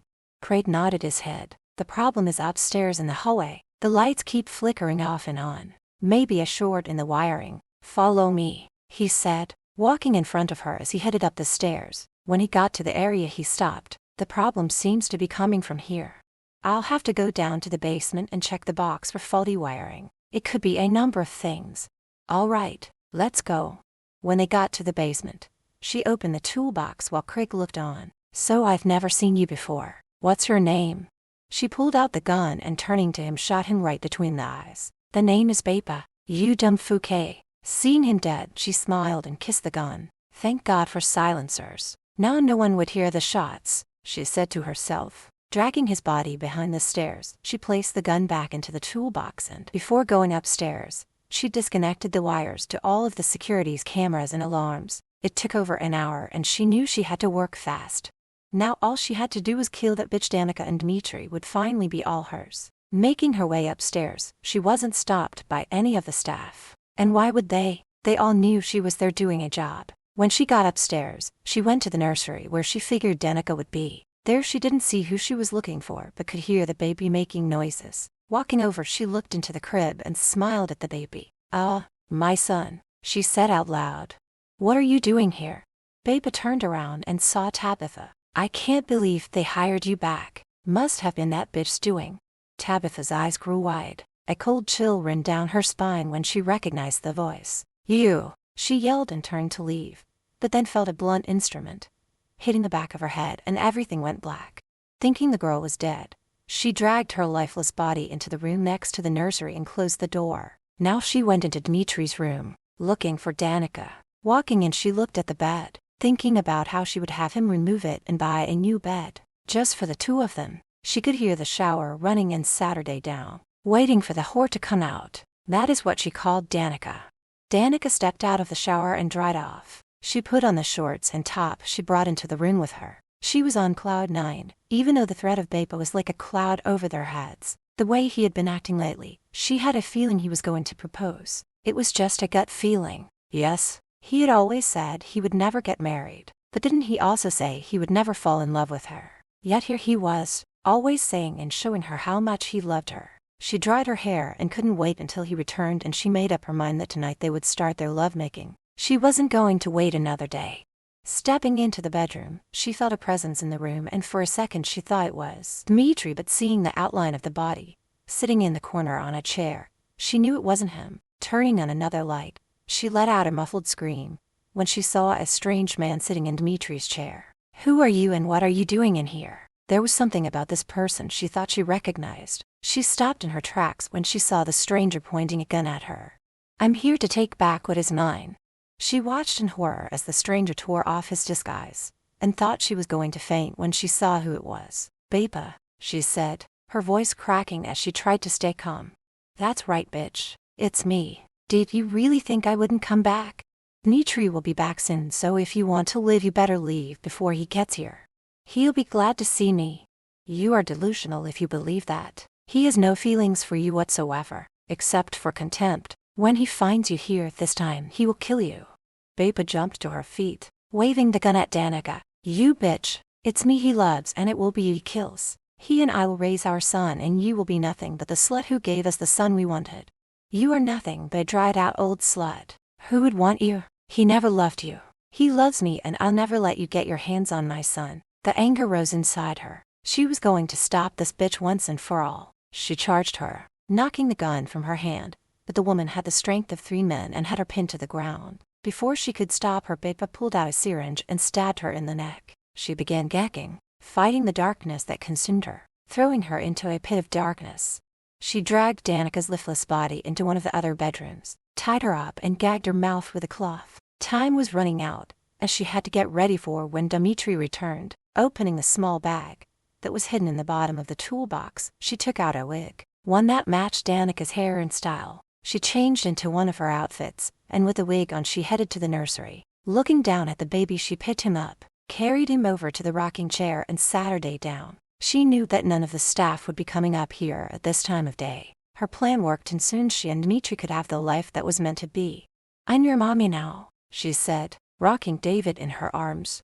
Chapter 32. Dmitri and Dennis were on their way back home, both anxious to get back. He looked over at his man and smirked. "I guess things are heating up between you and Tabitha." He took his eyes off the road for a moment to glance over at his boss. "You know about us. Everyone knows. It's not like we can't see the way you look at each other. We've known for a long time now. You don't have to keep it a secret, especially from me." As long as you don't let it affect your job, I won't have a problem with it. I give you my word it won't, he replied, feeling greatly relieved that his boss knew and was okay with it. He was sure that Danica had a hand in getting Dmitri to go along with it. He was also grateful to her for talking Tabitha into asking him out. He wanted to ask her himself, but when it came to the opposite sex, he was always shy around them. Pulling into the driveway and through the gate, they saw the electrician's truck parked outside. They both got out of the vehicle. I guess Sam is still working on the problem, Dennis said as they both entered the house. Dmitri nodded his head. Looks like it. I'm going upstairs to check on Danica and the baby. If you're hungry, go to the kitchen and get the cook to make you something. As he was walking up the stairs, he stopped and turned back to look at Dennis. I'll let Tabitha know you're still here. He wanted to surprise Danica, so he went into the bedroom first, calling out her name as he removed his tie. Not receiving a reply, he figured she was probably in the nursery with David. He looked around. Something seemed off, but he couldn't put his finger on it. Leaving the bedroom, he went to the baby's room. He could hear the soft creaking of the rocking chair. Thinking he should put some oil on the hinges like she had been asking him to, he stopped at the door, looked in and could see the back of her head and could hear David's soft little noises that he always makes. Though it was her hair, same color, same style, something didn't feel right. For one thing, she always hummed softly to David when she rocked him. Yes, something was definitely not right. Danica, he said in a low voice as he slowly made his way into the room. Walking around in front of her, he stopped dead in his tracks. His heart started racing, the palms of his hands became sweaty and his eyes widened in shock. There was Beba wearing a wig and one of Danica's outfits. She was rocking David, with a smile on her face and a gun in her hand, resting against the baby's chest. He knew he had to stay calm in order not to startle her. He had to play it cool, and go along with whatever sick fantasy that was going through her mind. Hey, what are you doing? He asked in the calmest voice he could muster. She looked up at him, giving him a huge smile. I'm glad you're home. We've missed you, she said, glancing down at David. He cleared his throat. I've missed you both too. I see the baby is sleeping. Let me hold him. He wanted to get the baby away from her, and then take her into a separate room to deal with her. I don't think so. He's quite comfortable here in my arms. Put him in the crib and then we can go to our room and talk. She looked at him, her eyes glossy. Do you love me? I love you and our son. We are going to have a great life together. Of course, I love you, Danica. Her mellow mood changed to one of anger. I am not that bitch. It's me, Beba. She hissed and she removed the wig and threw it to the floor, the gun still in her hand. He swallowed the lump that was stuck in his throat. I know, it's just the wig that threw me off. I didn't mean to say her name. Where are Danica and Tabitha? You don't have to worry about either one of them. I've taken care of them. Tell me you love me and that we can be together as a family. He looked at his sleeping son and felt as though his heart was going to break. Yes, my love. I love you and we are a family now. We will move away from here and start all over with no one to get in our way. But you must trust me. Tell me where the two women are and put the baby in his crib. They are tied up and perhaps dead, so we'll have to get rid of the bodies before we leave. She got to her feet and handed him the baby. Put him to bed, sweetheart, and then I want you to kiss me. The thought of kissing her made his stomach turn, but he had to stay calm and go along with her until he could get the gun from her hand. Placing David in his crib, he turned to look at her. Put the gun down, sweetheart. I will not kiss you while you are holding it. When he saw her eyes light up and the smile on her face, he knew that she was totally delusional and was believing everything he said. Just as she placed the gun on the table and was walking towards him, they heard a voice and turned their heads in the direction of where it was coming from. Meanwhile, Danica opened her eyes. It took several minutes for them to adjust to her surroundings. She forced herself to calm down as she remembered what had happened but had no idea how much time had passed. She tried to move her arms but realized they were tied behind her back. Her feet were also tied together. Since she had a rag or something in her mouth, she couldn't scream, but her motherly instincts kicked in right away. She had to get to her son no matter what it took. The rope around her wrists didn't seem to tight, so she struggled, twisted, and in time was able to wiggle out of them. Taking the rag from her mouth, she worked hard on getting her legs untied. Getting to her feet, she felt weak and had to grab onto the wall. She knew she was in one of the guest rooms. Taking a deep breath, she made her way out of the closet. She decided to sneak back to her bedroom, where she could get the gun from Dmitri safe. As she made her way down the hall, she could hear voices coming from the nursery and knew it was Beba and Dmitri. Their bedroom was just across the hall. from where David's room was, so she had to sneak quietly past without Beba hearing her. The bedroom door was ajar, so she slipped in and made her way to the closet. Opening the safe, she pulled out the gun. Not wanting to fire the weapon and frighten the baby, she grabbed the silencer and placed it on. It was time to take the bitch down once and for all. Peeking her head in the door, she saw Beba place her gun down, and just before she could take a step towards Dmitri, she shouted out, "Get away from my family, you bitch." She pulled the trigger and saw Beba's mouth drop open just as the bullet hit her right in the heart. Lowering the gun, she stared as the woman fell to the ground and died instantly. She had never killed another living being and she was in shock. He walked over to her, taking the gun from her hand. He placed his hand on her chin and turned her head to look at him. "Baby, it's okay. She'll never bother us again." He was so proud of her, the way she took Beba without hesitating. She looked at him, her eyes filled with tears, and threw her arms around his neck. She felt his arms tightening around her as he kissed the top of her head. Then she pulled away and ran over to the crib and picked up David. Taking in his sweet baby scent, she kissed his head. The thought of never holding him again made her so sad, and she never wanted to let him go again. Dennis had gone down to the basement when he couldn't find Craig. There he followed the trail of blood to around the corner. Dropping to his knees, he felt for a pulse but couldn't find one. He felt a pang of sadness, knowing his friend was dead. Now his thoughts went to Tabitha and Danica. Running up the stairs, he pulled out his gun. As he made his way up to the next level where the bedrooms were, at the nursery, he went in and looked down at the dead body on the floor, then over at Dmitri and Danica. "Are you all right?" he asked, looking at the couple who were huddled together with the baby in her arms. "Yes," Dmitri answered. "Where's Tabitha?" he asked, fearing she too was dead. Danica looked over at him. "I don't know. Go see if you can find her." He ran out of the room, going from room to room. He finally found her sprawled out on the floor. "Sweetheart, wake up. Please wake up." He felt for a pulse and found one. Breathing a sigh of relief when her eyes opened, he leaned down and kissed her lips gently. "Thank God you're all right." Her head was pounding and she felt the blood when she touched her head. "Dennis, Beba is here and I'm afraid she has harmed Miss Burke and the baby." He held her gently in his arms. "They are okay and that bitch is dead. She can no longer hurt anyone." He helped her up. "I will have the doctor come and check you out. Take me to see her and the baby. I've got to see for myself that they're okay."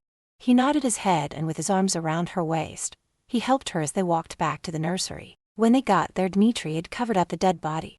When Danica saw Tabitha, she handed David over to Dmitri and went and pulled the girl into her arms for a big hug. "Thank God you're all right. I am so sorry you went through this." "I'm okay, Miss Burke, but how are you and David?" "We're fine, but you're bleeding, so we will get someone to take a look at you." She looked over at Dmitri. "Will you call the doctor to come and have a look at her?" "I will, but let's get out of this room and go into our bedroom. There I will call the doctor and have him come over right away." They went into the main bedroom and had Tabitha lay down on the bed until the doctor arrived. David, bless his sweet little heart, was still fast asleep, so she placed him into the bassinet. Danica went and got a towel and a wet face cloth and cleaned off Tabitha's blood from her head and face. Her own wrists were red and swollen from the ropes, but she refused to acknowledge the pain as she cleaned up Tabitha. Dmitri and Dennis went and sat her down on the sofa, after pouring themselves a large shot of straight whiskey. "I want to take her and David away for a few days. I think we will go back to my island. Make the arrangements with the pilot to leave within the next few hours." "Yes, sir. Right away. As you have probably guessed by now, something has happened to Craig. I found him dead in the basement." Dmitri lowered his head and rubbed his forehead. "He was a good man, very loyal and faithful, and I know he was a good friend of yours. I will see to it that his wife and children are well taken care of for the rest of their life. Tell them they have nothing to worry about. $5 million will be placed in her bank account within the week." When the doctor arrived and checked out Tabitha, they were told that there was no permanent damage done, only that she would have one heck of a headache for a while and she just needed to rest. That was when Dmitri decided to take her and Dennis with them to the island. The place was big enough for all of them. "We're going to your island?" she asked him when they were alone. "Yes. I want to get you and David away from here, while everything gets cleaned up and taken care of. I've invited Dennis and Tabitha to come with us. I do hope that's okay with you." She went over and put her arms around his neck and rested her head on his shoulder. "It's more than okay with me. I just feel so bad that she had to get hurt because of me." "It's not your fault, my love, but I do think our problems are behind us. Let's get ready for our trip." We could all use some time away and relax. I want you to know that I love you so much and I was so scared that I had lost you." She reached up and kissed him. "You are never going to lose me." A few hours later, they boarded the plane and headed to his private island. The women were both totally exhausted, so he had them go lay down on the bed while he and Dennis watched David. A little later, they both went in to check on the girls, and found them both asleep on the bed. Dennis chuckled and nudged Dmitri in the ribs. Under different circumstances, seeing two women in bed together would be one heck of a turn-on. Dmitri rolled his eyes at his friend. "You're a sick Fouquet, let's leave them be." Chapter 33. Once the plane landed, and they drove to the house, they were all glad to be away from the mess back home. Dmitri thought it would be good for Danica, since she was still upset about taking a life. Dennis and Tabitha took the guest room near the back of the house. After getting settled in, they met up in the family room. David had been fed and changed and was asleep in his bassinet. Danica sat her day next to Dmitri, resting her head on his shoulder with his arm around her. After everything they had been through in the flight here, she was totally exhausted even though she had slept on the plane. "I really don't feel like cooking a hot meal, so do you guys mind if we just have sandwiches and a salad for dinner?" Dennis got to his feet. He knew how the women were both still upset over what took place, so he told them to relax. "You ladies just sit down and take it easy, while I make us some sandwiches and coffee. I'm sure I can even get Dmitri to help me." Groaning, he got to his feet and stood in front of Dennis. "I'm no good in the kitchen, but I'll come and keep you company." He turned back to look at Danica and Tabitha. "You ladies stay here and we'll bring the food to you." When the men were in the kitchen, and Dennis started preparing the sandwiches and other stuff, Dmitri did help out by buttering the bread and turning on the coffee percolator. "I want you and Tabitha to do a favor for me tomorrow evening." "Anything, boss, just name it." "I want you both to keep an eye on David so that Danica and I can spend some alone time down by the water. I have a question to ask her and I need to do it when we're alone." "What are you going to ask her?" "Oh, I'm sorry, it's none of my business." He had a funny feeling. He knew what it was after they had stopped at the jewelry store, before going home to the chaos. "I see no reason not to tell you, but you cannot tell Tabitha or else she might tell Danica and I want it to be a complete surprise. I'm going to ask her to marry me." "Well, it's about damn time," Dennis said as he cut the sandwiches in half. "Did you ever think when you took her from Rudy that you would ever fall in love with her?" "Not really, but I did know there was something about her that I was drawn to. I never believed in love or marriage before, but now I do. The funny thing is she knew that I was in love with her before I did. I can never escape the life that I live, but I can make some changes." Dennis picked up the tray of sandwiches and was curious as to what his boss meant by that, but he knew better than to ask.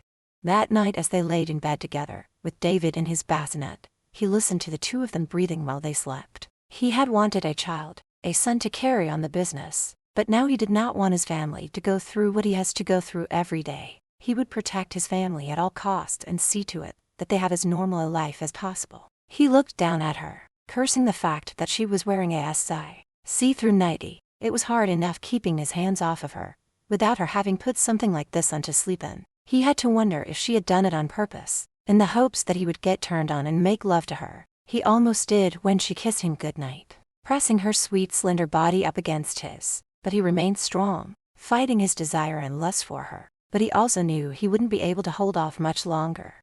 The next day, they all spent together, having lunch and talking and taking turns holding David. They couldn't get over what a good baby he was. He hardly ever cried except when he was hungry or needed a diaper change. "How about you and I go down to the water and go for a swim?" he asked, looking at her after she had finished feeding the baby. She looked up at him and smiled. "What about David?" "Oh, Dennis and I can watch him if you'd want to go out for a while." Dmitri glared over at Dennis and shook his head. It was obvious that he had told Tabitha about his wanting to propose to Danica. "Are you sure you don't mind watching him for a while?" "Of course not. You guys go and enjoy yourself, and when you get back we can crack open a bottle of champagne." Dmitri ran his hand over his chin. He was afraid that Tabitha was going to blow it for him. "I'm not sure we even have any champagne here," he said in a grouchy voice. He was grateful that Danica didn't think anything about Tabitha's comment. A little later that afternoon, they changed into their bathing suits and headed to the beach by the water. They had brought along a blanket and a small picnic basket, with some fruit and one of those small bottles of wine. Since she wasn't able to breastfeed, she could now have the occasional drink. After laying the blanket down on the sand, She removed her cover-up and grabbing his hand pulled him up. Let's go for a swim. When they got to the edge of the water and he stuck his foot and he shivered. Damn, I didn't think it would be so cold. So let's just go lay down on the blanket. A big tough mafia boss like you is afraid of a little cold water. What's the matter? Are you just a cat? I'll show you who's a cat, he said and started chasing her. She started running away, screaming when he caught her and picking her up. He tossed her over his shoulder and gave her a slap. She kept squealing in delight as he walked deeper into the water. And when he got far enough he lowered them both down until their heads were covered. Coming up for air, she threw her arms around his neck and her legs around his waist. That was so mean of you, she said, shivering and her bottom lip began to quiver. Then you shouldn't tease me, my love. He looked into her eyes, his arms around her. I love you so much. Thank you for showing me how to love. You are my angel, my savior. She felt the tears stinging her eyes and his warm and loving words. I love you too. Let's get out of the water and dry off, he said when she kept shivering. But he also needed to get away, because with her wet body pressed against his, he was getting horny as hell.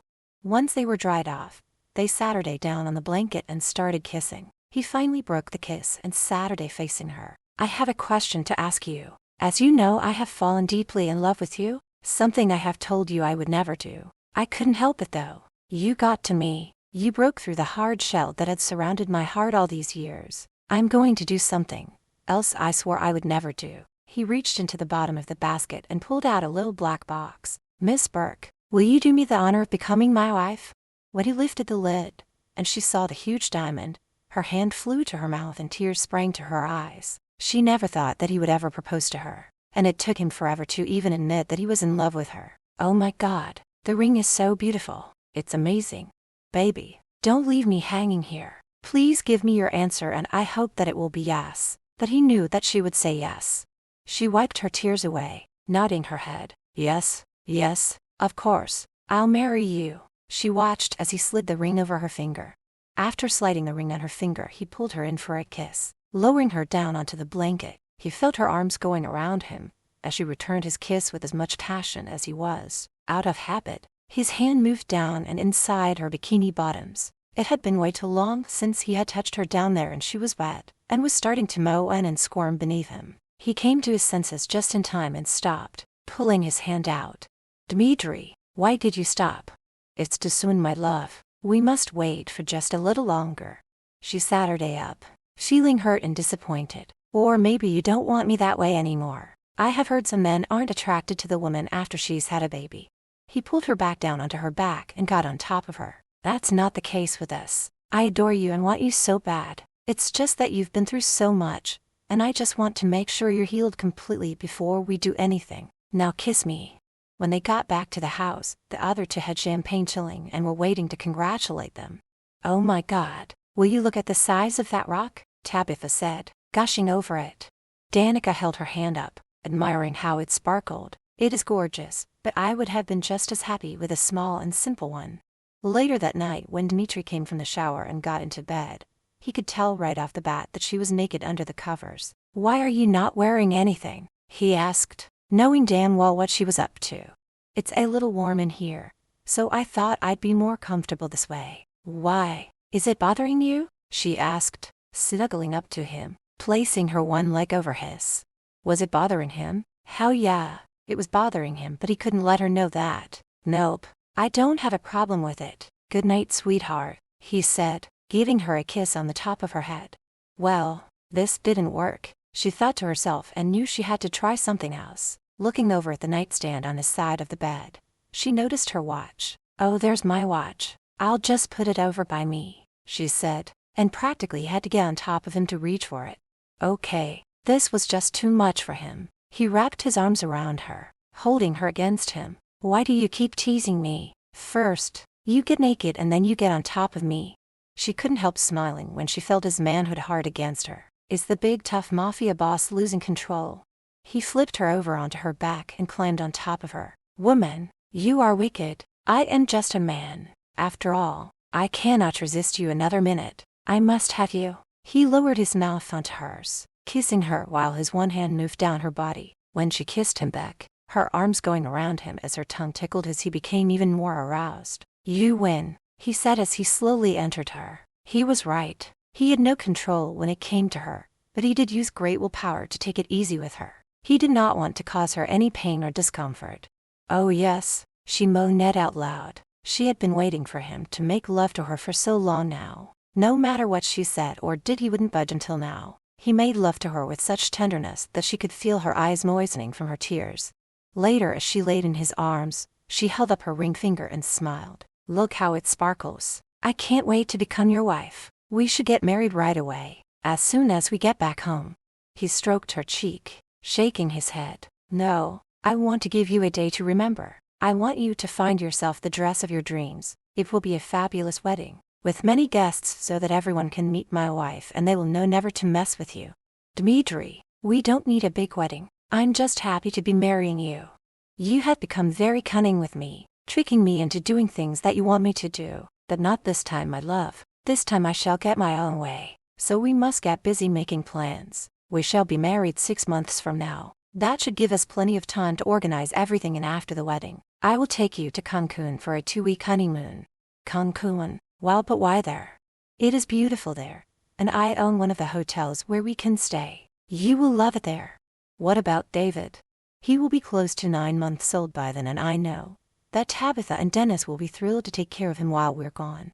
Chapter 34. It took her over a month to find the perfect dress, and when she saw it she fell in love with it. It was strapless, full length, and had sparkly beads throughout it. The wedding and reception were to be held at their home. She wanted a small, simple wedding, but he insisted they had a big one. She didn't know anyone that he invited to the wedding except for the ones who worked for him. Of course, Dennis was Dmitri's best man and Tabitha was her maid of honor. Dmitri spared no expense for the wedding. He hired the best caterers, the best decorators, and had transformed the backyard into something out of a fairy tale. Now he wasn't one for those traditions, and refused to let her spend the night alone in another room. The night before their wedding, she was already in bed when he came into the room. Removing his clothes, he got into bed next to her and sat her up. We need to have a talk, he said, giving her a serious look. She sat her up and was worried that he had changed his mind about marrying her. You look so serious. Is something wrong? No, I just need to talk to you. I love you and I know that you love me, but I have to ask you, are you really sure you want to marry me? Of course I'm sure. Why are you asking me that? Because you are marrying a man who has a bad reputation for being in the mafia. This is my life. It is one that I cannot walk away from even if I wanted to. You will have to live a life being surrounded by guards to protect you and our son. Danger can strike at any time. There is always going to be someone out there that will want to try and take me down. As much as I love you, I am willing to let you go if you choose to, and you can even take David with you somewhere safe. She took hold of his hands. I know who and what you are, and I don't care. I love you and I could never leave you. I also know that you will keep us safe. All I ask is that you remain faithful to me for the rest of our lives. I give you my word on that. I will never harm you, or will I disrespect you in any way whatsoever. She felt a tear slide down her face. Since having David, he was a changed man even in front of others. There was a time when they went out she had to remain quiet and not speak so as not to embarrass him or make him look bad in front of his men. But now she could speak her mind, even if it was in anger or to disagree with him in front of others. You already treat me with respect when we go out. I love you so much. You are the love of my life and my savior.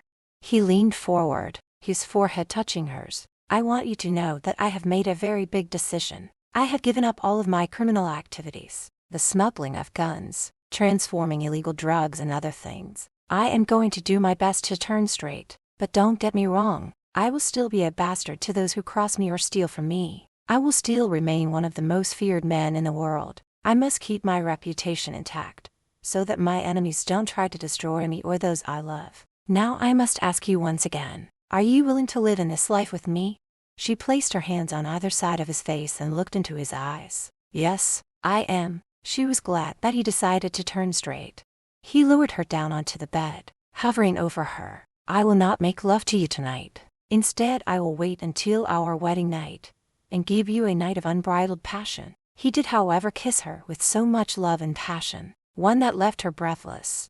As agreed, he woke up early, gave her a kiss and left the room and would not be seeing her until the ceremony took place. In 6 hours he would be a married man and he couldn't wait. Going downstairs, he had his breakfast and met with Dennis. "Well, boss, are you getting cold feet yet?" He smiled at his right-hand man. "Cold feet? Not a chance. I can't wait to make her my wife. I want to thank you and Tabitha again for agreeing to take care of David while we're on our honeymoon." "You don't have to thank us. It's our pleasure to do so. I've checked everything out as you asked, and everything is on schedule. There are some men outside setting up now for the live band, and extra security has been set up all around the property." For the next several hours, people started coming and going. Food was being prepared, equipment for the live band was set up, and the cake and champagne were delivered on time. It was time for him to go up and take a shower and get into his suit. Heading upstairs, he went in the opposite direction of his bedroom, going into one of the guest rooms that had his suit hanging in the closet. Meanwhile, Danica and Tabitha were up in her bedroom having breakfast together, while David slept in his crib. "So are you excited about today?" She looked at Tabitha and took a deep breath. "I'm nervous as hell. I mean, I'm excited to be marrying Dmitri. It's just all those people that are coming to the wedding are making me nervous. I only wanted a small wedding, but he wouldn't change his mind. He can be so stubborn at times." "Well, just concentrate on him and don't even think of the other people."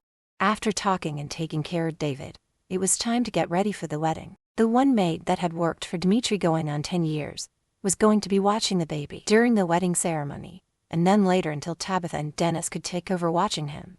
After putting on his suit, he went down to his office where Dennis was waiting for him. He poured them both a shot of whiskey and handed one to him. "It's almost time."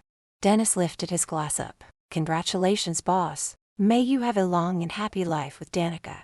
After finishing their drink, they went outside and greeted the guests that were arriving. He spent the time greeting his guests and welcoming them to his special day. He then went out back to where the meal was going to be served to make sure it was what he wanted. Seeing the way out and how it looked, he was very pleased. He then went into the kitchen to check on the food and to make sure the men he hired were watching everything being prepared. It was always a good idea, just in case an enemy slipped in and tried to poison the food or drinks. Yes, he used paying big bucks hiring extra men to keep an eye on everything. There were also a handful of his regular men watching the newly hired men. He looked at his watch and knew it was close to the time when the ceremony was going to begin, so he went outside to where Dennis was standing talking to another man. Going over, he tapped him on the shoulder. "You got the rings?" "Right here, boss," he answered, touching his breast pocket. "Good. It's time for us to go over to the gazebo."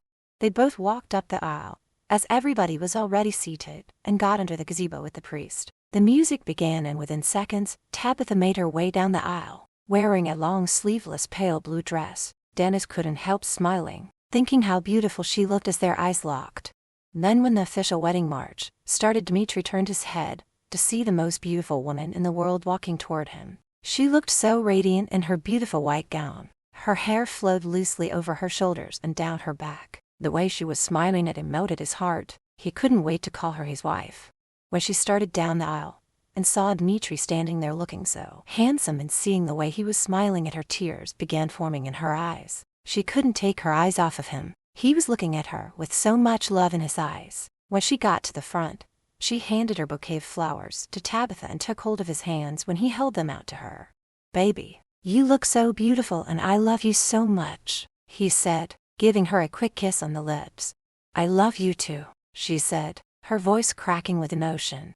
Everyone was quiet during the ceremony, as they listened to the vows being said. When the rings were placed on their fingers and the priest announced them man and wife and told Dmitri he could kiss the bride, that's exactly what he did. Placing his hands on each side of her face, he pulled her in for a kiss. It was deep, passionate, and lasted for several minutes. The crowd got to their feet and started clapping. The woman watching David brought the baby over to them, and Dmitri held him while they accepted everyone's congratulations. After socializing and taking pictures, they all sat down for a delicious meal that had been prepared. By this time, David was taken back to his room for his nap. Toasts were made, speeches were said. It was then time to cut the cake.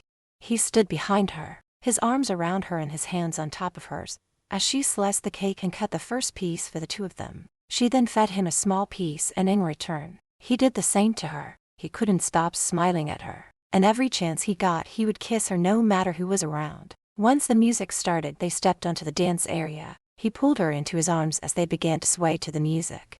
"Have I told you lately how beautiful you look and how much I love you?"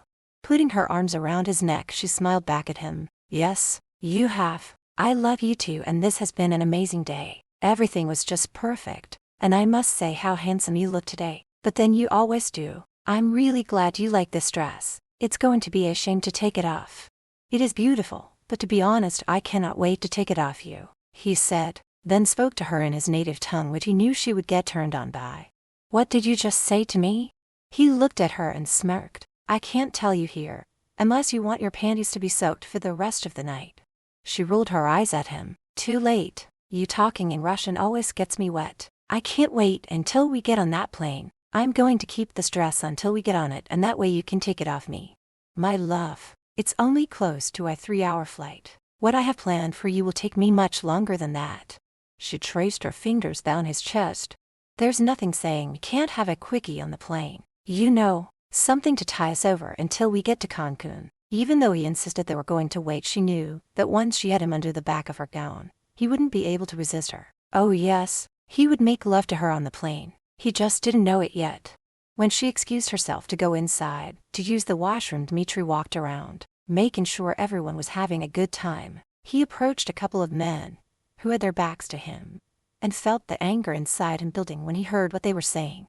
Mr. Dmitri did good for himself, marrying a hot young number like her. Maybe I should buy myself a stripper and bang her every night until she gets pregnant. Dmitri placed his hand on the man's shoulder, swung him around and punched him hard in the face. If I ever hear you talk disrespectfully towards my wife again, I will blow your fucking head off. Dennis saw what was happening and rushed over to them. Is there a problem here, boss? Not now, but I want you to get these two pricks off my property. Mr.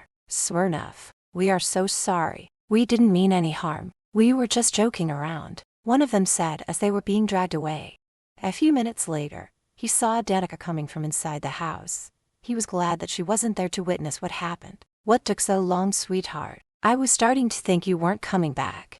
She reached up and kissed him. I just went to check on David and he's sleeping like an angel. I'm really going to miss him when we go on our honeymoon. Maybe we should take him with us. He pulled her into his arms, crushing her body against his. He will be fine with Tabitha and Dennis, and we can see him every day on Skype. Besides, I wouldn't want our infant son to hear how I'm going to make his mother scream in ecstasy for hours on end. It was time to head to his plane that was waiting to take them to Cancun. But first, she had to toss her bouquet. All the single women lined up behind her, and when she tossed it, Tabitha was the one to catch it. After that, they both went out to see David before leaving. She couldn't help feeling sad about leaving him, but she knew he would be in good hands, and that she could see him every day thanks to technology. Giving him a sweet kiss and promising to come back soon, they left to catch their flight. Chapter 35. Once they were on the plane and it was in the air, she asked him if he would pull the zipper down on her dress so that she could change into something else. She deliberately kept her wedding dress on, hoping to entice him into making love to her on the plane. They had never made love in the air before, and surely he would be up for a little love before getting to Cancun. Husband, I'm going to change into something else, so would you mind helping me with the zipper? He walked up behind her, pushing her hair over to the side. He kissed the side of her neck. I don't mind at all, but don't think for 1 minute that you're fooling me. Why, whatever do you mean? She asked, tilting her head to look back at him with a wicked smirk on her face. You think that you can seduce me into making love to you here and now, but like I told you, I will wait until we are at the hotel, because what I have planned for you is going to take many hours. Okay, I will respect your decision. When he had pulled the zipper down, she walked away from him and let the gown drop to the floor. She picked it up and placed it gently over the arm of the sofa, standing in only a pair of black side panties. She looked at him. She was thrilled to see the look of desire in his eyes as he checked out her breasts and moved down her body. Oh no, I left the dress I was going to put on in the bedroom. I guess I'll just go in there and get it. Excuse me, she said as she walked past him, gently brushing against him. She entered the tiny bedroom and could hear him behind her and gasped when he grabbed her arm and swung her around to face him. You play dirty, he said, holding her tightly against him. How am I supposed to resist you when you stand before me practically naked? You knew I wanted to wait until we got to the hotel. I ought to punish you for this. She gave him a gentle shove back. It's okay, we can wait. Just let me get my dress and I'll put it on so that way you won't be tempted. I don't think so. She walked away from him and picked up the dress that she planned to put on. Her eyes went wide when she saw him remove his belt from his pants, and stood there with lust ouncing from his eyes. The way he slowly removed the belt was very sensual. She could feel her panties dampening. She swallowed hard. Her heart was racing with anticipation. "You're not going to spank me with your belt, are you? I'm really not into that, so please don't."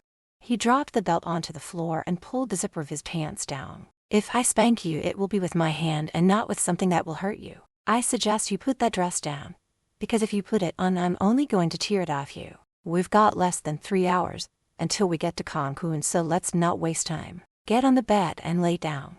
The way he was looking at her and the way he said what he did in a very demanding and rough voice had her core throbbing and her body on fire with desire. Putting the dress down, she did what he ordered her to do, and going over to the bed she laid down. When she went to remove her panties, he barked at her not to. "Don't you dare remove those panties. That is going to be my job." She laid there watching him as he stripped out of his clothes. She knew that as much as he was turned on, he was also a little bit angry with her. He was the type of guy that wanted things his way, and when it didn't, he could be a little bit on the grumpy side. But oh well, she didn't want to wait to get to the hotel to be made love to, and once he got started, she knew his anger would disappear and would be replaced with love and tenderness. He stared down at her while he removed his clothes. He was a little mad that she had seduced him into making love to her when he wanted to wait. Climbing up her from the end of the bed, he hovered above her. "You are a very naughty girl. Whatever am I going to do with you?" She reached up, placing her hands over his shoulders. "Just keep loving me," she replied. "There is nothing you could do that would stop me from loving you. You could betray me, stab me in the heart with a knife, and I would still love you." "Oh, Dmitri, I would never do any of that, because I love you with my whole heart and I always will.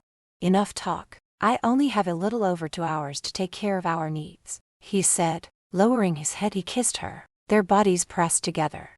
Her lips tasted so sweet. Her body felt like silk as he moved his lips from hers down to her neck. He could hear her soft moans and feel her body squirming beneath it as he kissed and lightly sucked on her neck. Laying between her legs, he could feel her wetness on his hardened manhood. He trailed his lips down over her collarbone to the top of her chest. Taking one of her breasts in his mouth, he began licking and sucking on the nipple, while his other hand massaged her other breast. After several minutes, he switched to the other one. He could hear how she was trying to stop from screaming when he lowered his mouth down to between her legs. Holding on to her legs, he buried his mouth over her wet cat. He teased her with his tongue, moving over her clit, biting softly down on it. And when he moved his tongue inside her, lapping up her sweet juices, she couldn't hold back another moment, and he heard her scream his name over and over as she released.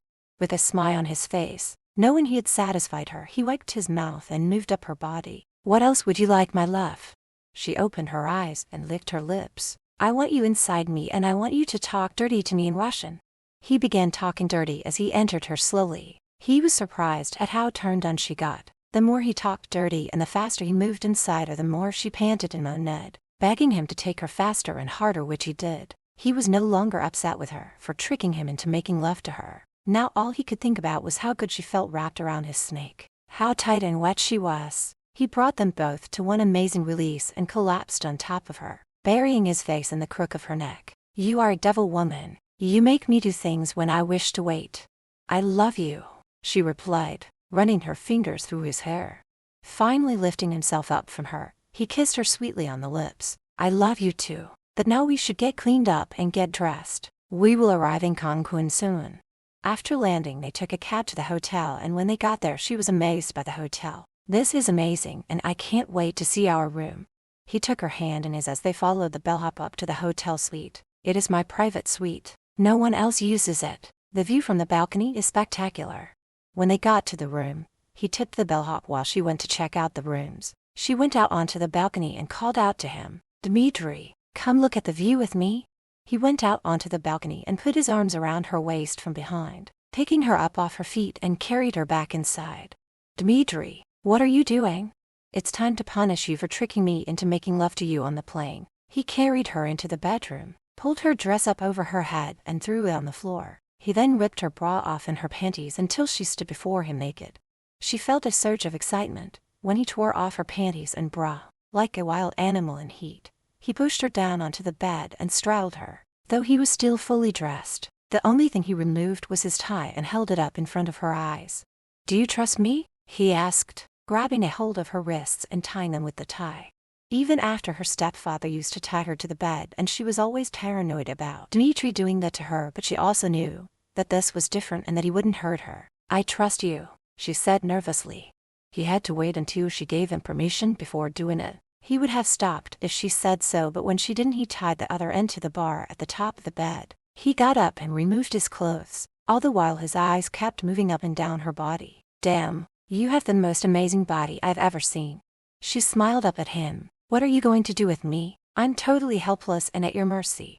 "I am going to bang your body into next week," he said as he climbed on top of her. For over 2 hours he teased her, touching and licking and sucking every inch of her body, until she screamed out for him to get inside her and fuke her. He was a little shocked at her use of that word because she never used it before. Well, maybe once or twice, but that was a long time ago. "Not yet, my love. You still need more punishment." He had her tied up with a tie in such a way that he could flip her over onto her stomach, placing his hands on her hips.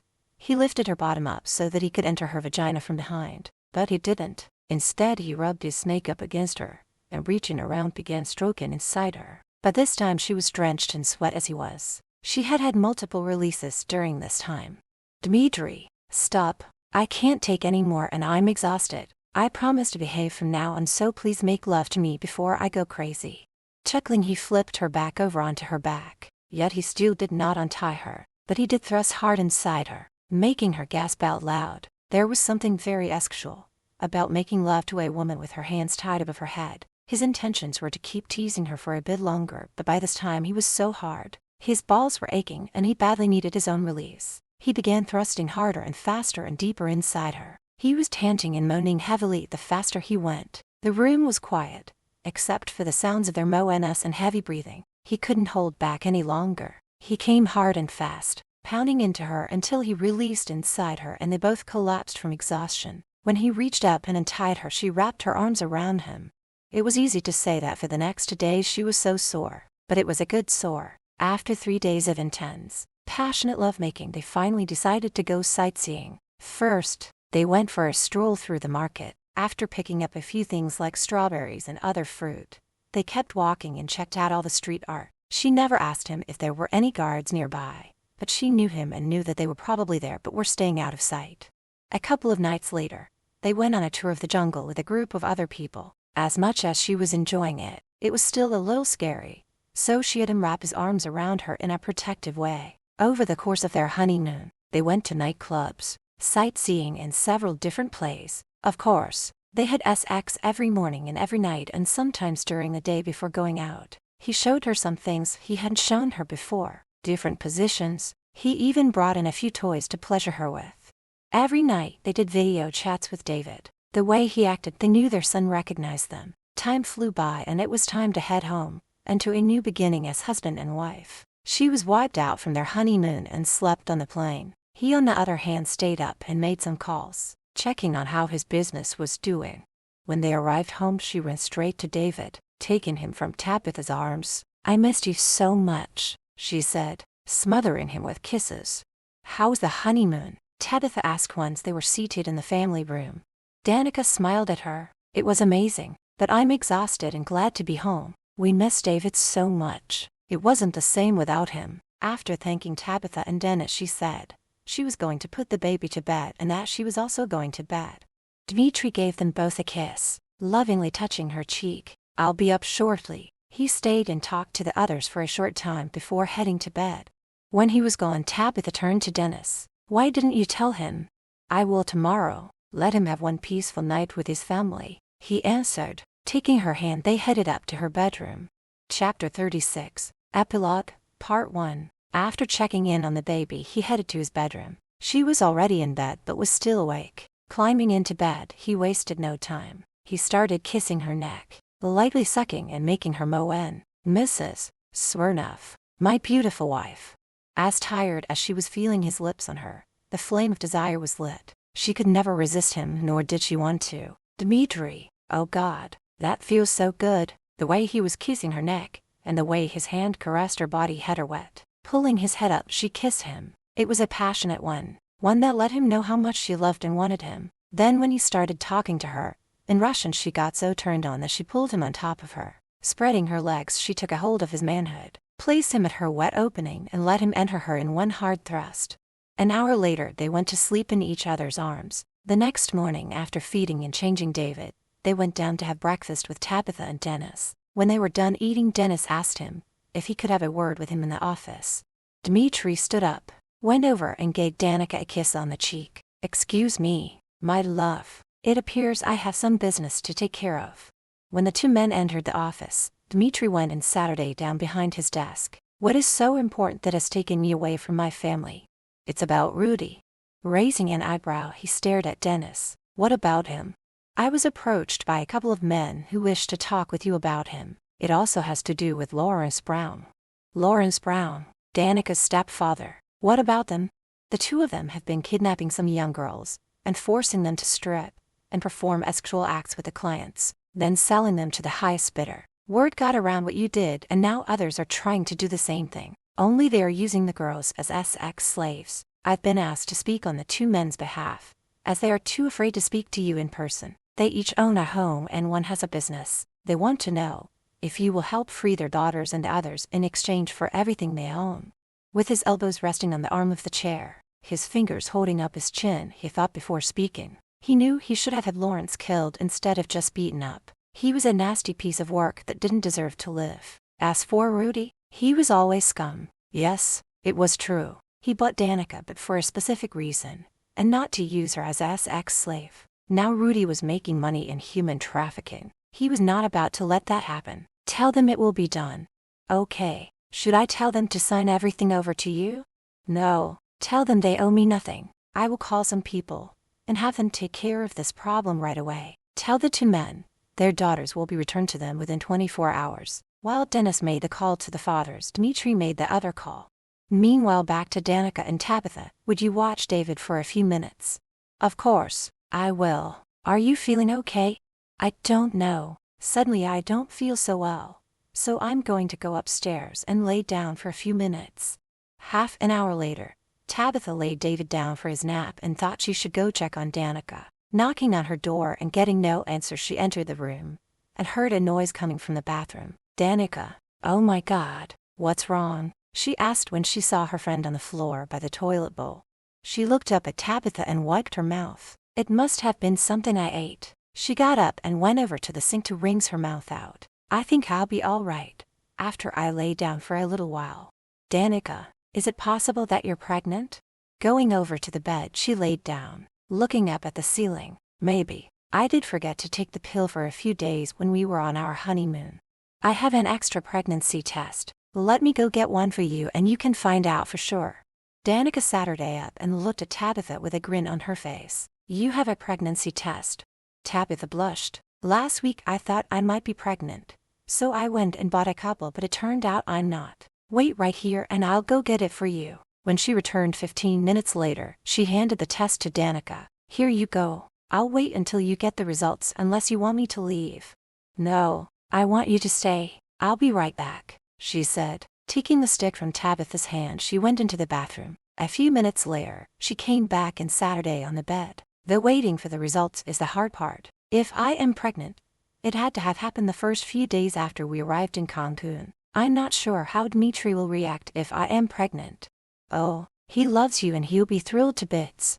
"I hope so." She looked at her watch. "The results should be ready now. I'm too nervous to look. Would you go look for me?" Tabitha nodded her head and walked into the bathroom. She came back a second later carrying the pregnancy stick. "It's official. It says you're 1 to 2 weeks pregnant." A small smile crossed her face. "I guess I better tell Dmitri. I better go do it now and get it over with. I think he's still in his office." He was sitting behind his desk, thinking about the order he had put into place when he heard a light tap at the door. "Come in," he said and smiled when he saw it was his bride. "Come over here, baby," he said, patting his lap for her to come to sit on.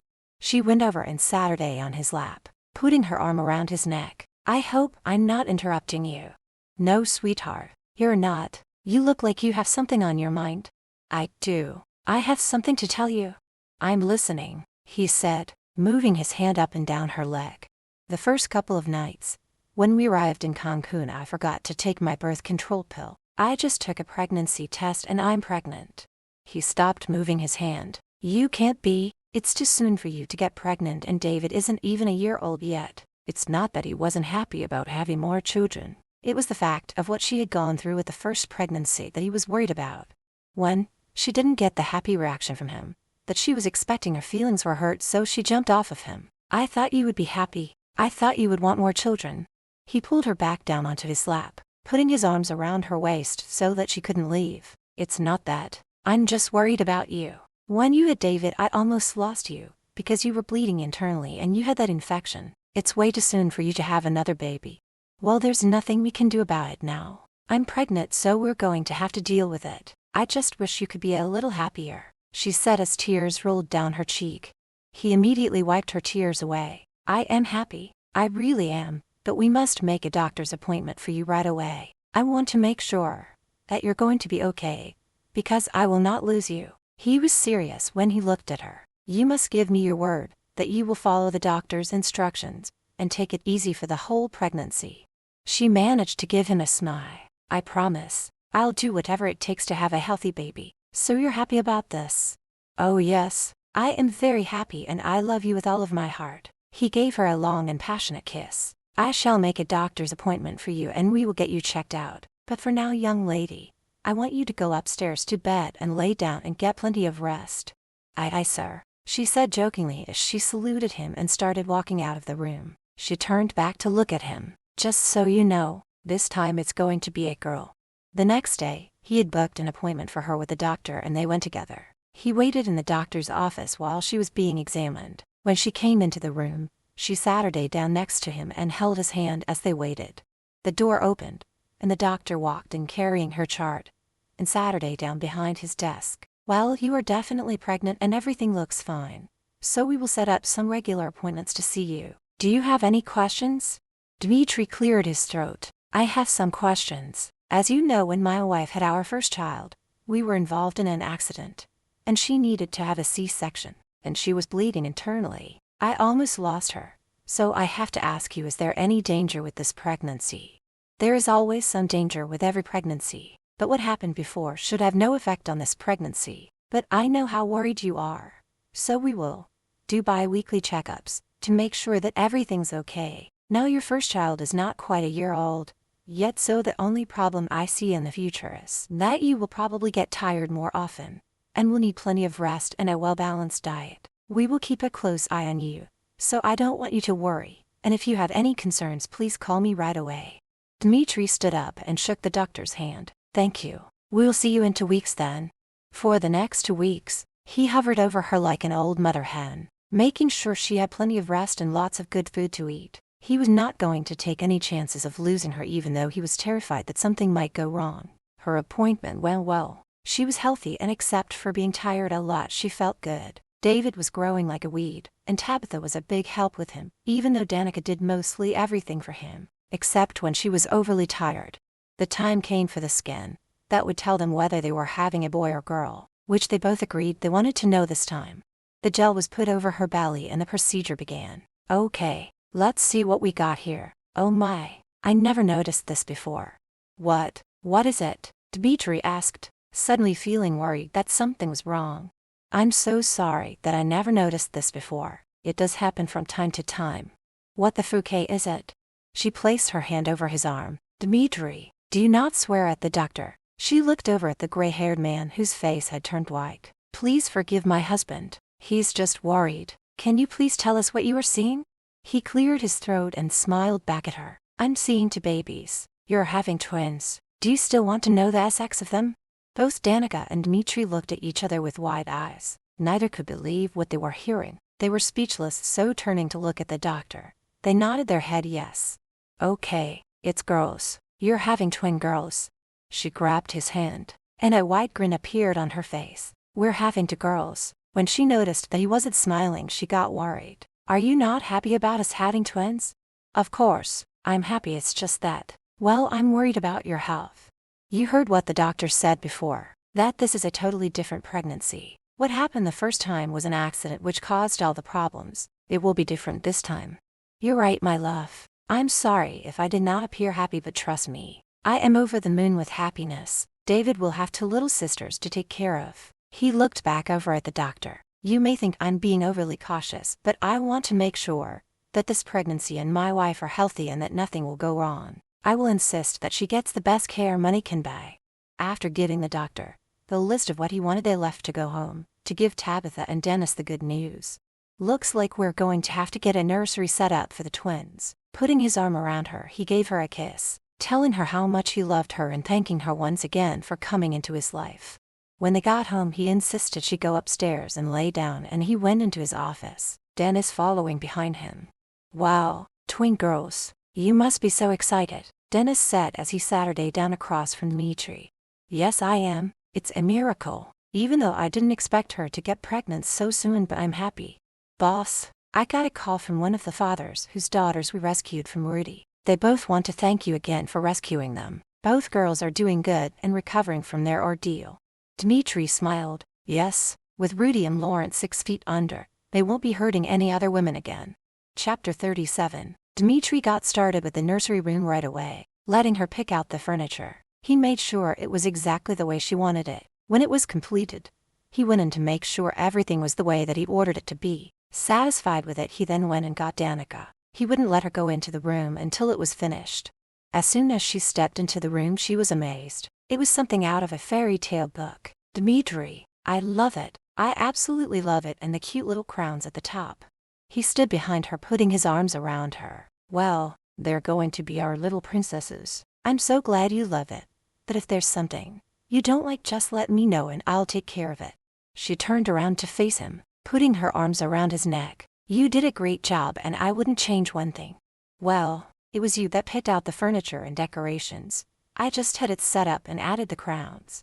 She was now 7 months pregnant and was very emotional. She couldn't stop crying as she rested her head against his chest. I'm so glad my stepfather sold me to Rudy. If he hadn't, I might not have met you and married the most wonderful man in the world. You make me feel so loved and so safe, and I wish there was something I could do for you. What in the world are you talking about? You have done so much for me. You've made me happy and have given me a son, and now we are going to have two beautiful little princesses. No amount of money or possessions is worth more than what you have given me. Now, young lady, it's time for you to get back to bed, he said, picking her up and carrying her back to her room. The further she got along in her pregnancy, the more she needed Tabitha's help. Her feet hurt, her back hurt, and she was always tired. During this pregnancy, she did not crave ice cream as she did with David. Now, it was pickles and soft pretzels dipped in honey. Actually, she liked honey on everything, even on her pickles. He did everything to make her happy and comfortable, and had her go into the swimming pool with him for exercise. Even David joined them at night when he made love to her. He was extra gentle. He had actually come to terms that when she reached her 6th month of pregnancy, he would no longer have sex with her. But when he told her that they shouldn't, she became very emotional and would cry, saying he didn't love her anymore. So of course he gave in to her craving for sex. Not that he was complaining though. He stayed close to home. Any business he had was done from his home office. She was now close to 8 months pregnant and was starting to feel very uncomfortable. He would rub her back and feet at night. He was very concerned about her health and had the doctor come over to check on her. He sat her down on the bed next to her while the doctor examined her. He kept watching the man's expression, and he could tell that something was wrong. Why do you look worried? Mr. and Mrs. Smirnov, your babies are going to be born sooner than we thought. I cannot be sure when, but it could be any day now. I highly suggest that Mrs. Smirnov be admitted to the hospital right away. No, I don't want to go to the hospital yet. I don't want to be away from my son or husband. I know it's not ideal, but it would be much safer for you and the babies to be in the hospital surrounded by doctors and nurses and equipment in case you deliver early. It is very common for twins to be born before full term. I can have an ambulance come right away and take you to the hospital. Dmitri knew that his wife could be stubborn, so he would have to convince her to do what the doctor said. Can you give my wife and me a few moments to talk? Of course. I will just go give David a checkup while I'm here. Please, take your time. I'm not going to no damn hospital, she snapped at him, crossing her arms over her chest. He sat her down on the bed. I know you don't want to go and be away from David, but like the doctor said, you could go into labor any minute, and I would rather have you there safe and sound than have to rush you to the hospital. Tabitha and Dennis can bring David to see you every day, and I'll be there with you the whole time. Think about the twins. If there are any complications, you'll be in the best place possible. Please, my love, agree to it for me. Well, what happens if the babies don't come early and I'm stuck in there for a month? Then so be it. It's for the best. We won't be able to have sex there, she said, giving him those puppy eyes. He couldn't stop laughing. Even in her condition and feeling so uncomfortable, she was still thinking about sex. Do not worry, my love. We will still do it if the mood strikes us. I'll just put my tie over the doorknob, letting everyone know not to come in. Ha, ha, you're so funny. Okay, I will agree to go, but only if you promise me that David can stay with us in the room. I will make the arrangement, but our son can stay with us through the day, but at night I will have Dennis and Tabitha take him home. The hospital is no place for our son at night. He needs his rest. She knew there was no point in arguing with him. Once he set his mind to something, there was no change in it. Dmitri got her an extra large room in the hospital. He had an extra bed brought in for him to sleep on and a TV for her to watch. He also brought her art supplies, so that she could do her drawings while in bed. David did spend the days with them, but at night, he went home under the care of Tabitha and Dennis. Of course, there was extra security around his home and in the hospital. After being in the hospital for a week, she started getting contractions in the middle of the night. She was so glad that he was with her. After 8 hours of labor, she finally gave birth to 2 beautiful twin daughters, both weighing in at 6 pounds. You did it, sweetheart. They're so beautiful, just like their mother, he said, wiping the tears from his eyes. She looked up at him and smiled. They are so beautiful, so strong and healthy. We must give them a name. I like the name Sophia for this one who came first, and for her sister, we will give her the name you picked out, Catherine. Yes, they're good, strong names. I love you so much, sweetheart, and I promise to always protect all of you till my dying breath. He leaned over and gave her a big kiss. He was so glad that everything went okay, that she and the children were healthy and had no complications. 6 weeks later, they were all in the family room. David was playing on the floor, and the twins were in their little bassinet when Dennis got to his feet, pulling Tabitha up with him. Dmitri, Danica, we have something to tell you. Tabitha and I eloped this morning. Danica jumped to her feet and hugged the two of them. Why did you elope? We would have given you a wonderful wedding right here. The newlyweds looked at each other and smiled. We didn't want all that fuss. We just wanted to get married secretly, Dennis said, taking hold of Tabitha's hand.